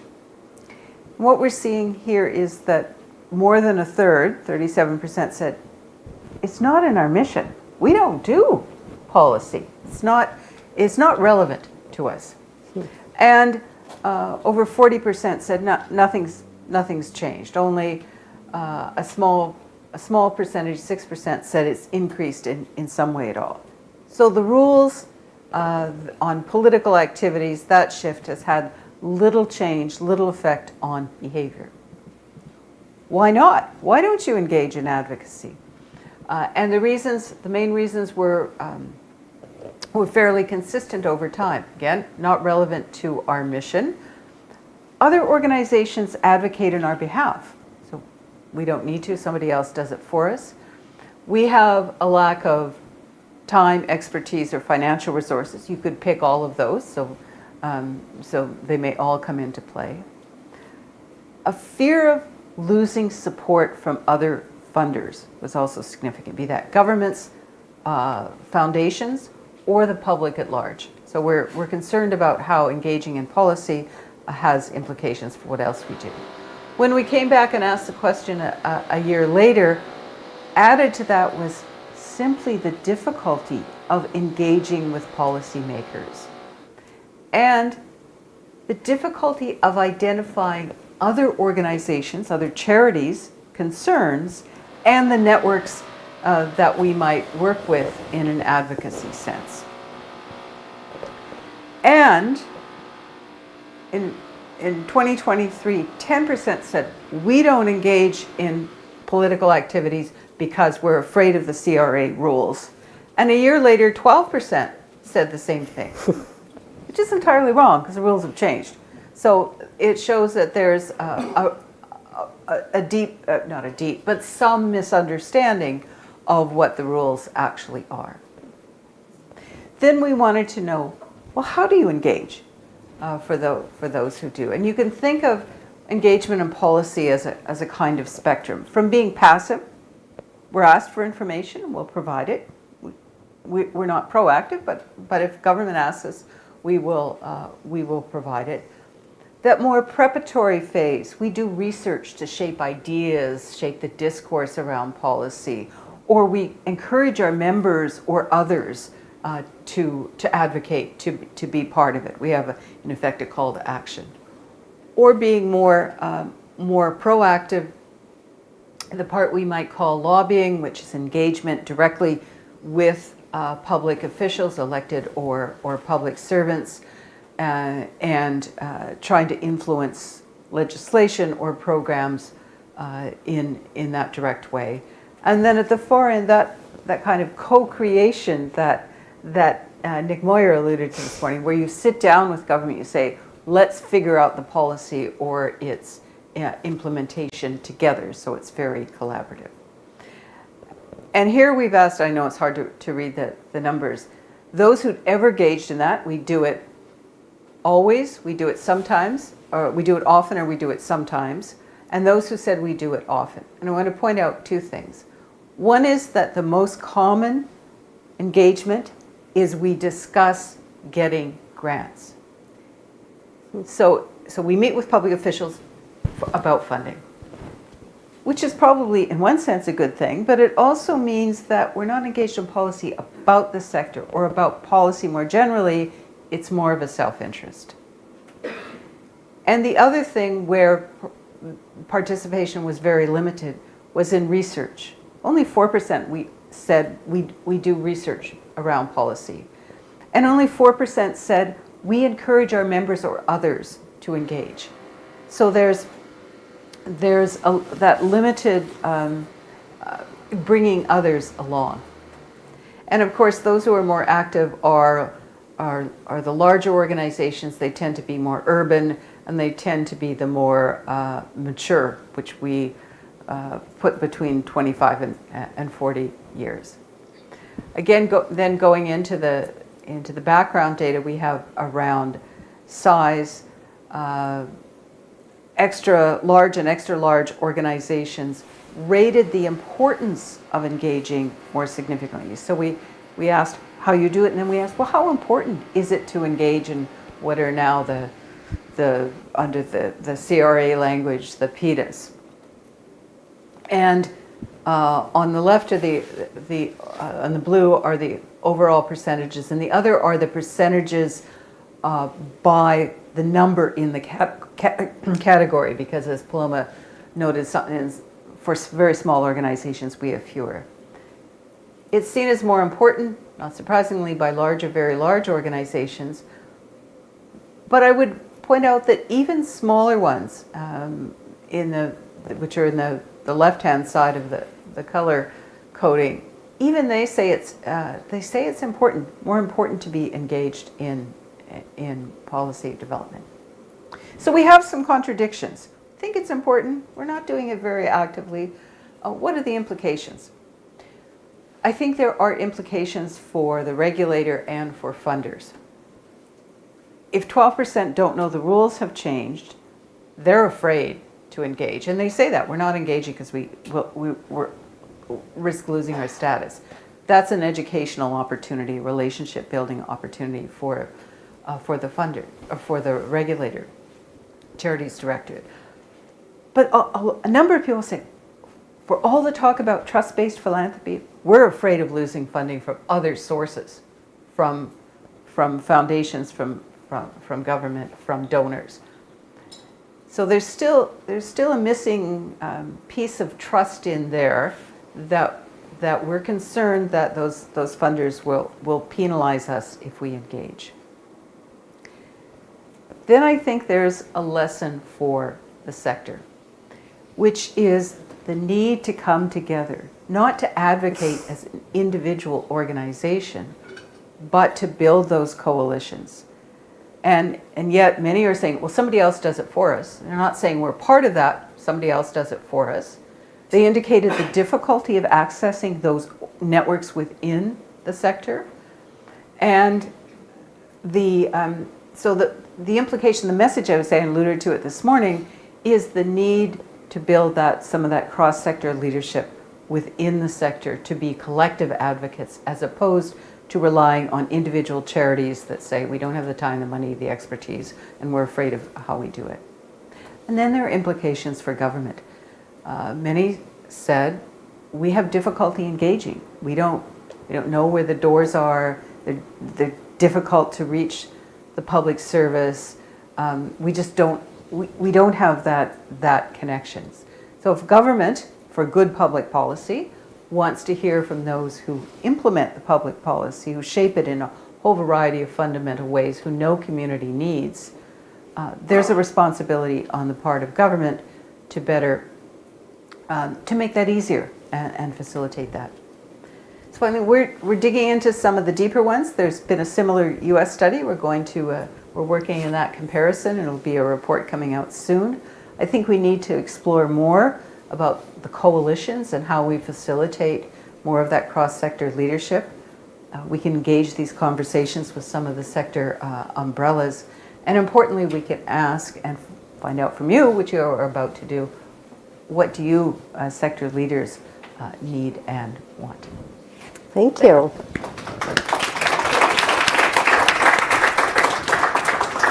So while we are pressed on time, because I know a lot of people would like to stretch, so you feel free to ask your questions standing or stretching. It's all okay. I would invite people in the audience or online to react to some of the research that has been done, or tell us, no, you should be studying this, or you should be investigating that part, or I can explain, I know why you're finding this, and these are the reasons. So I don't know if there are initial reactions to the projects presented, or the project needed, frankly. Yeah, oh, thank you.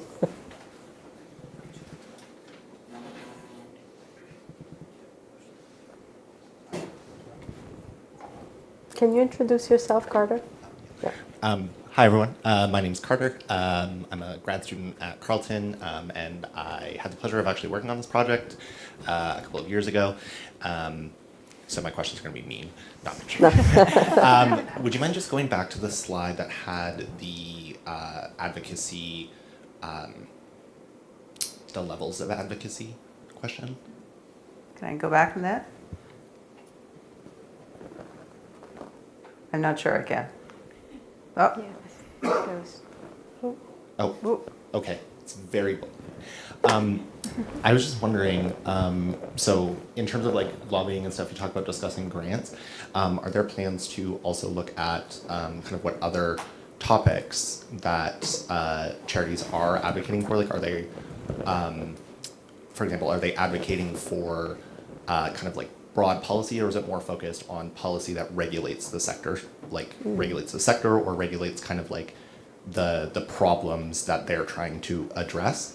And then my second question is kind of a combination of the kind of like research activity versus the salary rates and turnover. And just wondering, do you think there's a connection between the piece about lack of skills and knowledge and related to the kind of like entry-level salaries and like being able to recruit people who have those skills but maybe aren't able to accept jobs that aren't high paying? I'll take, Carter did some great initial work on specifically on the advocacy part among others. So far, we haven't asked about the specific issues. We asked about their own funding, but that's an important question to do.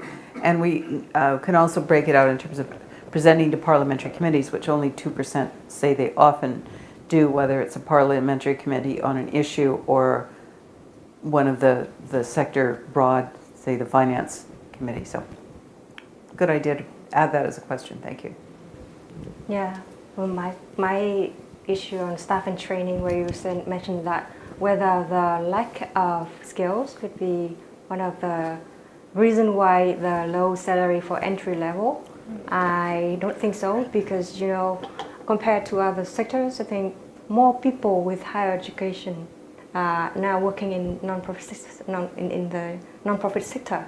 So it's more to do with the way the sector is being organized. It's less organized. We haven't had a home in the government where regulate the pay and other staffing conditions. So I think that's another issue as well. But skills and training, I don't think that is the main factor.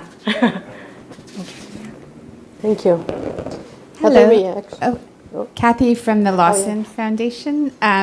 Thank you for this research. It's so helpful to have more data on both of these subjects. My question, it kind of connects the two research studies, actually, in terms of people and advocacy. Do you think there's a correlation between the high turnover in the sector and the fact that there's a lack of awareness about advocacy that happened in 2018, which maybe now seems like a long time ago? And as new folks are coming into the sector, they don't understand the rules, they're not getting orientation on previous advocacy efforts or even how regulations work. Do you think there's a correlation between the two? I think there's a correlation, probably. It's a good aspect to look at. It's also how an organization has set its priorities. So if you say that advocacy isn't relevant to our mission, you're not going to look for those skills when you're hiring. You're not going to put a focus on them. And I would also give a shout out to the Max Bell Policy Institute and others that have worked to build some of those skills.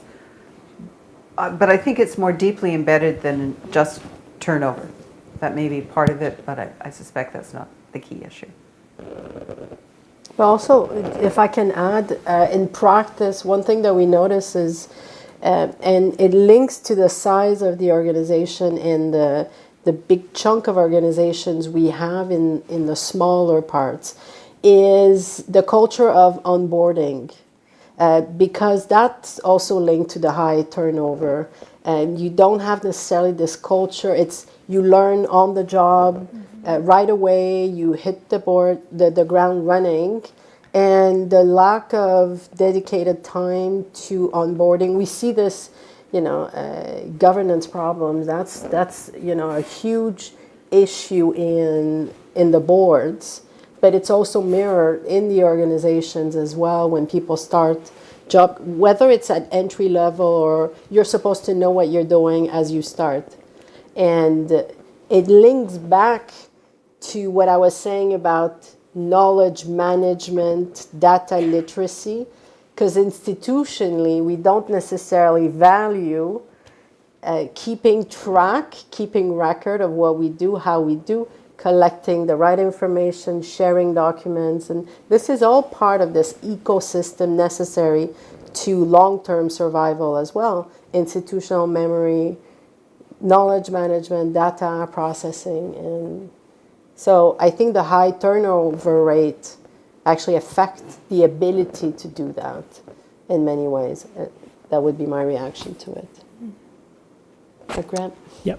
Thanks. I really enjoyed this. Graham, from Carleton. It's a question about the advocacy. I'm curious. It's a two-part question. One, in your mind, I mean, the numbers seem low, but I'm struggling to think about what is the right level of advocacy. I can't speak. So what is there another jurisdiction where we can look to and say, this is a thriving sector where on average, organizations are spending this amount of their resources towards lobbying for policies that are relevant to their organization or to the issues that they're dealing with? I guess because I'm not entirely clear, I can see why it might seem low, but I also I'm curious about it. Just because they can doesn't mean it necessarily we want them to be. And what is there to be improved here in the absence of just growing the level? Like what's to be accomplished by, and I guess that's where the comparative piece comes in. It's like, is there another jurisdiction where there is a lot of advocacy from the sector and it works really well, and that can inform what could be improved now that the law has changed here? That's a good question, and one part of the answer is yes, but I'll be more specific. You say 50% say they engage in advocacy. That's really high, but it goes to this contradictions of, yes, we engage in advocacy, but we don't do research. We don't call to others. We don't really meet with public servants that often. We don't appear for standing committees. So that's why we delved at what does it mean to engage in public policy. You say you do, but let's look at how you do it. Interesting that there's a study out from the from the US a year or so ago, and actually the numbers are very similar. And what the report is called Retreat from Advocacy, because it actually shows in the US that the level of engagement in policy has gone down over the years. So we're not that far off, actually, in that comparison. Hi. I just have kind of one other question just about the data. So there's a lot of kind of talk about like the relative size of charities. I'm wondering if there's any analysis, and genuinely I don't remember if we did this when I worked there, so like grain of salt. Is there plans to kind of look at the, I guess, like area of focus of the charities and how that impacts it? So for example, looking at like charities that provide services to folks experiencing homelessness versus child welfare versus environmental charities, and kind of how that impacts the data at all? Yeah, well, I've actually been looking at that because we have, the classifications from CRA as to like, what the charity purpose is. So I have looked at some of that, and I think I have some data coming out. I can't remember if it's for the capacity, a couple other papers I'm going to write. So for the staffing conditions, because it was like so many to look at, I actually didn't really, but I have that and I can run some of those numbers. So, but yeah, it would be interesting I've been wanting to delve a little more into that as well. But one of the challenges we face when we use that, and we've talked about this, is we hear a lot of the rumblings of people in the sector saying this categorization, it doesn't work. That's not really capturing what we actually do. Yeah. And there are so many. So, from a methodological point of view, we run into the issue of small numbers. We would have to recruit so many to be able to have like decent numbers in each of these categories, because there's so many. But eventually, I think one thing that we're trying to explore and think and leverage AI to help us do that is that in the Form 3010, there are fields where people describe their program, describe their mission. On average, it's consistent because people do copy and paste from the years before when they filled their form. But on average, we get a sense of what they claim to do. So what if we used some language models to reclassify, understand how they discuss, analyze that, and then test this assumption that it would change something if we classify them differently? Because that's a big assumption that we don't know. Mm-hmm. It might be that it doesn't change. On average, it might be more precise, but we're dealing with urgency here. So if you have something that works, there are other fires that need to be addressed. So, that's part of the research that researchers have to do, to actually see and then demonstrate empirically. You need to change those because it's not representing. But it's not as easy to do as it feels for everyone. So we don't have a clear answer yet, but it's definitely something we're working on the back end here. Yeah, because the sort of classification I was using was the broader CRA categories of like health and community resources and public amenities. So it's a much broader, stroke. Yeah, then but that would be really interesting. Then the subcategories that you have like a dozen. Then you get into the small numbers. Yes.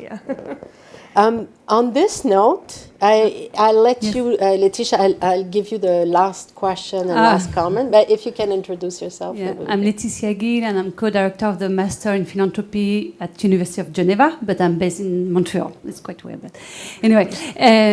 Thank you so much. It's very impressive what you managed to collect. And I had a question, with all this data, have you planned, or how could we share it with the board? Because I feel that most of the time, board, we keep it. I know that it's many executive directors who fill in the form, but how can we share the information and use, for instance, a digest, to come to the boardroom and open the discussion. Welcome discomfort, because I think that it's where the decisions are taken in terms of training, for instance, if we take the example, or wages or benefits and so on. So how can you use your CICP data to present it to the board members and open the discussion and see where the charity stand, or the foundation stand, and how we can improve it? Yeah, so it's a great question. And it's actually something we heard last year at the summit during our discussion, where people were like, okay, it's great. We have all this information. It's almost too much information. What do we do with it and how do we use it? And so moving forward, we're developing a partnership that will support the capacity, the leverage, the data we're already producing and align it better with the needs of people on the ground, organizations, and the format of these knowledge products that we have. Because it might be that it's a repository on practical cases. It might be that it's short briefing notes. It might be that it's more hands-on application. So we're not clear yet, and we're going to kind of dedicate some time in the next years remaining for the project to make sure that we get that alignment right. But for now, we have the newsletter, so you can subscribe them willingly or unwillingly, spam them with our newsletter.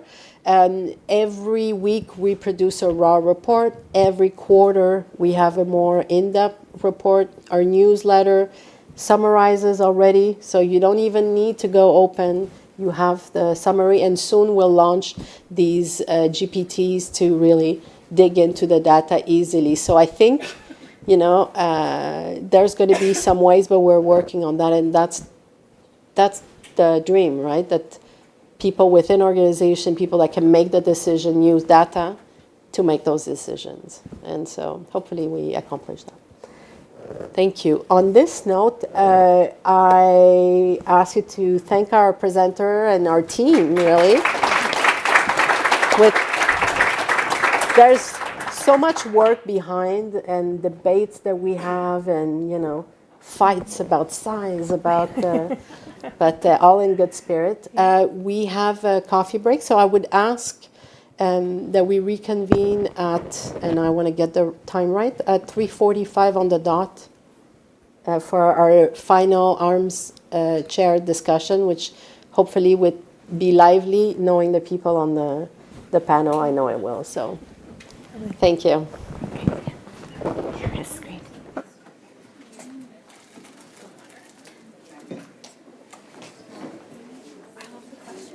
Yeah, they're great questions. I was like, let's just do the foundations. Yeah. As well. Yeah, but the findings are very similar to what is on my PhD on the job training. Oh yeah. So Kim, that's what I was asking Kim to really lean into her education background, because at least I'm used to seeing that data from the nonprofit perspective, and I'm like, but why doesn't it work? Like why? And so that's what I see. But it's interesting because in my head, in my head, I think foundations is sophisticated and charity, but no, it's actually the same. The lack of job descriptions, not advocacy, the same, especially maybe size. I think size might be size might be similar. So anyways, I know we'll have a longer conversation. Oh, thank you. I was like the same. The questions you have are perfect. So then we could have cross. Yeah. Well, like I said, we will. But now that I know the questions, I'm like, okay, well then let's just run. If we could, not a make or let's use what you have. Create some comparables. Let's not reinvent the wheel if we can, and then it helps us too for many reasons. And like it's great that for me also I'm curious. I want to know. Like I was telling you the advising side of it. I'm really gosh, that's I know. I'm still trying to figure out how to tap into that. No, super. We'll have it. We'll definitely have a chat. And anyways, it's all good. Great, thank you. Thank you for hopefully good. And I just see a way. It's more about Merci Jean-Marc. Merci, bien Merci. intéressant, c'est bien Ouais, ben apprécié. merci d'être venu. Tu as fait le gros chemin, puis c'était vraiment cool, puis j'étais contente. Moi, je suis tout le temps celle qui cause le trop. Tu sais, allez, let's go, là, on fait. Fait que là, j'étais comme, je suis pas la seule. Ouais, ça fait du bien un peu, tu sais, de rendre ça. Il y a plein de choses que je vois de collaboration, Ouais, de non, plein non, de données, regarde. de choses que Comme je t'ai dit, regarde. Tu sais, moi, c'est mon style. C'est juste que, tu sais, il faut un changement de vie, là, à un moment donné. Ouais. Bon, ben, ça fait plaisir, merci. Attends, vas-tu faire? J'ai un petit quelque chose.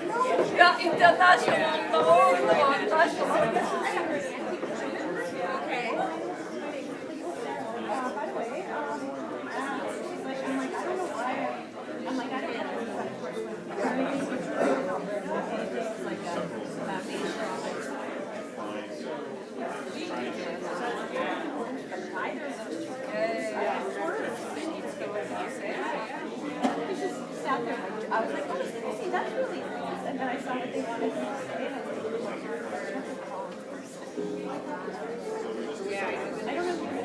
I don't know if they find it that they say somebody mentioned it. I think that just funding so.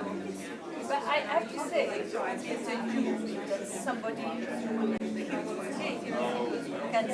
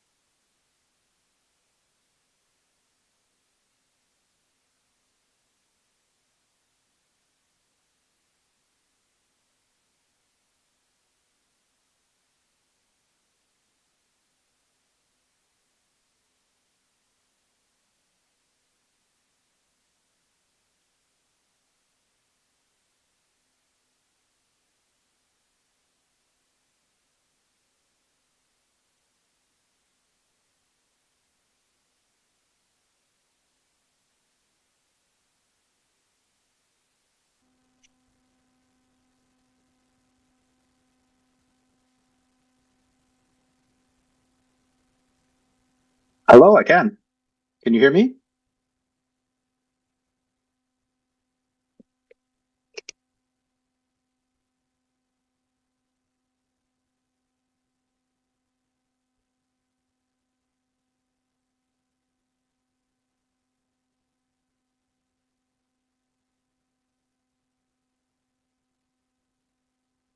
I do not have a PowerPoint now.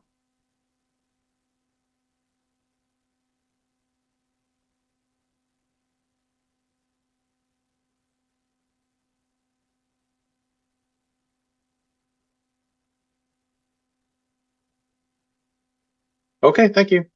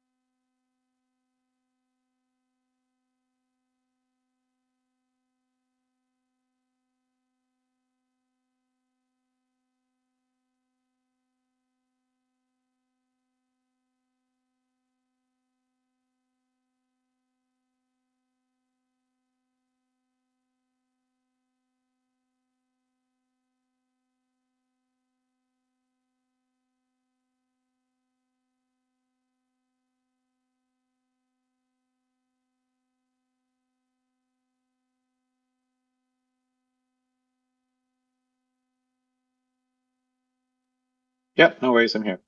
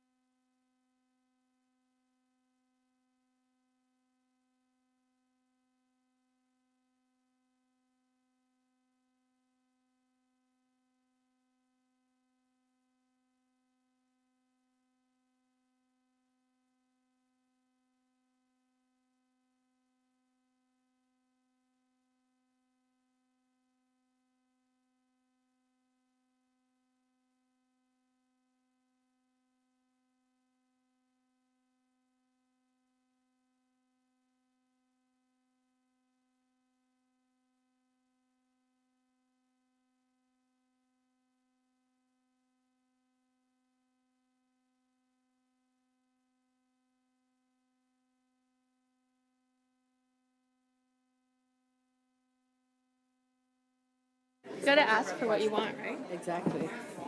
And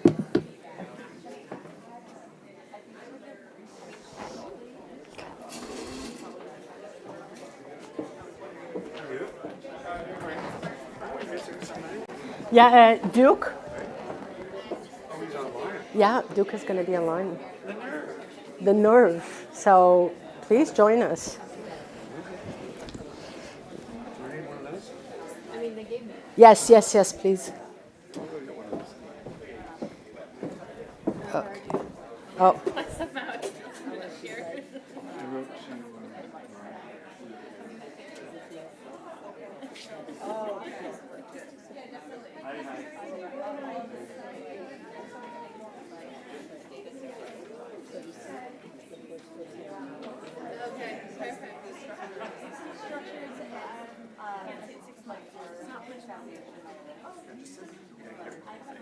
So hi everyone.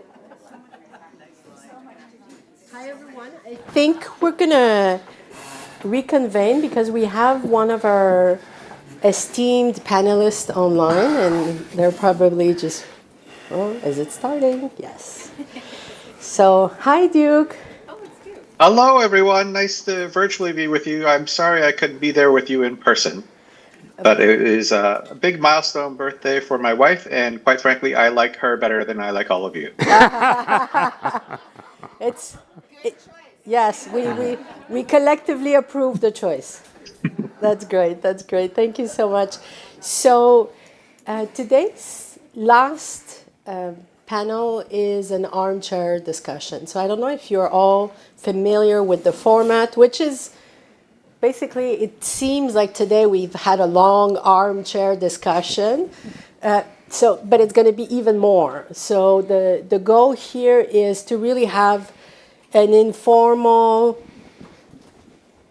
feisty armchair discussion so we can really exchange ideas and push a bit the envelope. So hopefully we come at it in a spirit of let's think beyond and what's next. The theme for our armchair discussion is the theme of change. We seem to talk a lot about change. People debate where does change emerge from. Micro intervention, little at the organizational level, individual level. I'm a big fan of these approach, but others will be more system thinkers, big initiatives across the sector. And we'll talk about, what do we need to think about? What are the next frontiers? And we have 3 fantastic people to debate these ideas, and hopefully you'll join us in having a lively discussion. So let me introduce everyone because I have, of course, I'm trying to have. So I'll introduce first Duke Chang, President and CEO of Canada Helps. Duke is an accomplished executive with over 25 years of leadership experience in financial services and technology, transforming businesses through innovation and product-led growth. Most recently, Duke served as the worldwide head of product, business development, and customer experience for Lenovo Solutions and Service Group. In that capacity, he built and scaled broad solutions to support Lenovo's $3 billion business. Duke is adept at identifying customers' needs, innovating solutions, and bring various things to opportunities and solve real-world problems. He's the co-founder of Act 3 Reality, an education technology company focused on helping children with autism and other social and learning challenges using virtual reality. While managing director of Fidelity Investment, Duke helped champion critical innovations across financial services, including investment management, charitable giving, student loans, and the gig economy. He holds an MBA from the Fuqua School of Business at Duke University. Duke studied at Duke, that's good. And a Bachelor of Science from Georgetown University. So they currently, Duke and his family reside in Ontario, where he also grew up. So I will ask Duke to first talk, but I'll introduce all the panel first. So we have second panelist is Andrea Dix, President of Community Foundations of Canada. Andrea joined Community Foundations of Canada, CFC, in 2015 and was named President in January 2020. In addition to our work with CFC, Andrea brings 15 years of community and corporate philanthropy experience, including as the founding executive director of the Community Foundations of Greater Peterborough. She's also served in leadership roles with the Rideau Hall Foundation, PwC Canada Foundation, the Make-A-Wish Foundation of Toronto and Central Ontario. So lots of experience around here in this table. I'm privileged, really. Outside of her work with CFC, Andrea actively contributes to multiple voluntary sector organizations, including as a board member for the Kimar Foundation, Imagine Canada, Connecting Communities in the Americas, and the African Institute for Mathematical Science, the Canadian division. So thank you so much for joining. And Bob Wyatt. Be careful here. I know. I need to be careful here. Dr. Bob, Executive Director of the Moutard Foundation since 1989. Dr. Wyatt has been the Executive Director of the Foundation, following a career in journalism and public relations in both the government and the private sector. Much of his career in the voluntary sector has involved working with capacity building organizations to build a higher profile of the sector and encourage its greater engagement in public policy issues. As part of the Canadian Government Voluntary Sector Initiative, he co-chaired the Joint Regulatory Table. He also served on the boards of various organizations and regularly advised boards on good governance practice. He also comes to my class every year, so I'm really grateful for that. Bob has been an executive in residence at the Australian Centre for Philanthropy and Nonprofit Studies at Queensland University of Technology. He has received the Alberta Centennial Medal for outstanding contribution to the voluntary sector, has received an honorary doctorate of laws from Carleton University, hence my Dr. Bob, and in 2022 he became a member of the Order of Canada. So without a doubt, as you can see, we have this wisdom around here, yes? You got people who've been around a long time. That doesn't necessarily mean you've got wisdom. No, I was trying to be polite, but hey, So I would like to start with Duke, and if you can start, we shared earlier some kind of guiding questions of how to think about the challenges and the next wave and the changes. And one of the broader questions we had was, where do we see the source of changes emerging from, most likely? And are there policies from other sector or examples that you think could be adopted to strengthen Canada's charitable landscape? So let's maybe start in that, and everyone can reply, answer, react, and then feed off each other. Duke, can you start us off? Sure, I can. So when I think about examples from other sectors, the story of Malcolm McLean comes to mind. Most of you probably have never heard of Malcolm McLean. He grew up in rural North Carolina, and by the time he graduated high school, his family didn't have enough money to send him to university. They had enough money to buy him a truck. And so Malcolm spent his early life hauling tobacco and cotton from the fields of North Carolina down to the port where they would go on ships overseas. And he realized really quickly that he was really frustrated in waiting in line for his turn to unload his truck onto the ships, because everything that came into that port, whether it was by train or by truck or by horse-drawn cart, was a different size container. It was a different shape, it was a different dimensions, different weight, and it took forever to load a ship. What Malcolm came up with as an innovation was what we now know today as the multimodal shipping container, which could go both on trains and ships and everywhere else. Now, the reason why that worked and the reason why I bring up this example is there are areas where sectors and industries have chosen to compete, and sectors and industries have chosen to cooperate. In Malcolm's example, everybody realized that the size and shape of the shipping container was not going to make their individual company or their individual product better. It was much better for them to cooperate and all agree on a standard. Now, I think we have that same opportunity here to think about where are opportunities where we could standardize and make the sector more efficient, where are the opportunities to create shared services so we aren't repeating things over and over again, and really let the 85,000 charities focus in on what makes them special. Now, the benefit of getting 85,000 charities to align on that type of standardization is then we can start thinking about, well, what are the potential network benefits of doing so and actually cooperating? We see examples, again, from other industries of network effects and network benefits, right? Social media essentially works on a network effect.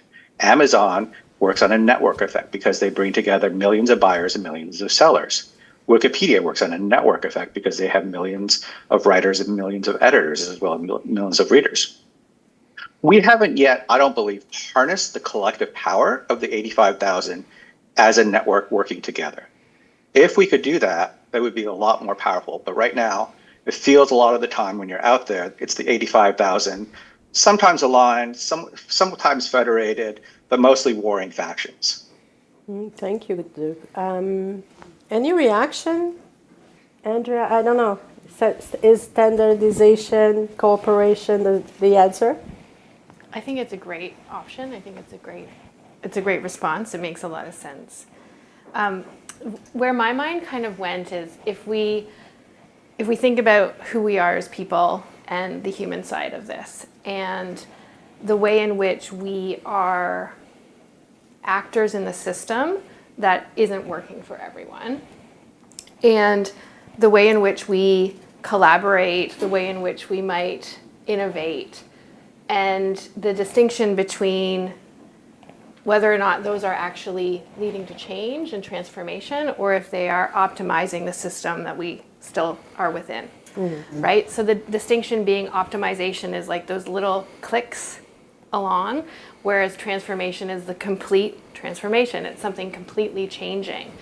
And I think that within our broader sector and the system that we operate in, we're in a moment where we talk about transformation and we talk about change, but we're very optimized naturally. And I will confess that I just finished a psychology course, and I have that in the back of my mind right now. So to come into a data conversation is like slightly flipping my own mind a little bit. But one of the things that we talked about in this course was wants, and how much we actually want to change. And I mean, I think the system was created in a way to benefit a lot of people and intentionally leave behind a lot of people.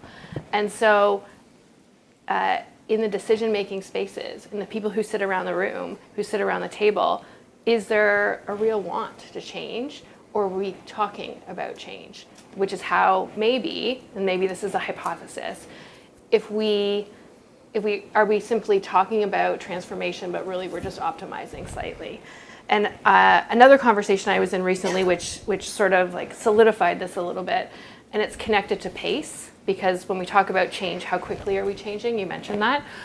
I was in a conversation where we were talking about the new $10 a day, or in some provinces it's $15 a day daycare, and how transformational, hopefully, that will be.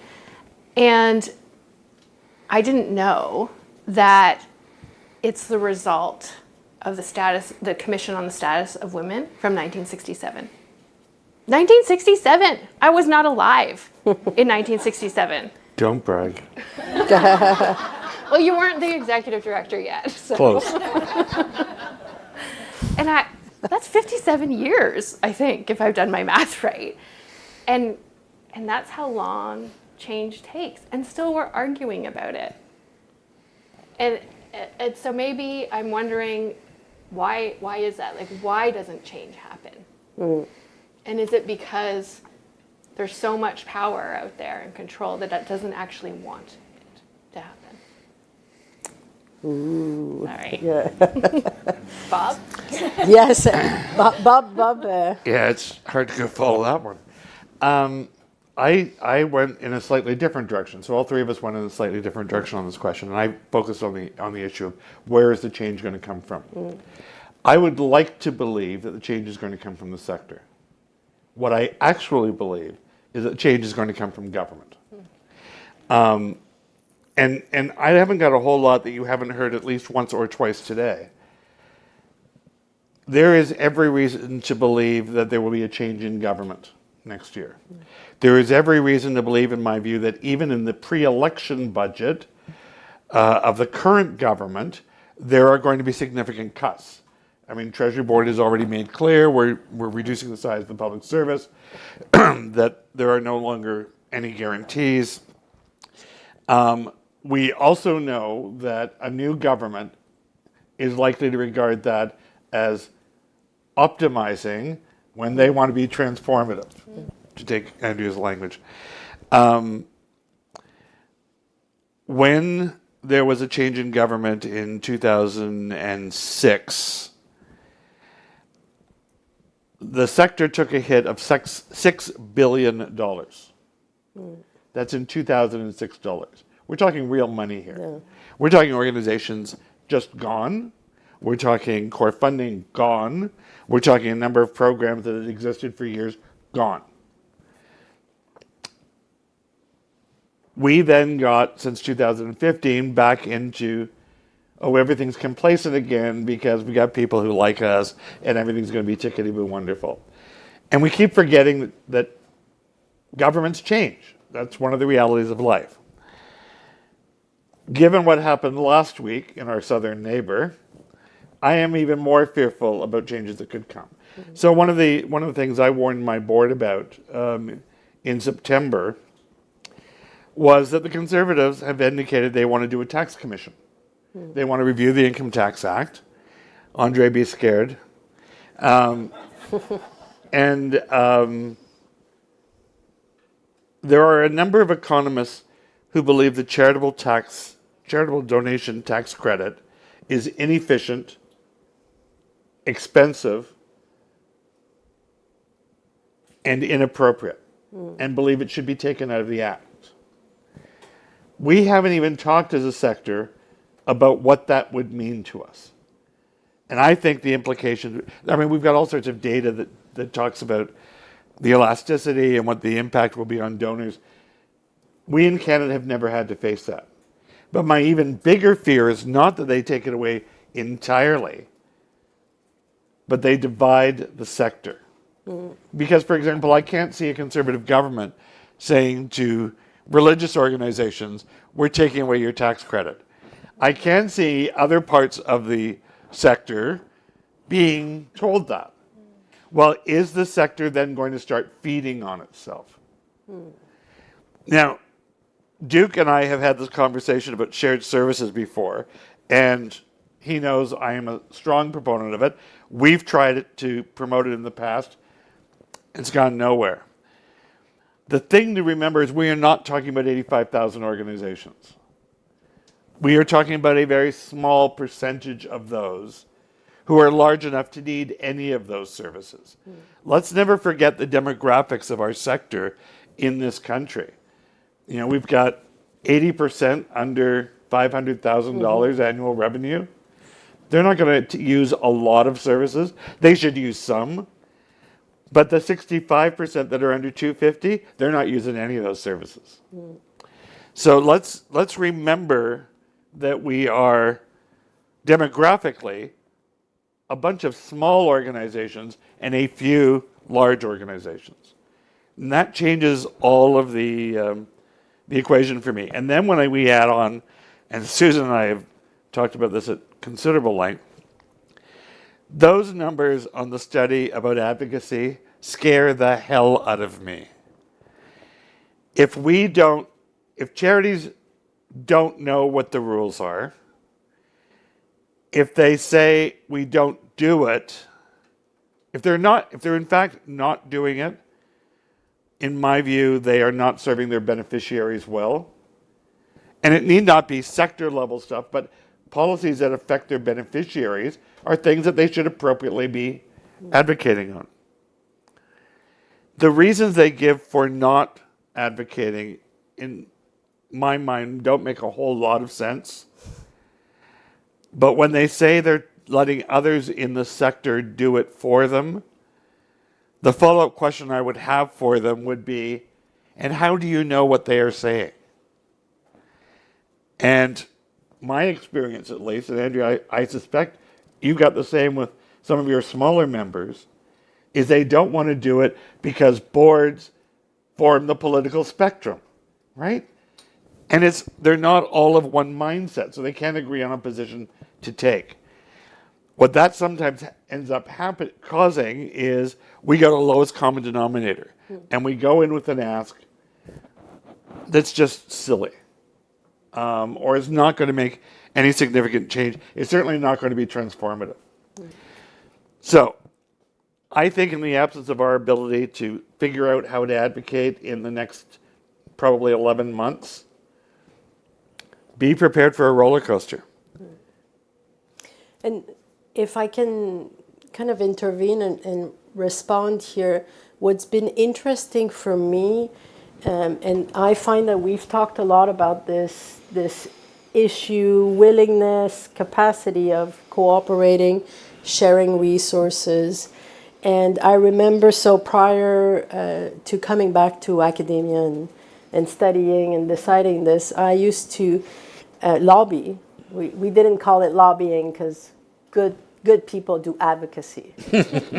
Like the lobbying is the cigarette people, the oil people, so I was doing advocacy for the Fair Trade, the advocacy office based in Brussels.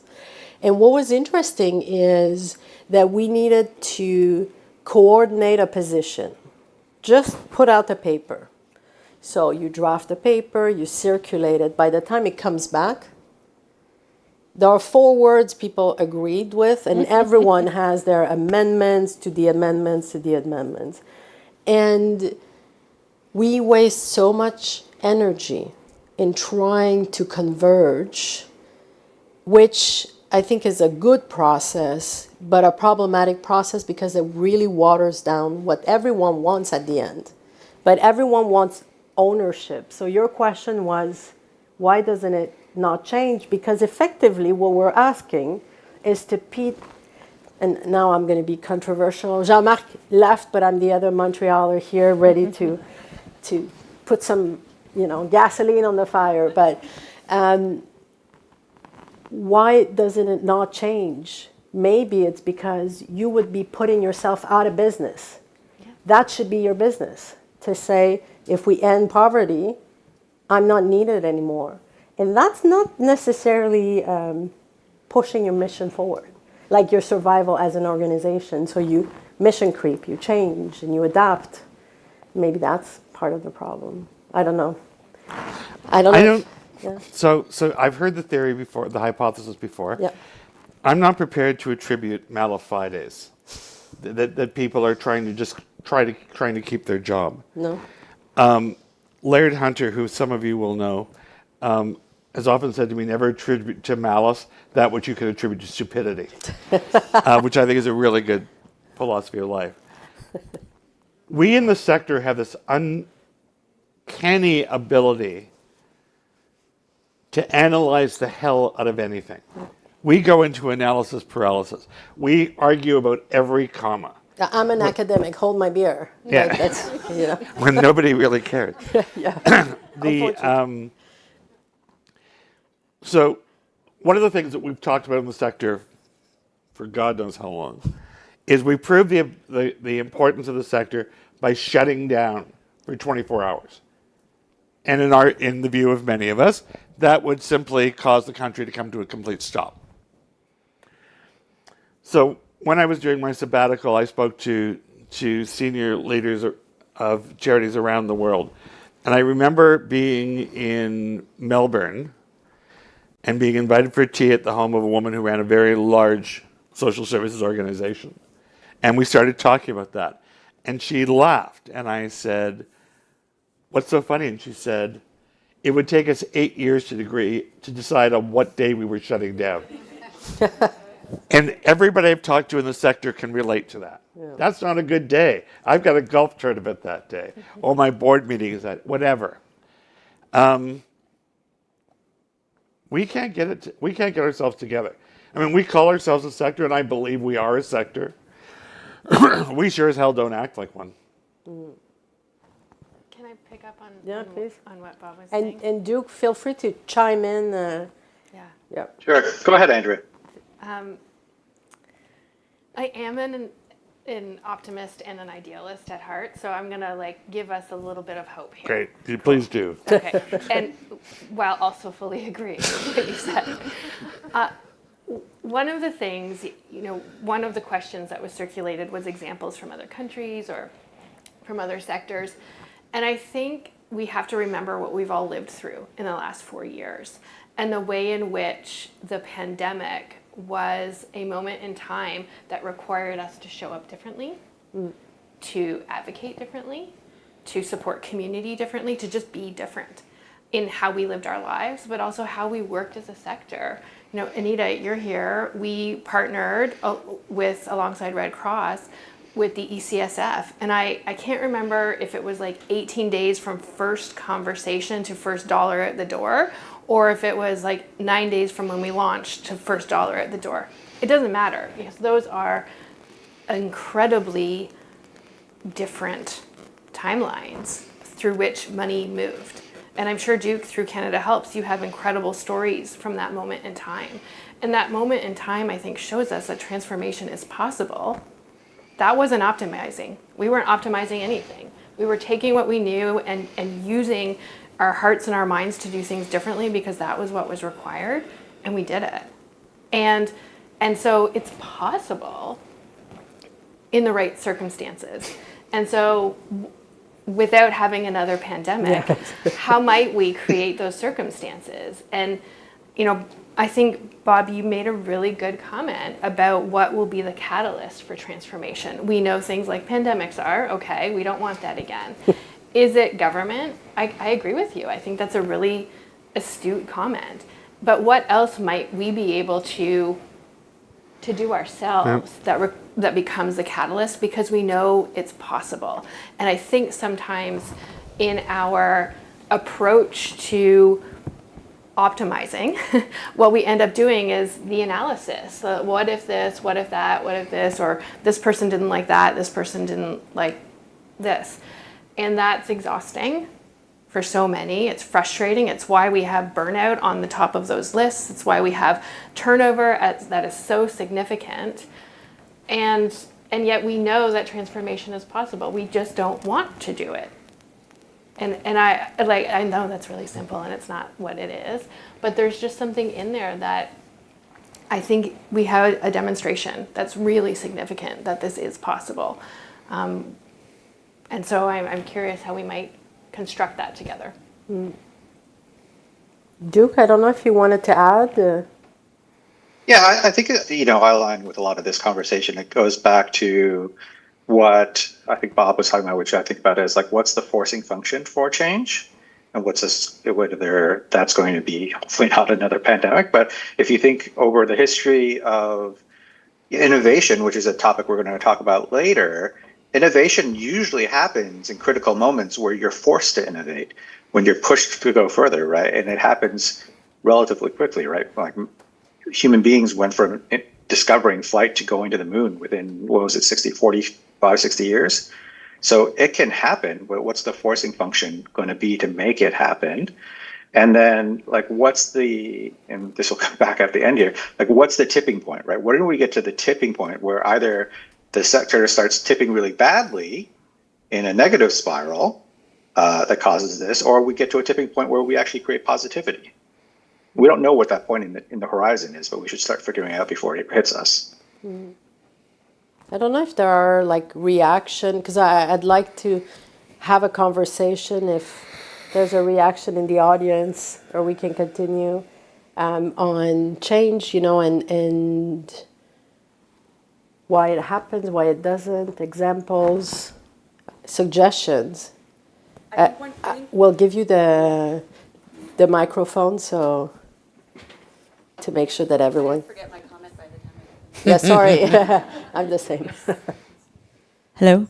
I think one of the challenges with charities and nonprofits, and one of the themes that's come up is the scarcity mindset of always having to the mental energy and the sort of raison d'etre is survival.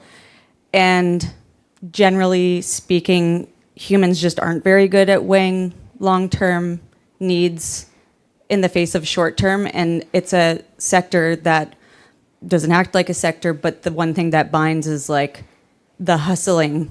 And I think that is part of the challenge, because the urgency always feels like immediate small-term things, and it's really hard to galvanize people around like one long-term change in the face of that existential survivalist mentality that I think is the culture of the nonprofit and charitable sector, like across the world. So I don't know where that leaves us, but I think that is one of the challenges. I think you're right. I mean, and I am very fortunate in that I don't have to raise any money to keep the foundation running, and I realize how privileged that makes me in the sector. But I also have to ensure that in the areas in which we are active, there are organizations who can deliver the things we need to deliver. So I have to be concerned about their survival. And you're right. People talk about a 5-year strategic plan. These days, a strategic plan of more than 18 months is a complete waste of time. The world is going to change in North America in the next 2 years. I don't know what the end result of that will be. I'm terrified at the possibilities. But survival is going to be critical. But survival includes getting together with like-minded people and thinking about what we're going to do when the catastrophe ends. And we need to do that. And it's the responsibility, in my view, of the umbrella organizations, foundations across the country to be convening those gatherings and saying, this is not going to work long term. This system simply will not work through changes in government, through declining donors, and I'm sure Duke is going to get onto that, and through the fact that we do a really crappy job of making our case as a sector to the public, right? If a new government were to say tomorrow, we're going to get rid of the charitable donation tax credit, there's some very large donors who would be upset. There would be a lot of charities that were upset. If we then tried to create a grassroots movement, no way we could do it, because people don't know what we are. Some organizations do a very good job of making their case, but we don't do a very good job of making a case for the sector. And if they don't understand us, they're not going to defend us. Do you think that there's been some examples of where the sector has come together to advocate, government, in a really positive way? Like, I hear you on that's a concern. I also look at, what was it? I'm looking at you, Anita, because I feel like we're on all the calls together.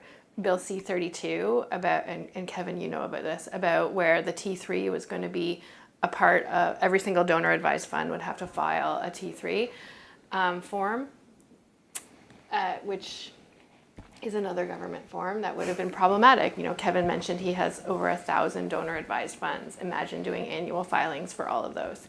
And we lobbied, we advocated, and things paused. That's success. And outside the foundation world and some charity lawyers, who cared? True. If we had gone down the street and said, how do you feel about the T3 issue? Come on, I did. They would have thought we were talking about Tylenol with extra codeine. Yeah. So I take your point that in time, and Duke made this point, in times of crisis, we can come together. We're just really bad at agreeing that there is a time of crisis. Yes, the pandemic made it really clear to all of us that we had a crisis. The changes since last week, how many of you have sort of been following the announcement of the cabinet appointments south of the border? Right? How many of you, exactly, Gay, you can't make this stuff up, right? But you don't think two people heading the Department of Efficiency it's a good... oh, sure. And if they screw up, Matt Gaetz will prosecute them. Yeah. That's really working well for me. And the woman who made headlines because she shot her dog and then was stupid enough to write about it is now Secretary of Homeland Security. I'm sorry, how could this go badly?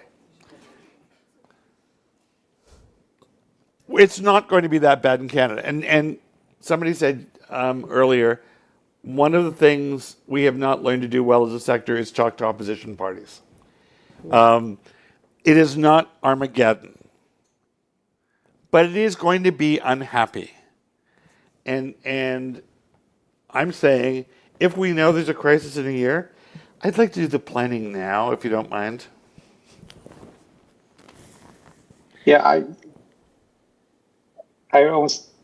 agree that we have communication challenges, let's say, but I would take it a step further. I think we need, like, it's a little bit of a DNA problem for the sector, and that we need to get our swagger back on. Like, we need to do a little bit of bragging about what we actually do.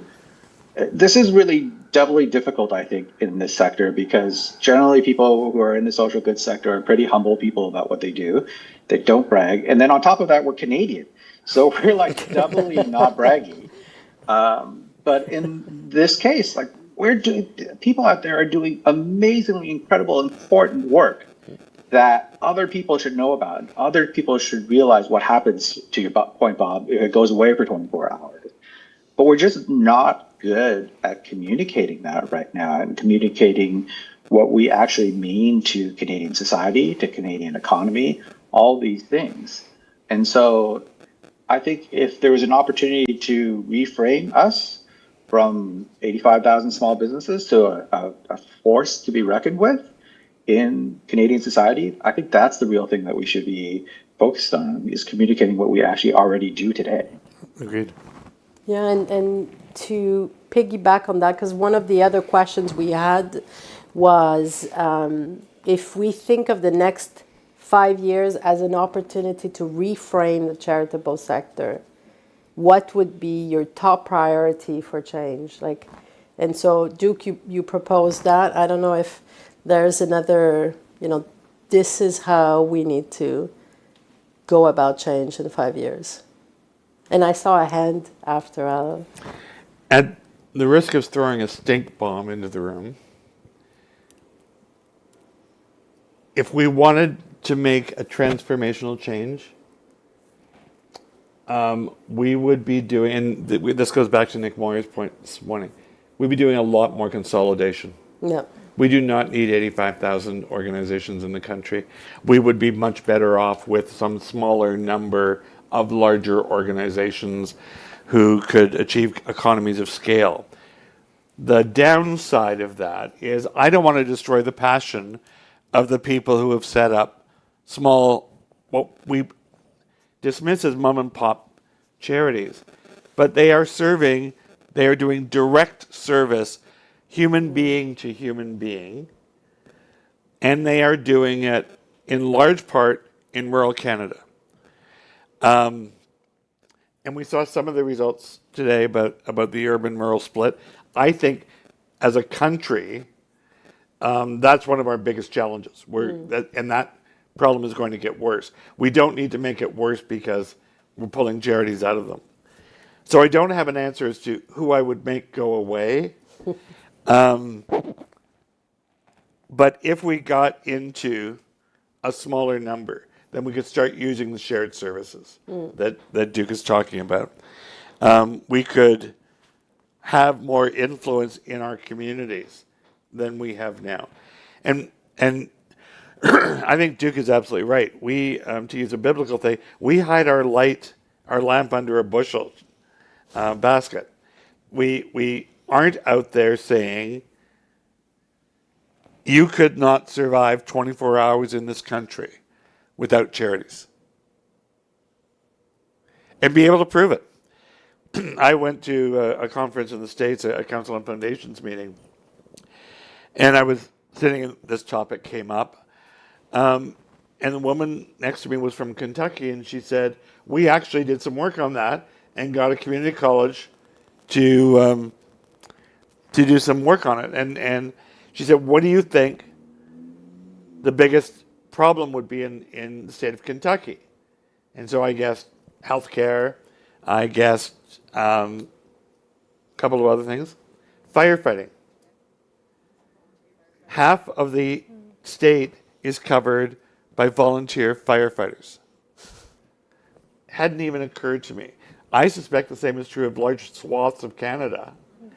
Do we want to take that chance? No, we don't.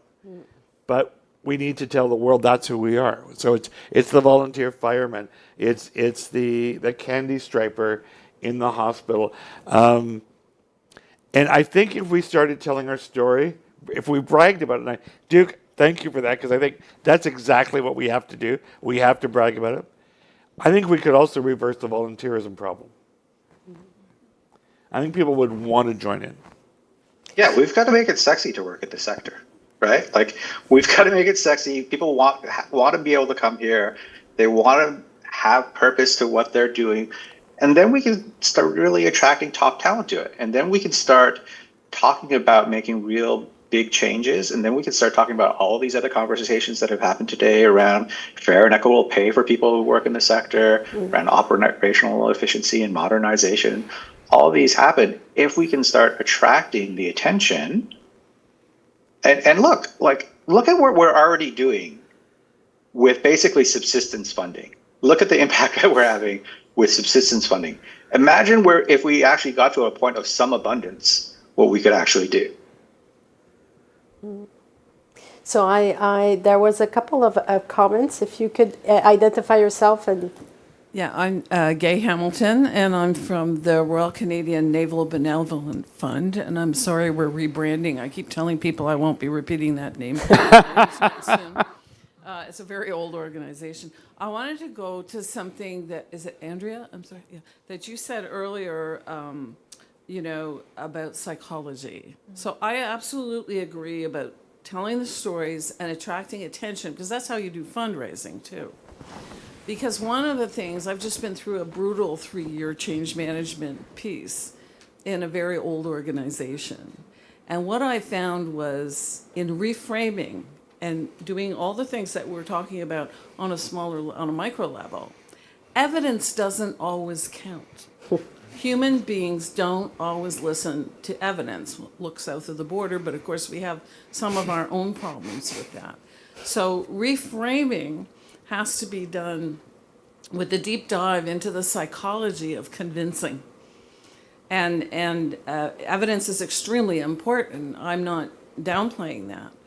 But the way in which we tell the stories and attract eyeballs onto our sector is going to be very important for the success of that change piece, I think. I'm going to send her Gay out because when I first met Gay, she had just become CEO of the Human Resource Sector Council for the voluntary sector. Very short-lived because she told me today on her first day she had an envelope waiting for her that told her that the funding had been cut. I would argue, and some of my colleagues in the room will totally disagree with me, I would give up a home and government concept in a nanosecond in favor of arguing we need another Human Resource Council. Because our workforce issues across the sector, across the country, are now at epidemic proportions. The childcare program that you talked about, that we are involved in doing policy work on, we can't possibly create the number of spaces that we hope to create because we haven't got the people. And we can only bring in plane loads of people from other countries for so long before the supply just dwindles. So I think part of our problem is we keep asking for the wrong stuff. And one of the ones, you've heard me rant about this once or twice. How many of you have heard someone say, We want the charitable tax credit to be as generous as the political tax credit, right? I'm sorry, I don't want donors topping off at $1,700. So be careful what you wish for.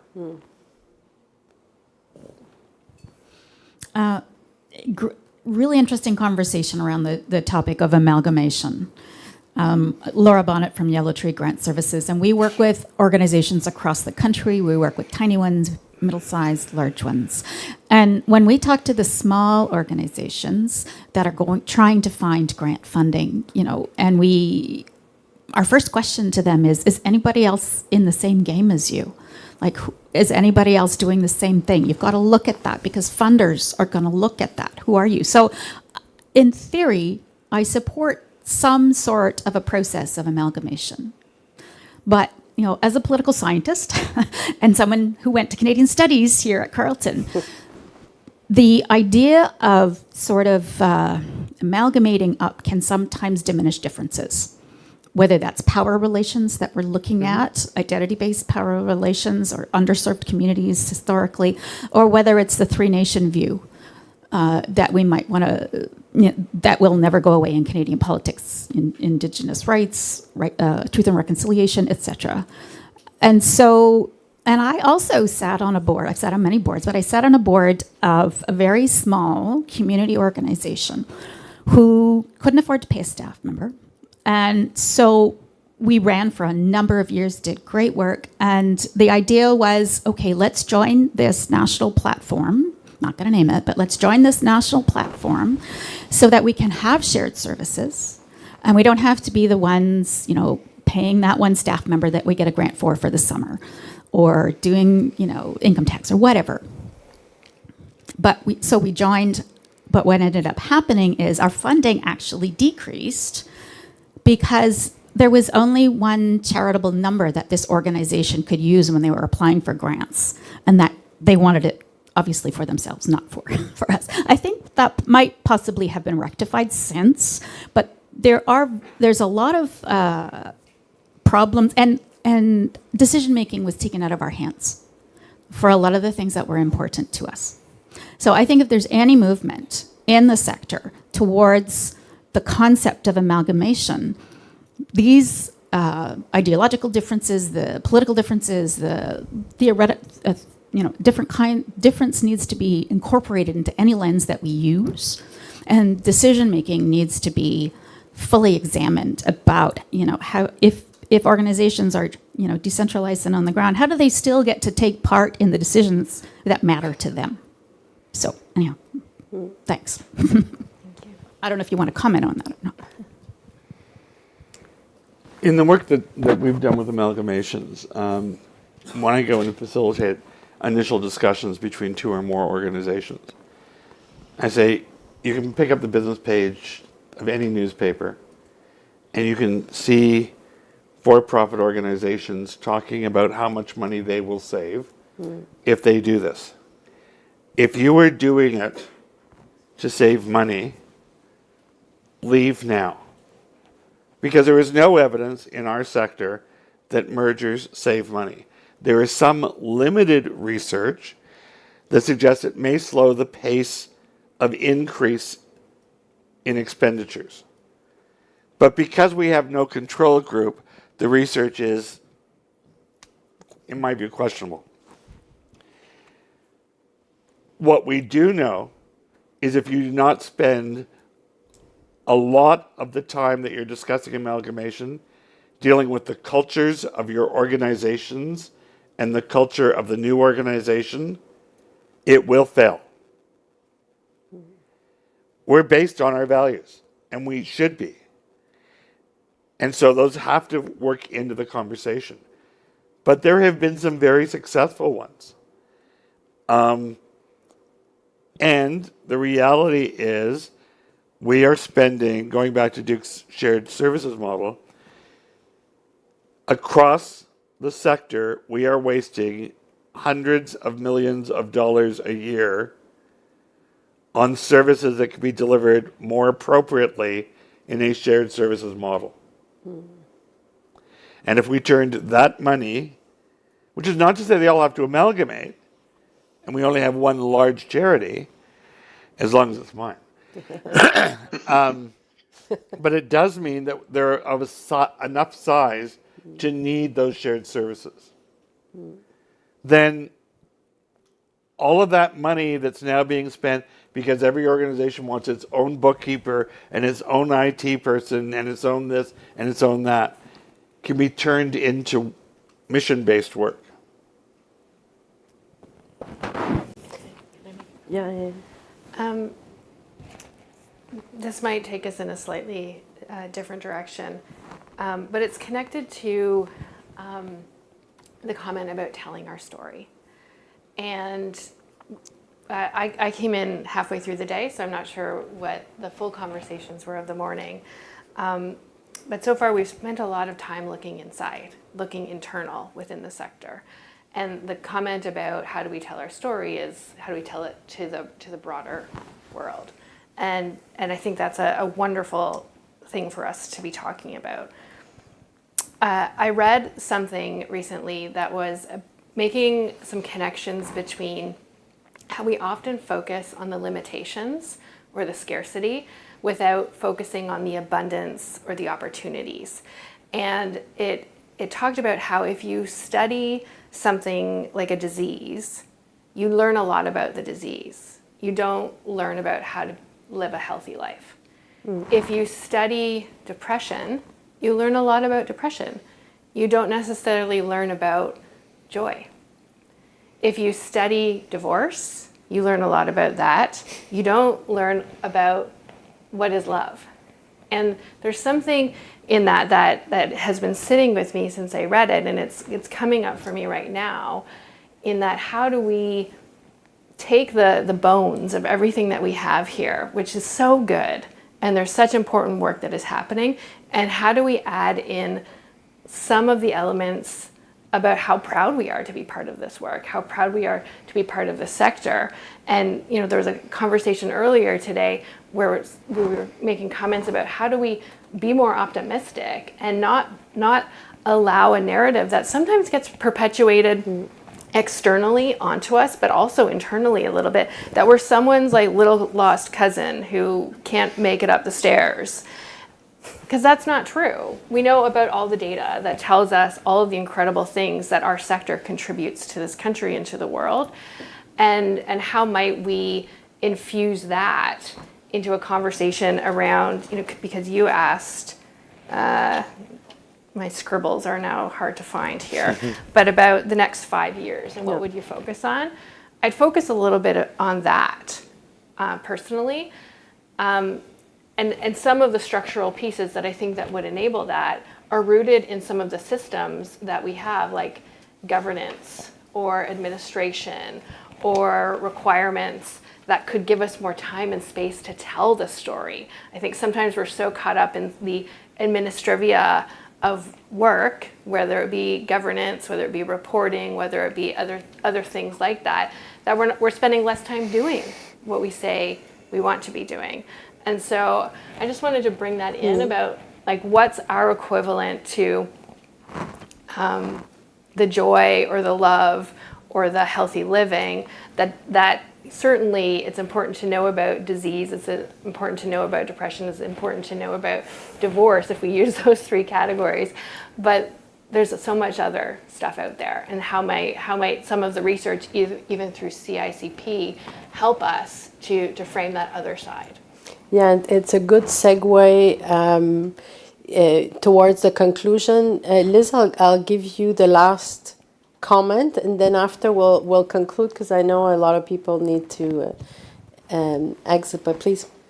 Just a quick thought, just in asking myself, well, who's going to tell these stories that we need to tell? And connecting it to another piece of this ecosystem, which is not here, which is local news media, which play a really, really important role, especially in telling the stories of small, very local charities. And there are parallel conversations happening about the decline of local news media.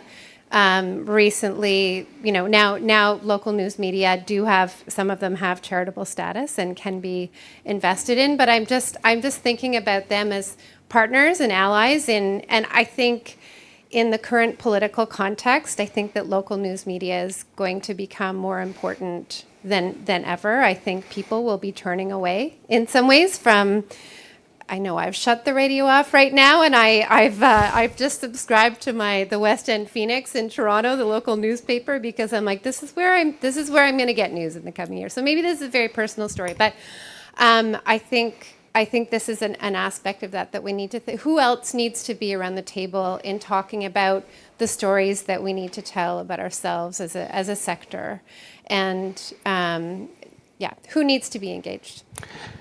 So I'm just going to follow up one last point, and then I will be quiet, I promise. Andrea has an absolutely great point. Most charities are formed because of the passion of the founders. That passion continues. I mean, we wouldn't be here if we weren't passionate about what we do and why we do it. And what we need to do is let the people in the sector share that passion with local news media, with general public, in front of parliamentary committees. Parliamentary committees no longer want to hear from EDs of organizations. They want to hear from people who are actually doing the stuff and people who benefit from the stuff being done. That's always been a powerful message in public policy work. So let's release the passion. I'm done. Mic drop. One to, and maybe to leave the conversation hanging a bit,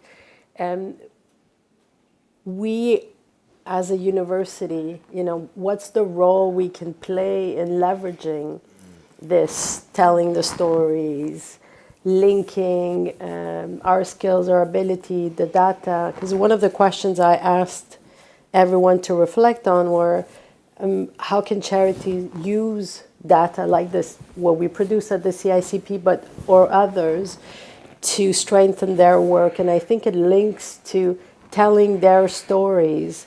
I am part of a group, I'm like this, and this is what we think, and there is evidence. It's not just me thinking this in isolation, but there are others out there and create these communities to foster change. But we need this linkage to how do we do this practically. But on this note, I want to thank Duke, Andrea, Bob for sharing this discussion, and everyone in the room. Today has been a day, at least for me, I've heard a lot. I need to process, learn, and then integrate. And if there is anything that struck you or you want to reach out, our team's always happy to hear some reaction, and we integrate what we learned also in moving forward. So I want to thank you for coming, dedicating your day to be with us, and thank our panelists today. So yeah, thank you. And on this note, we release you to the wild, and hopefully you come again next year. Thank you.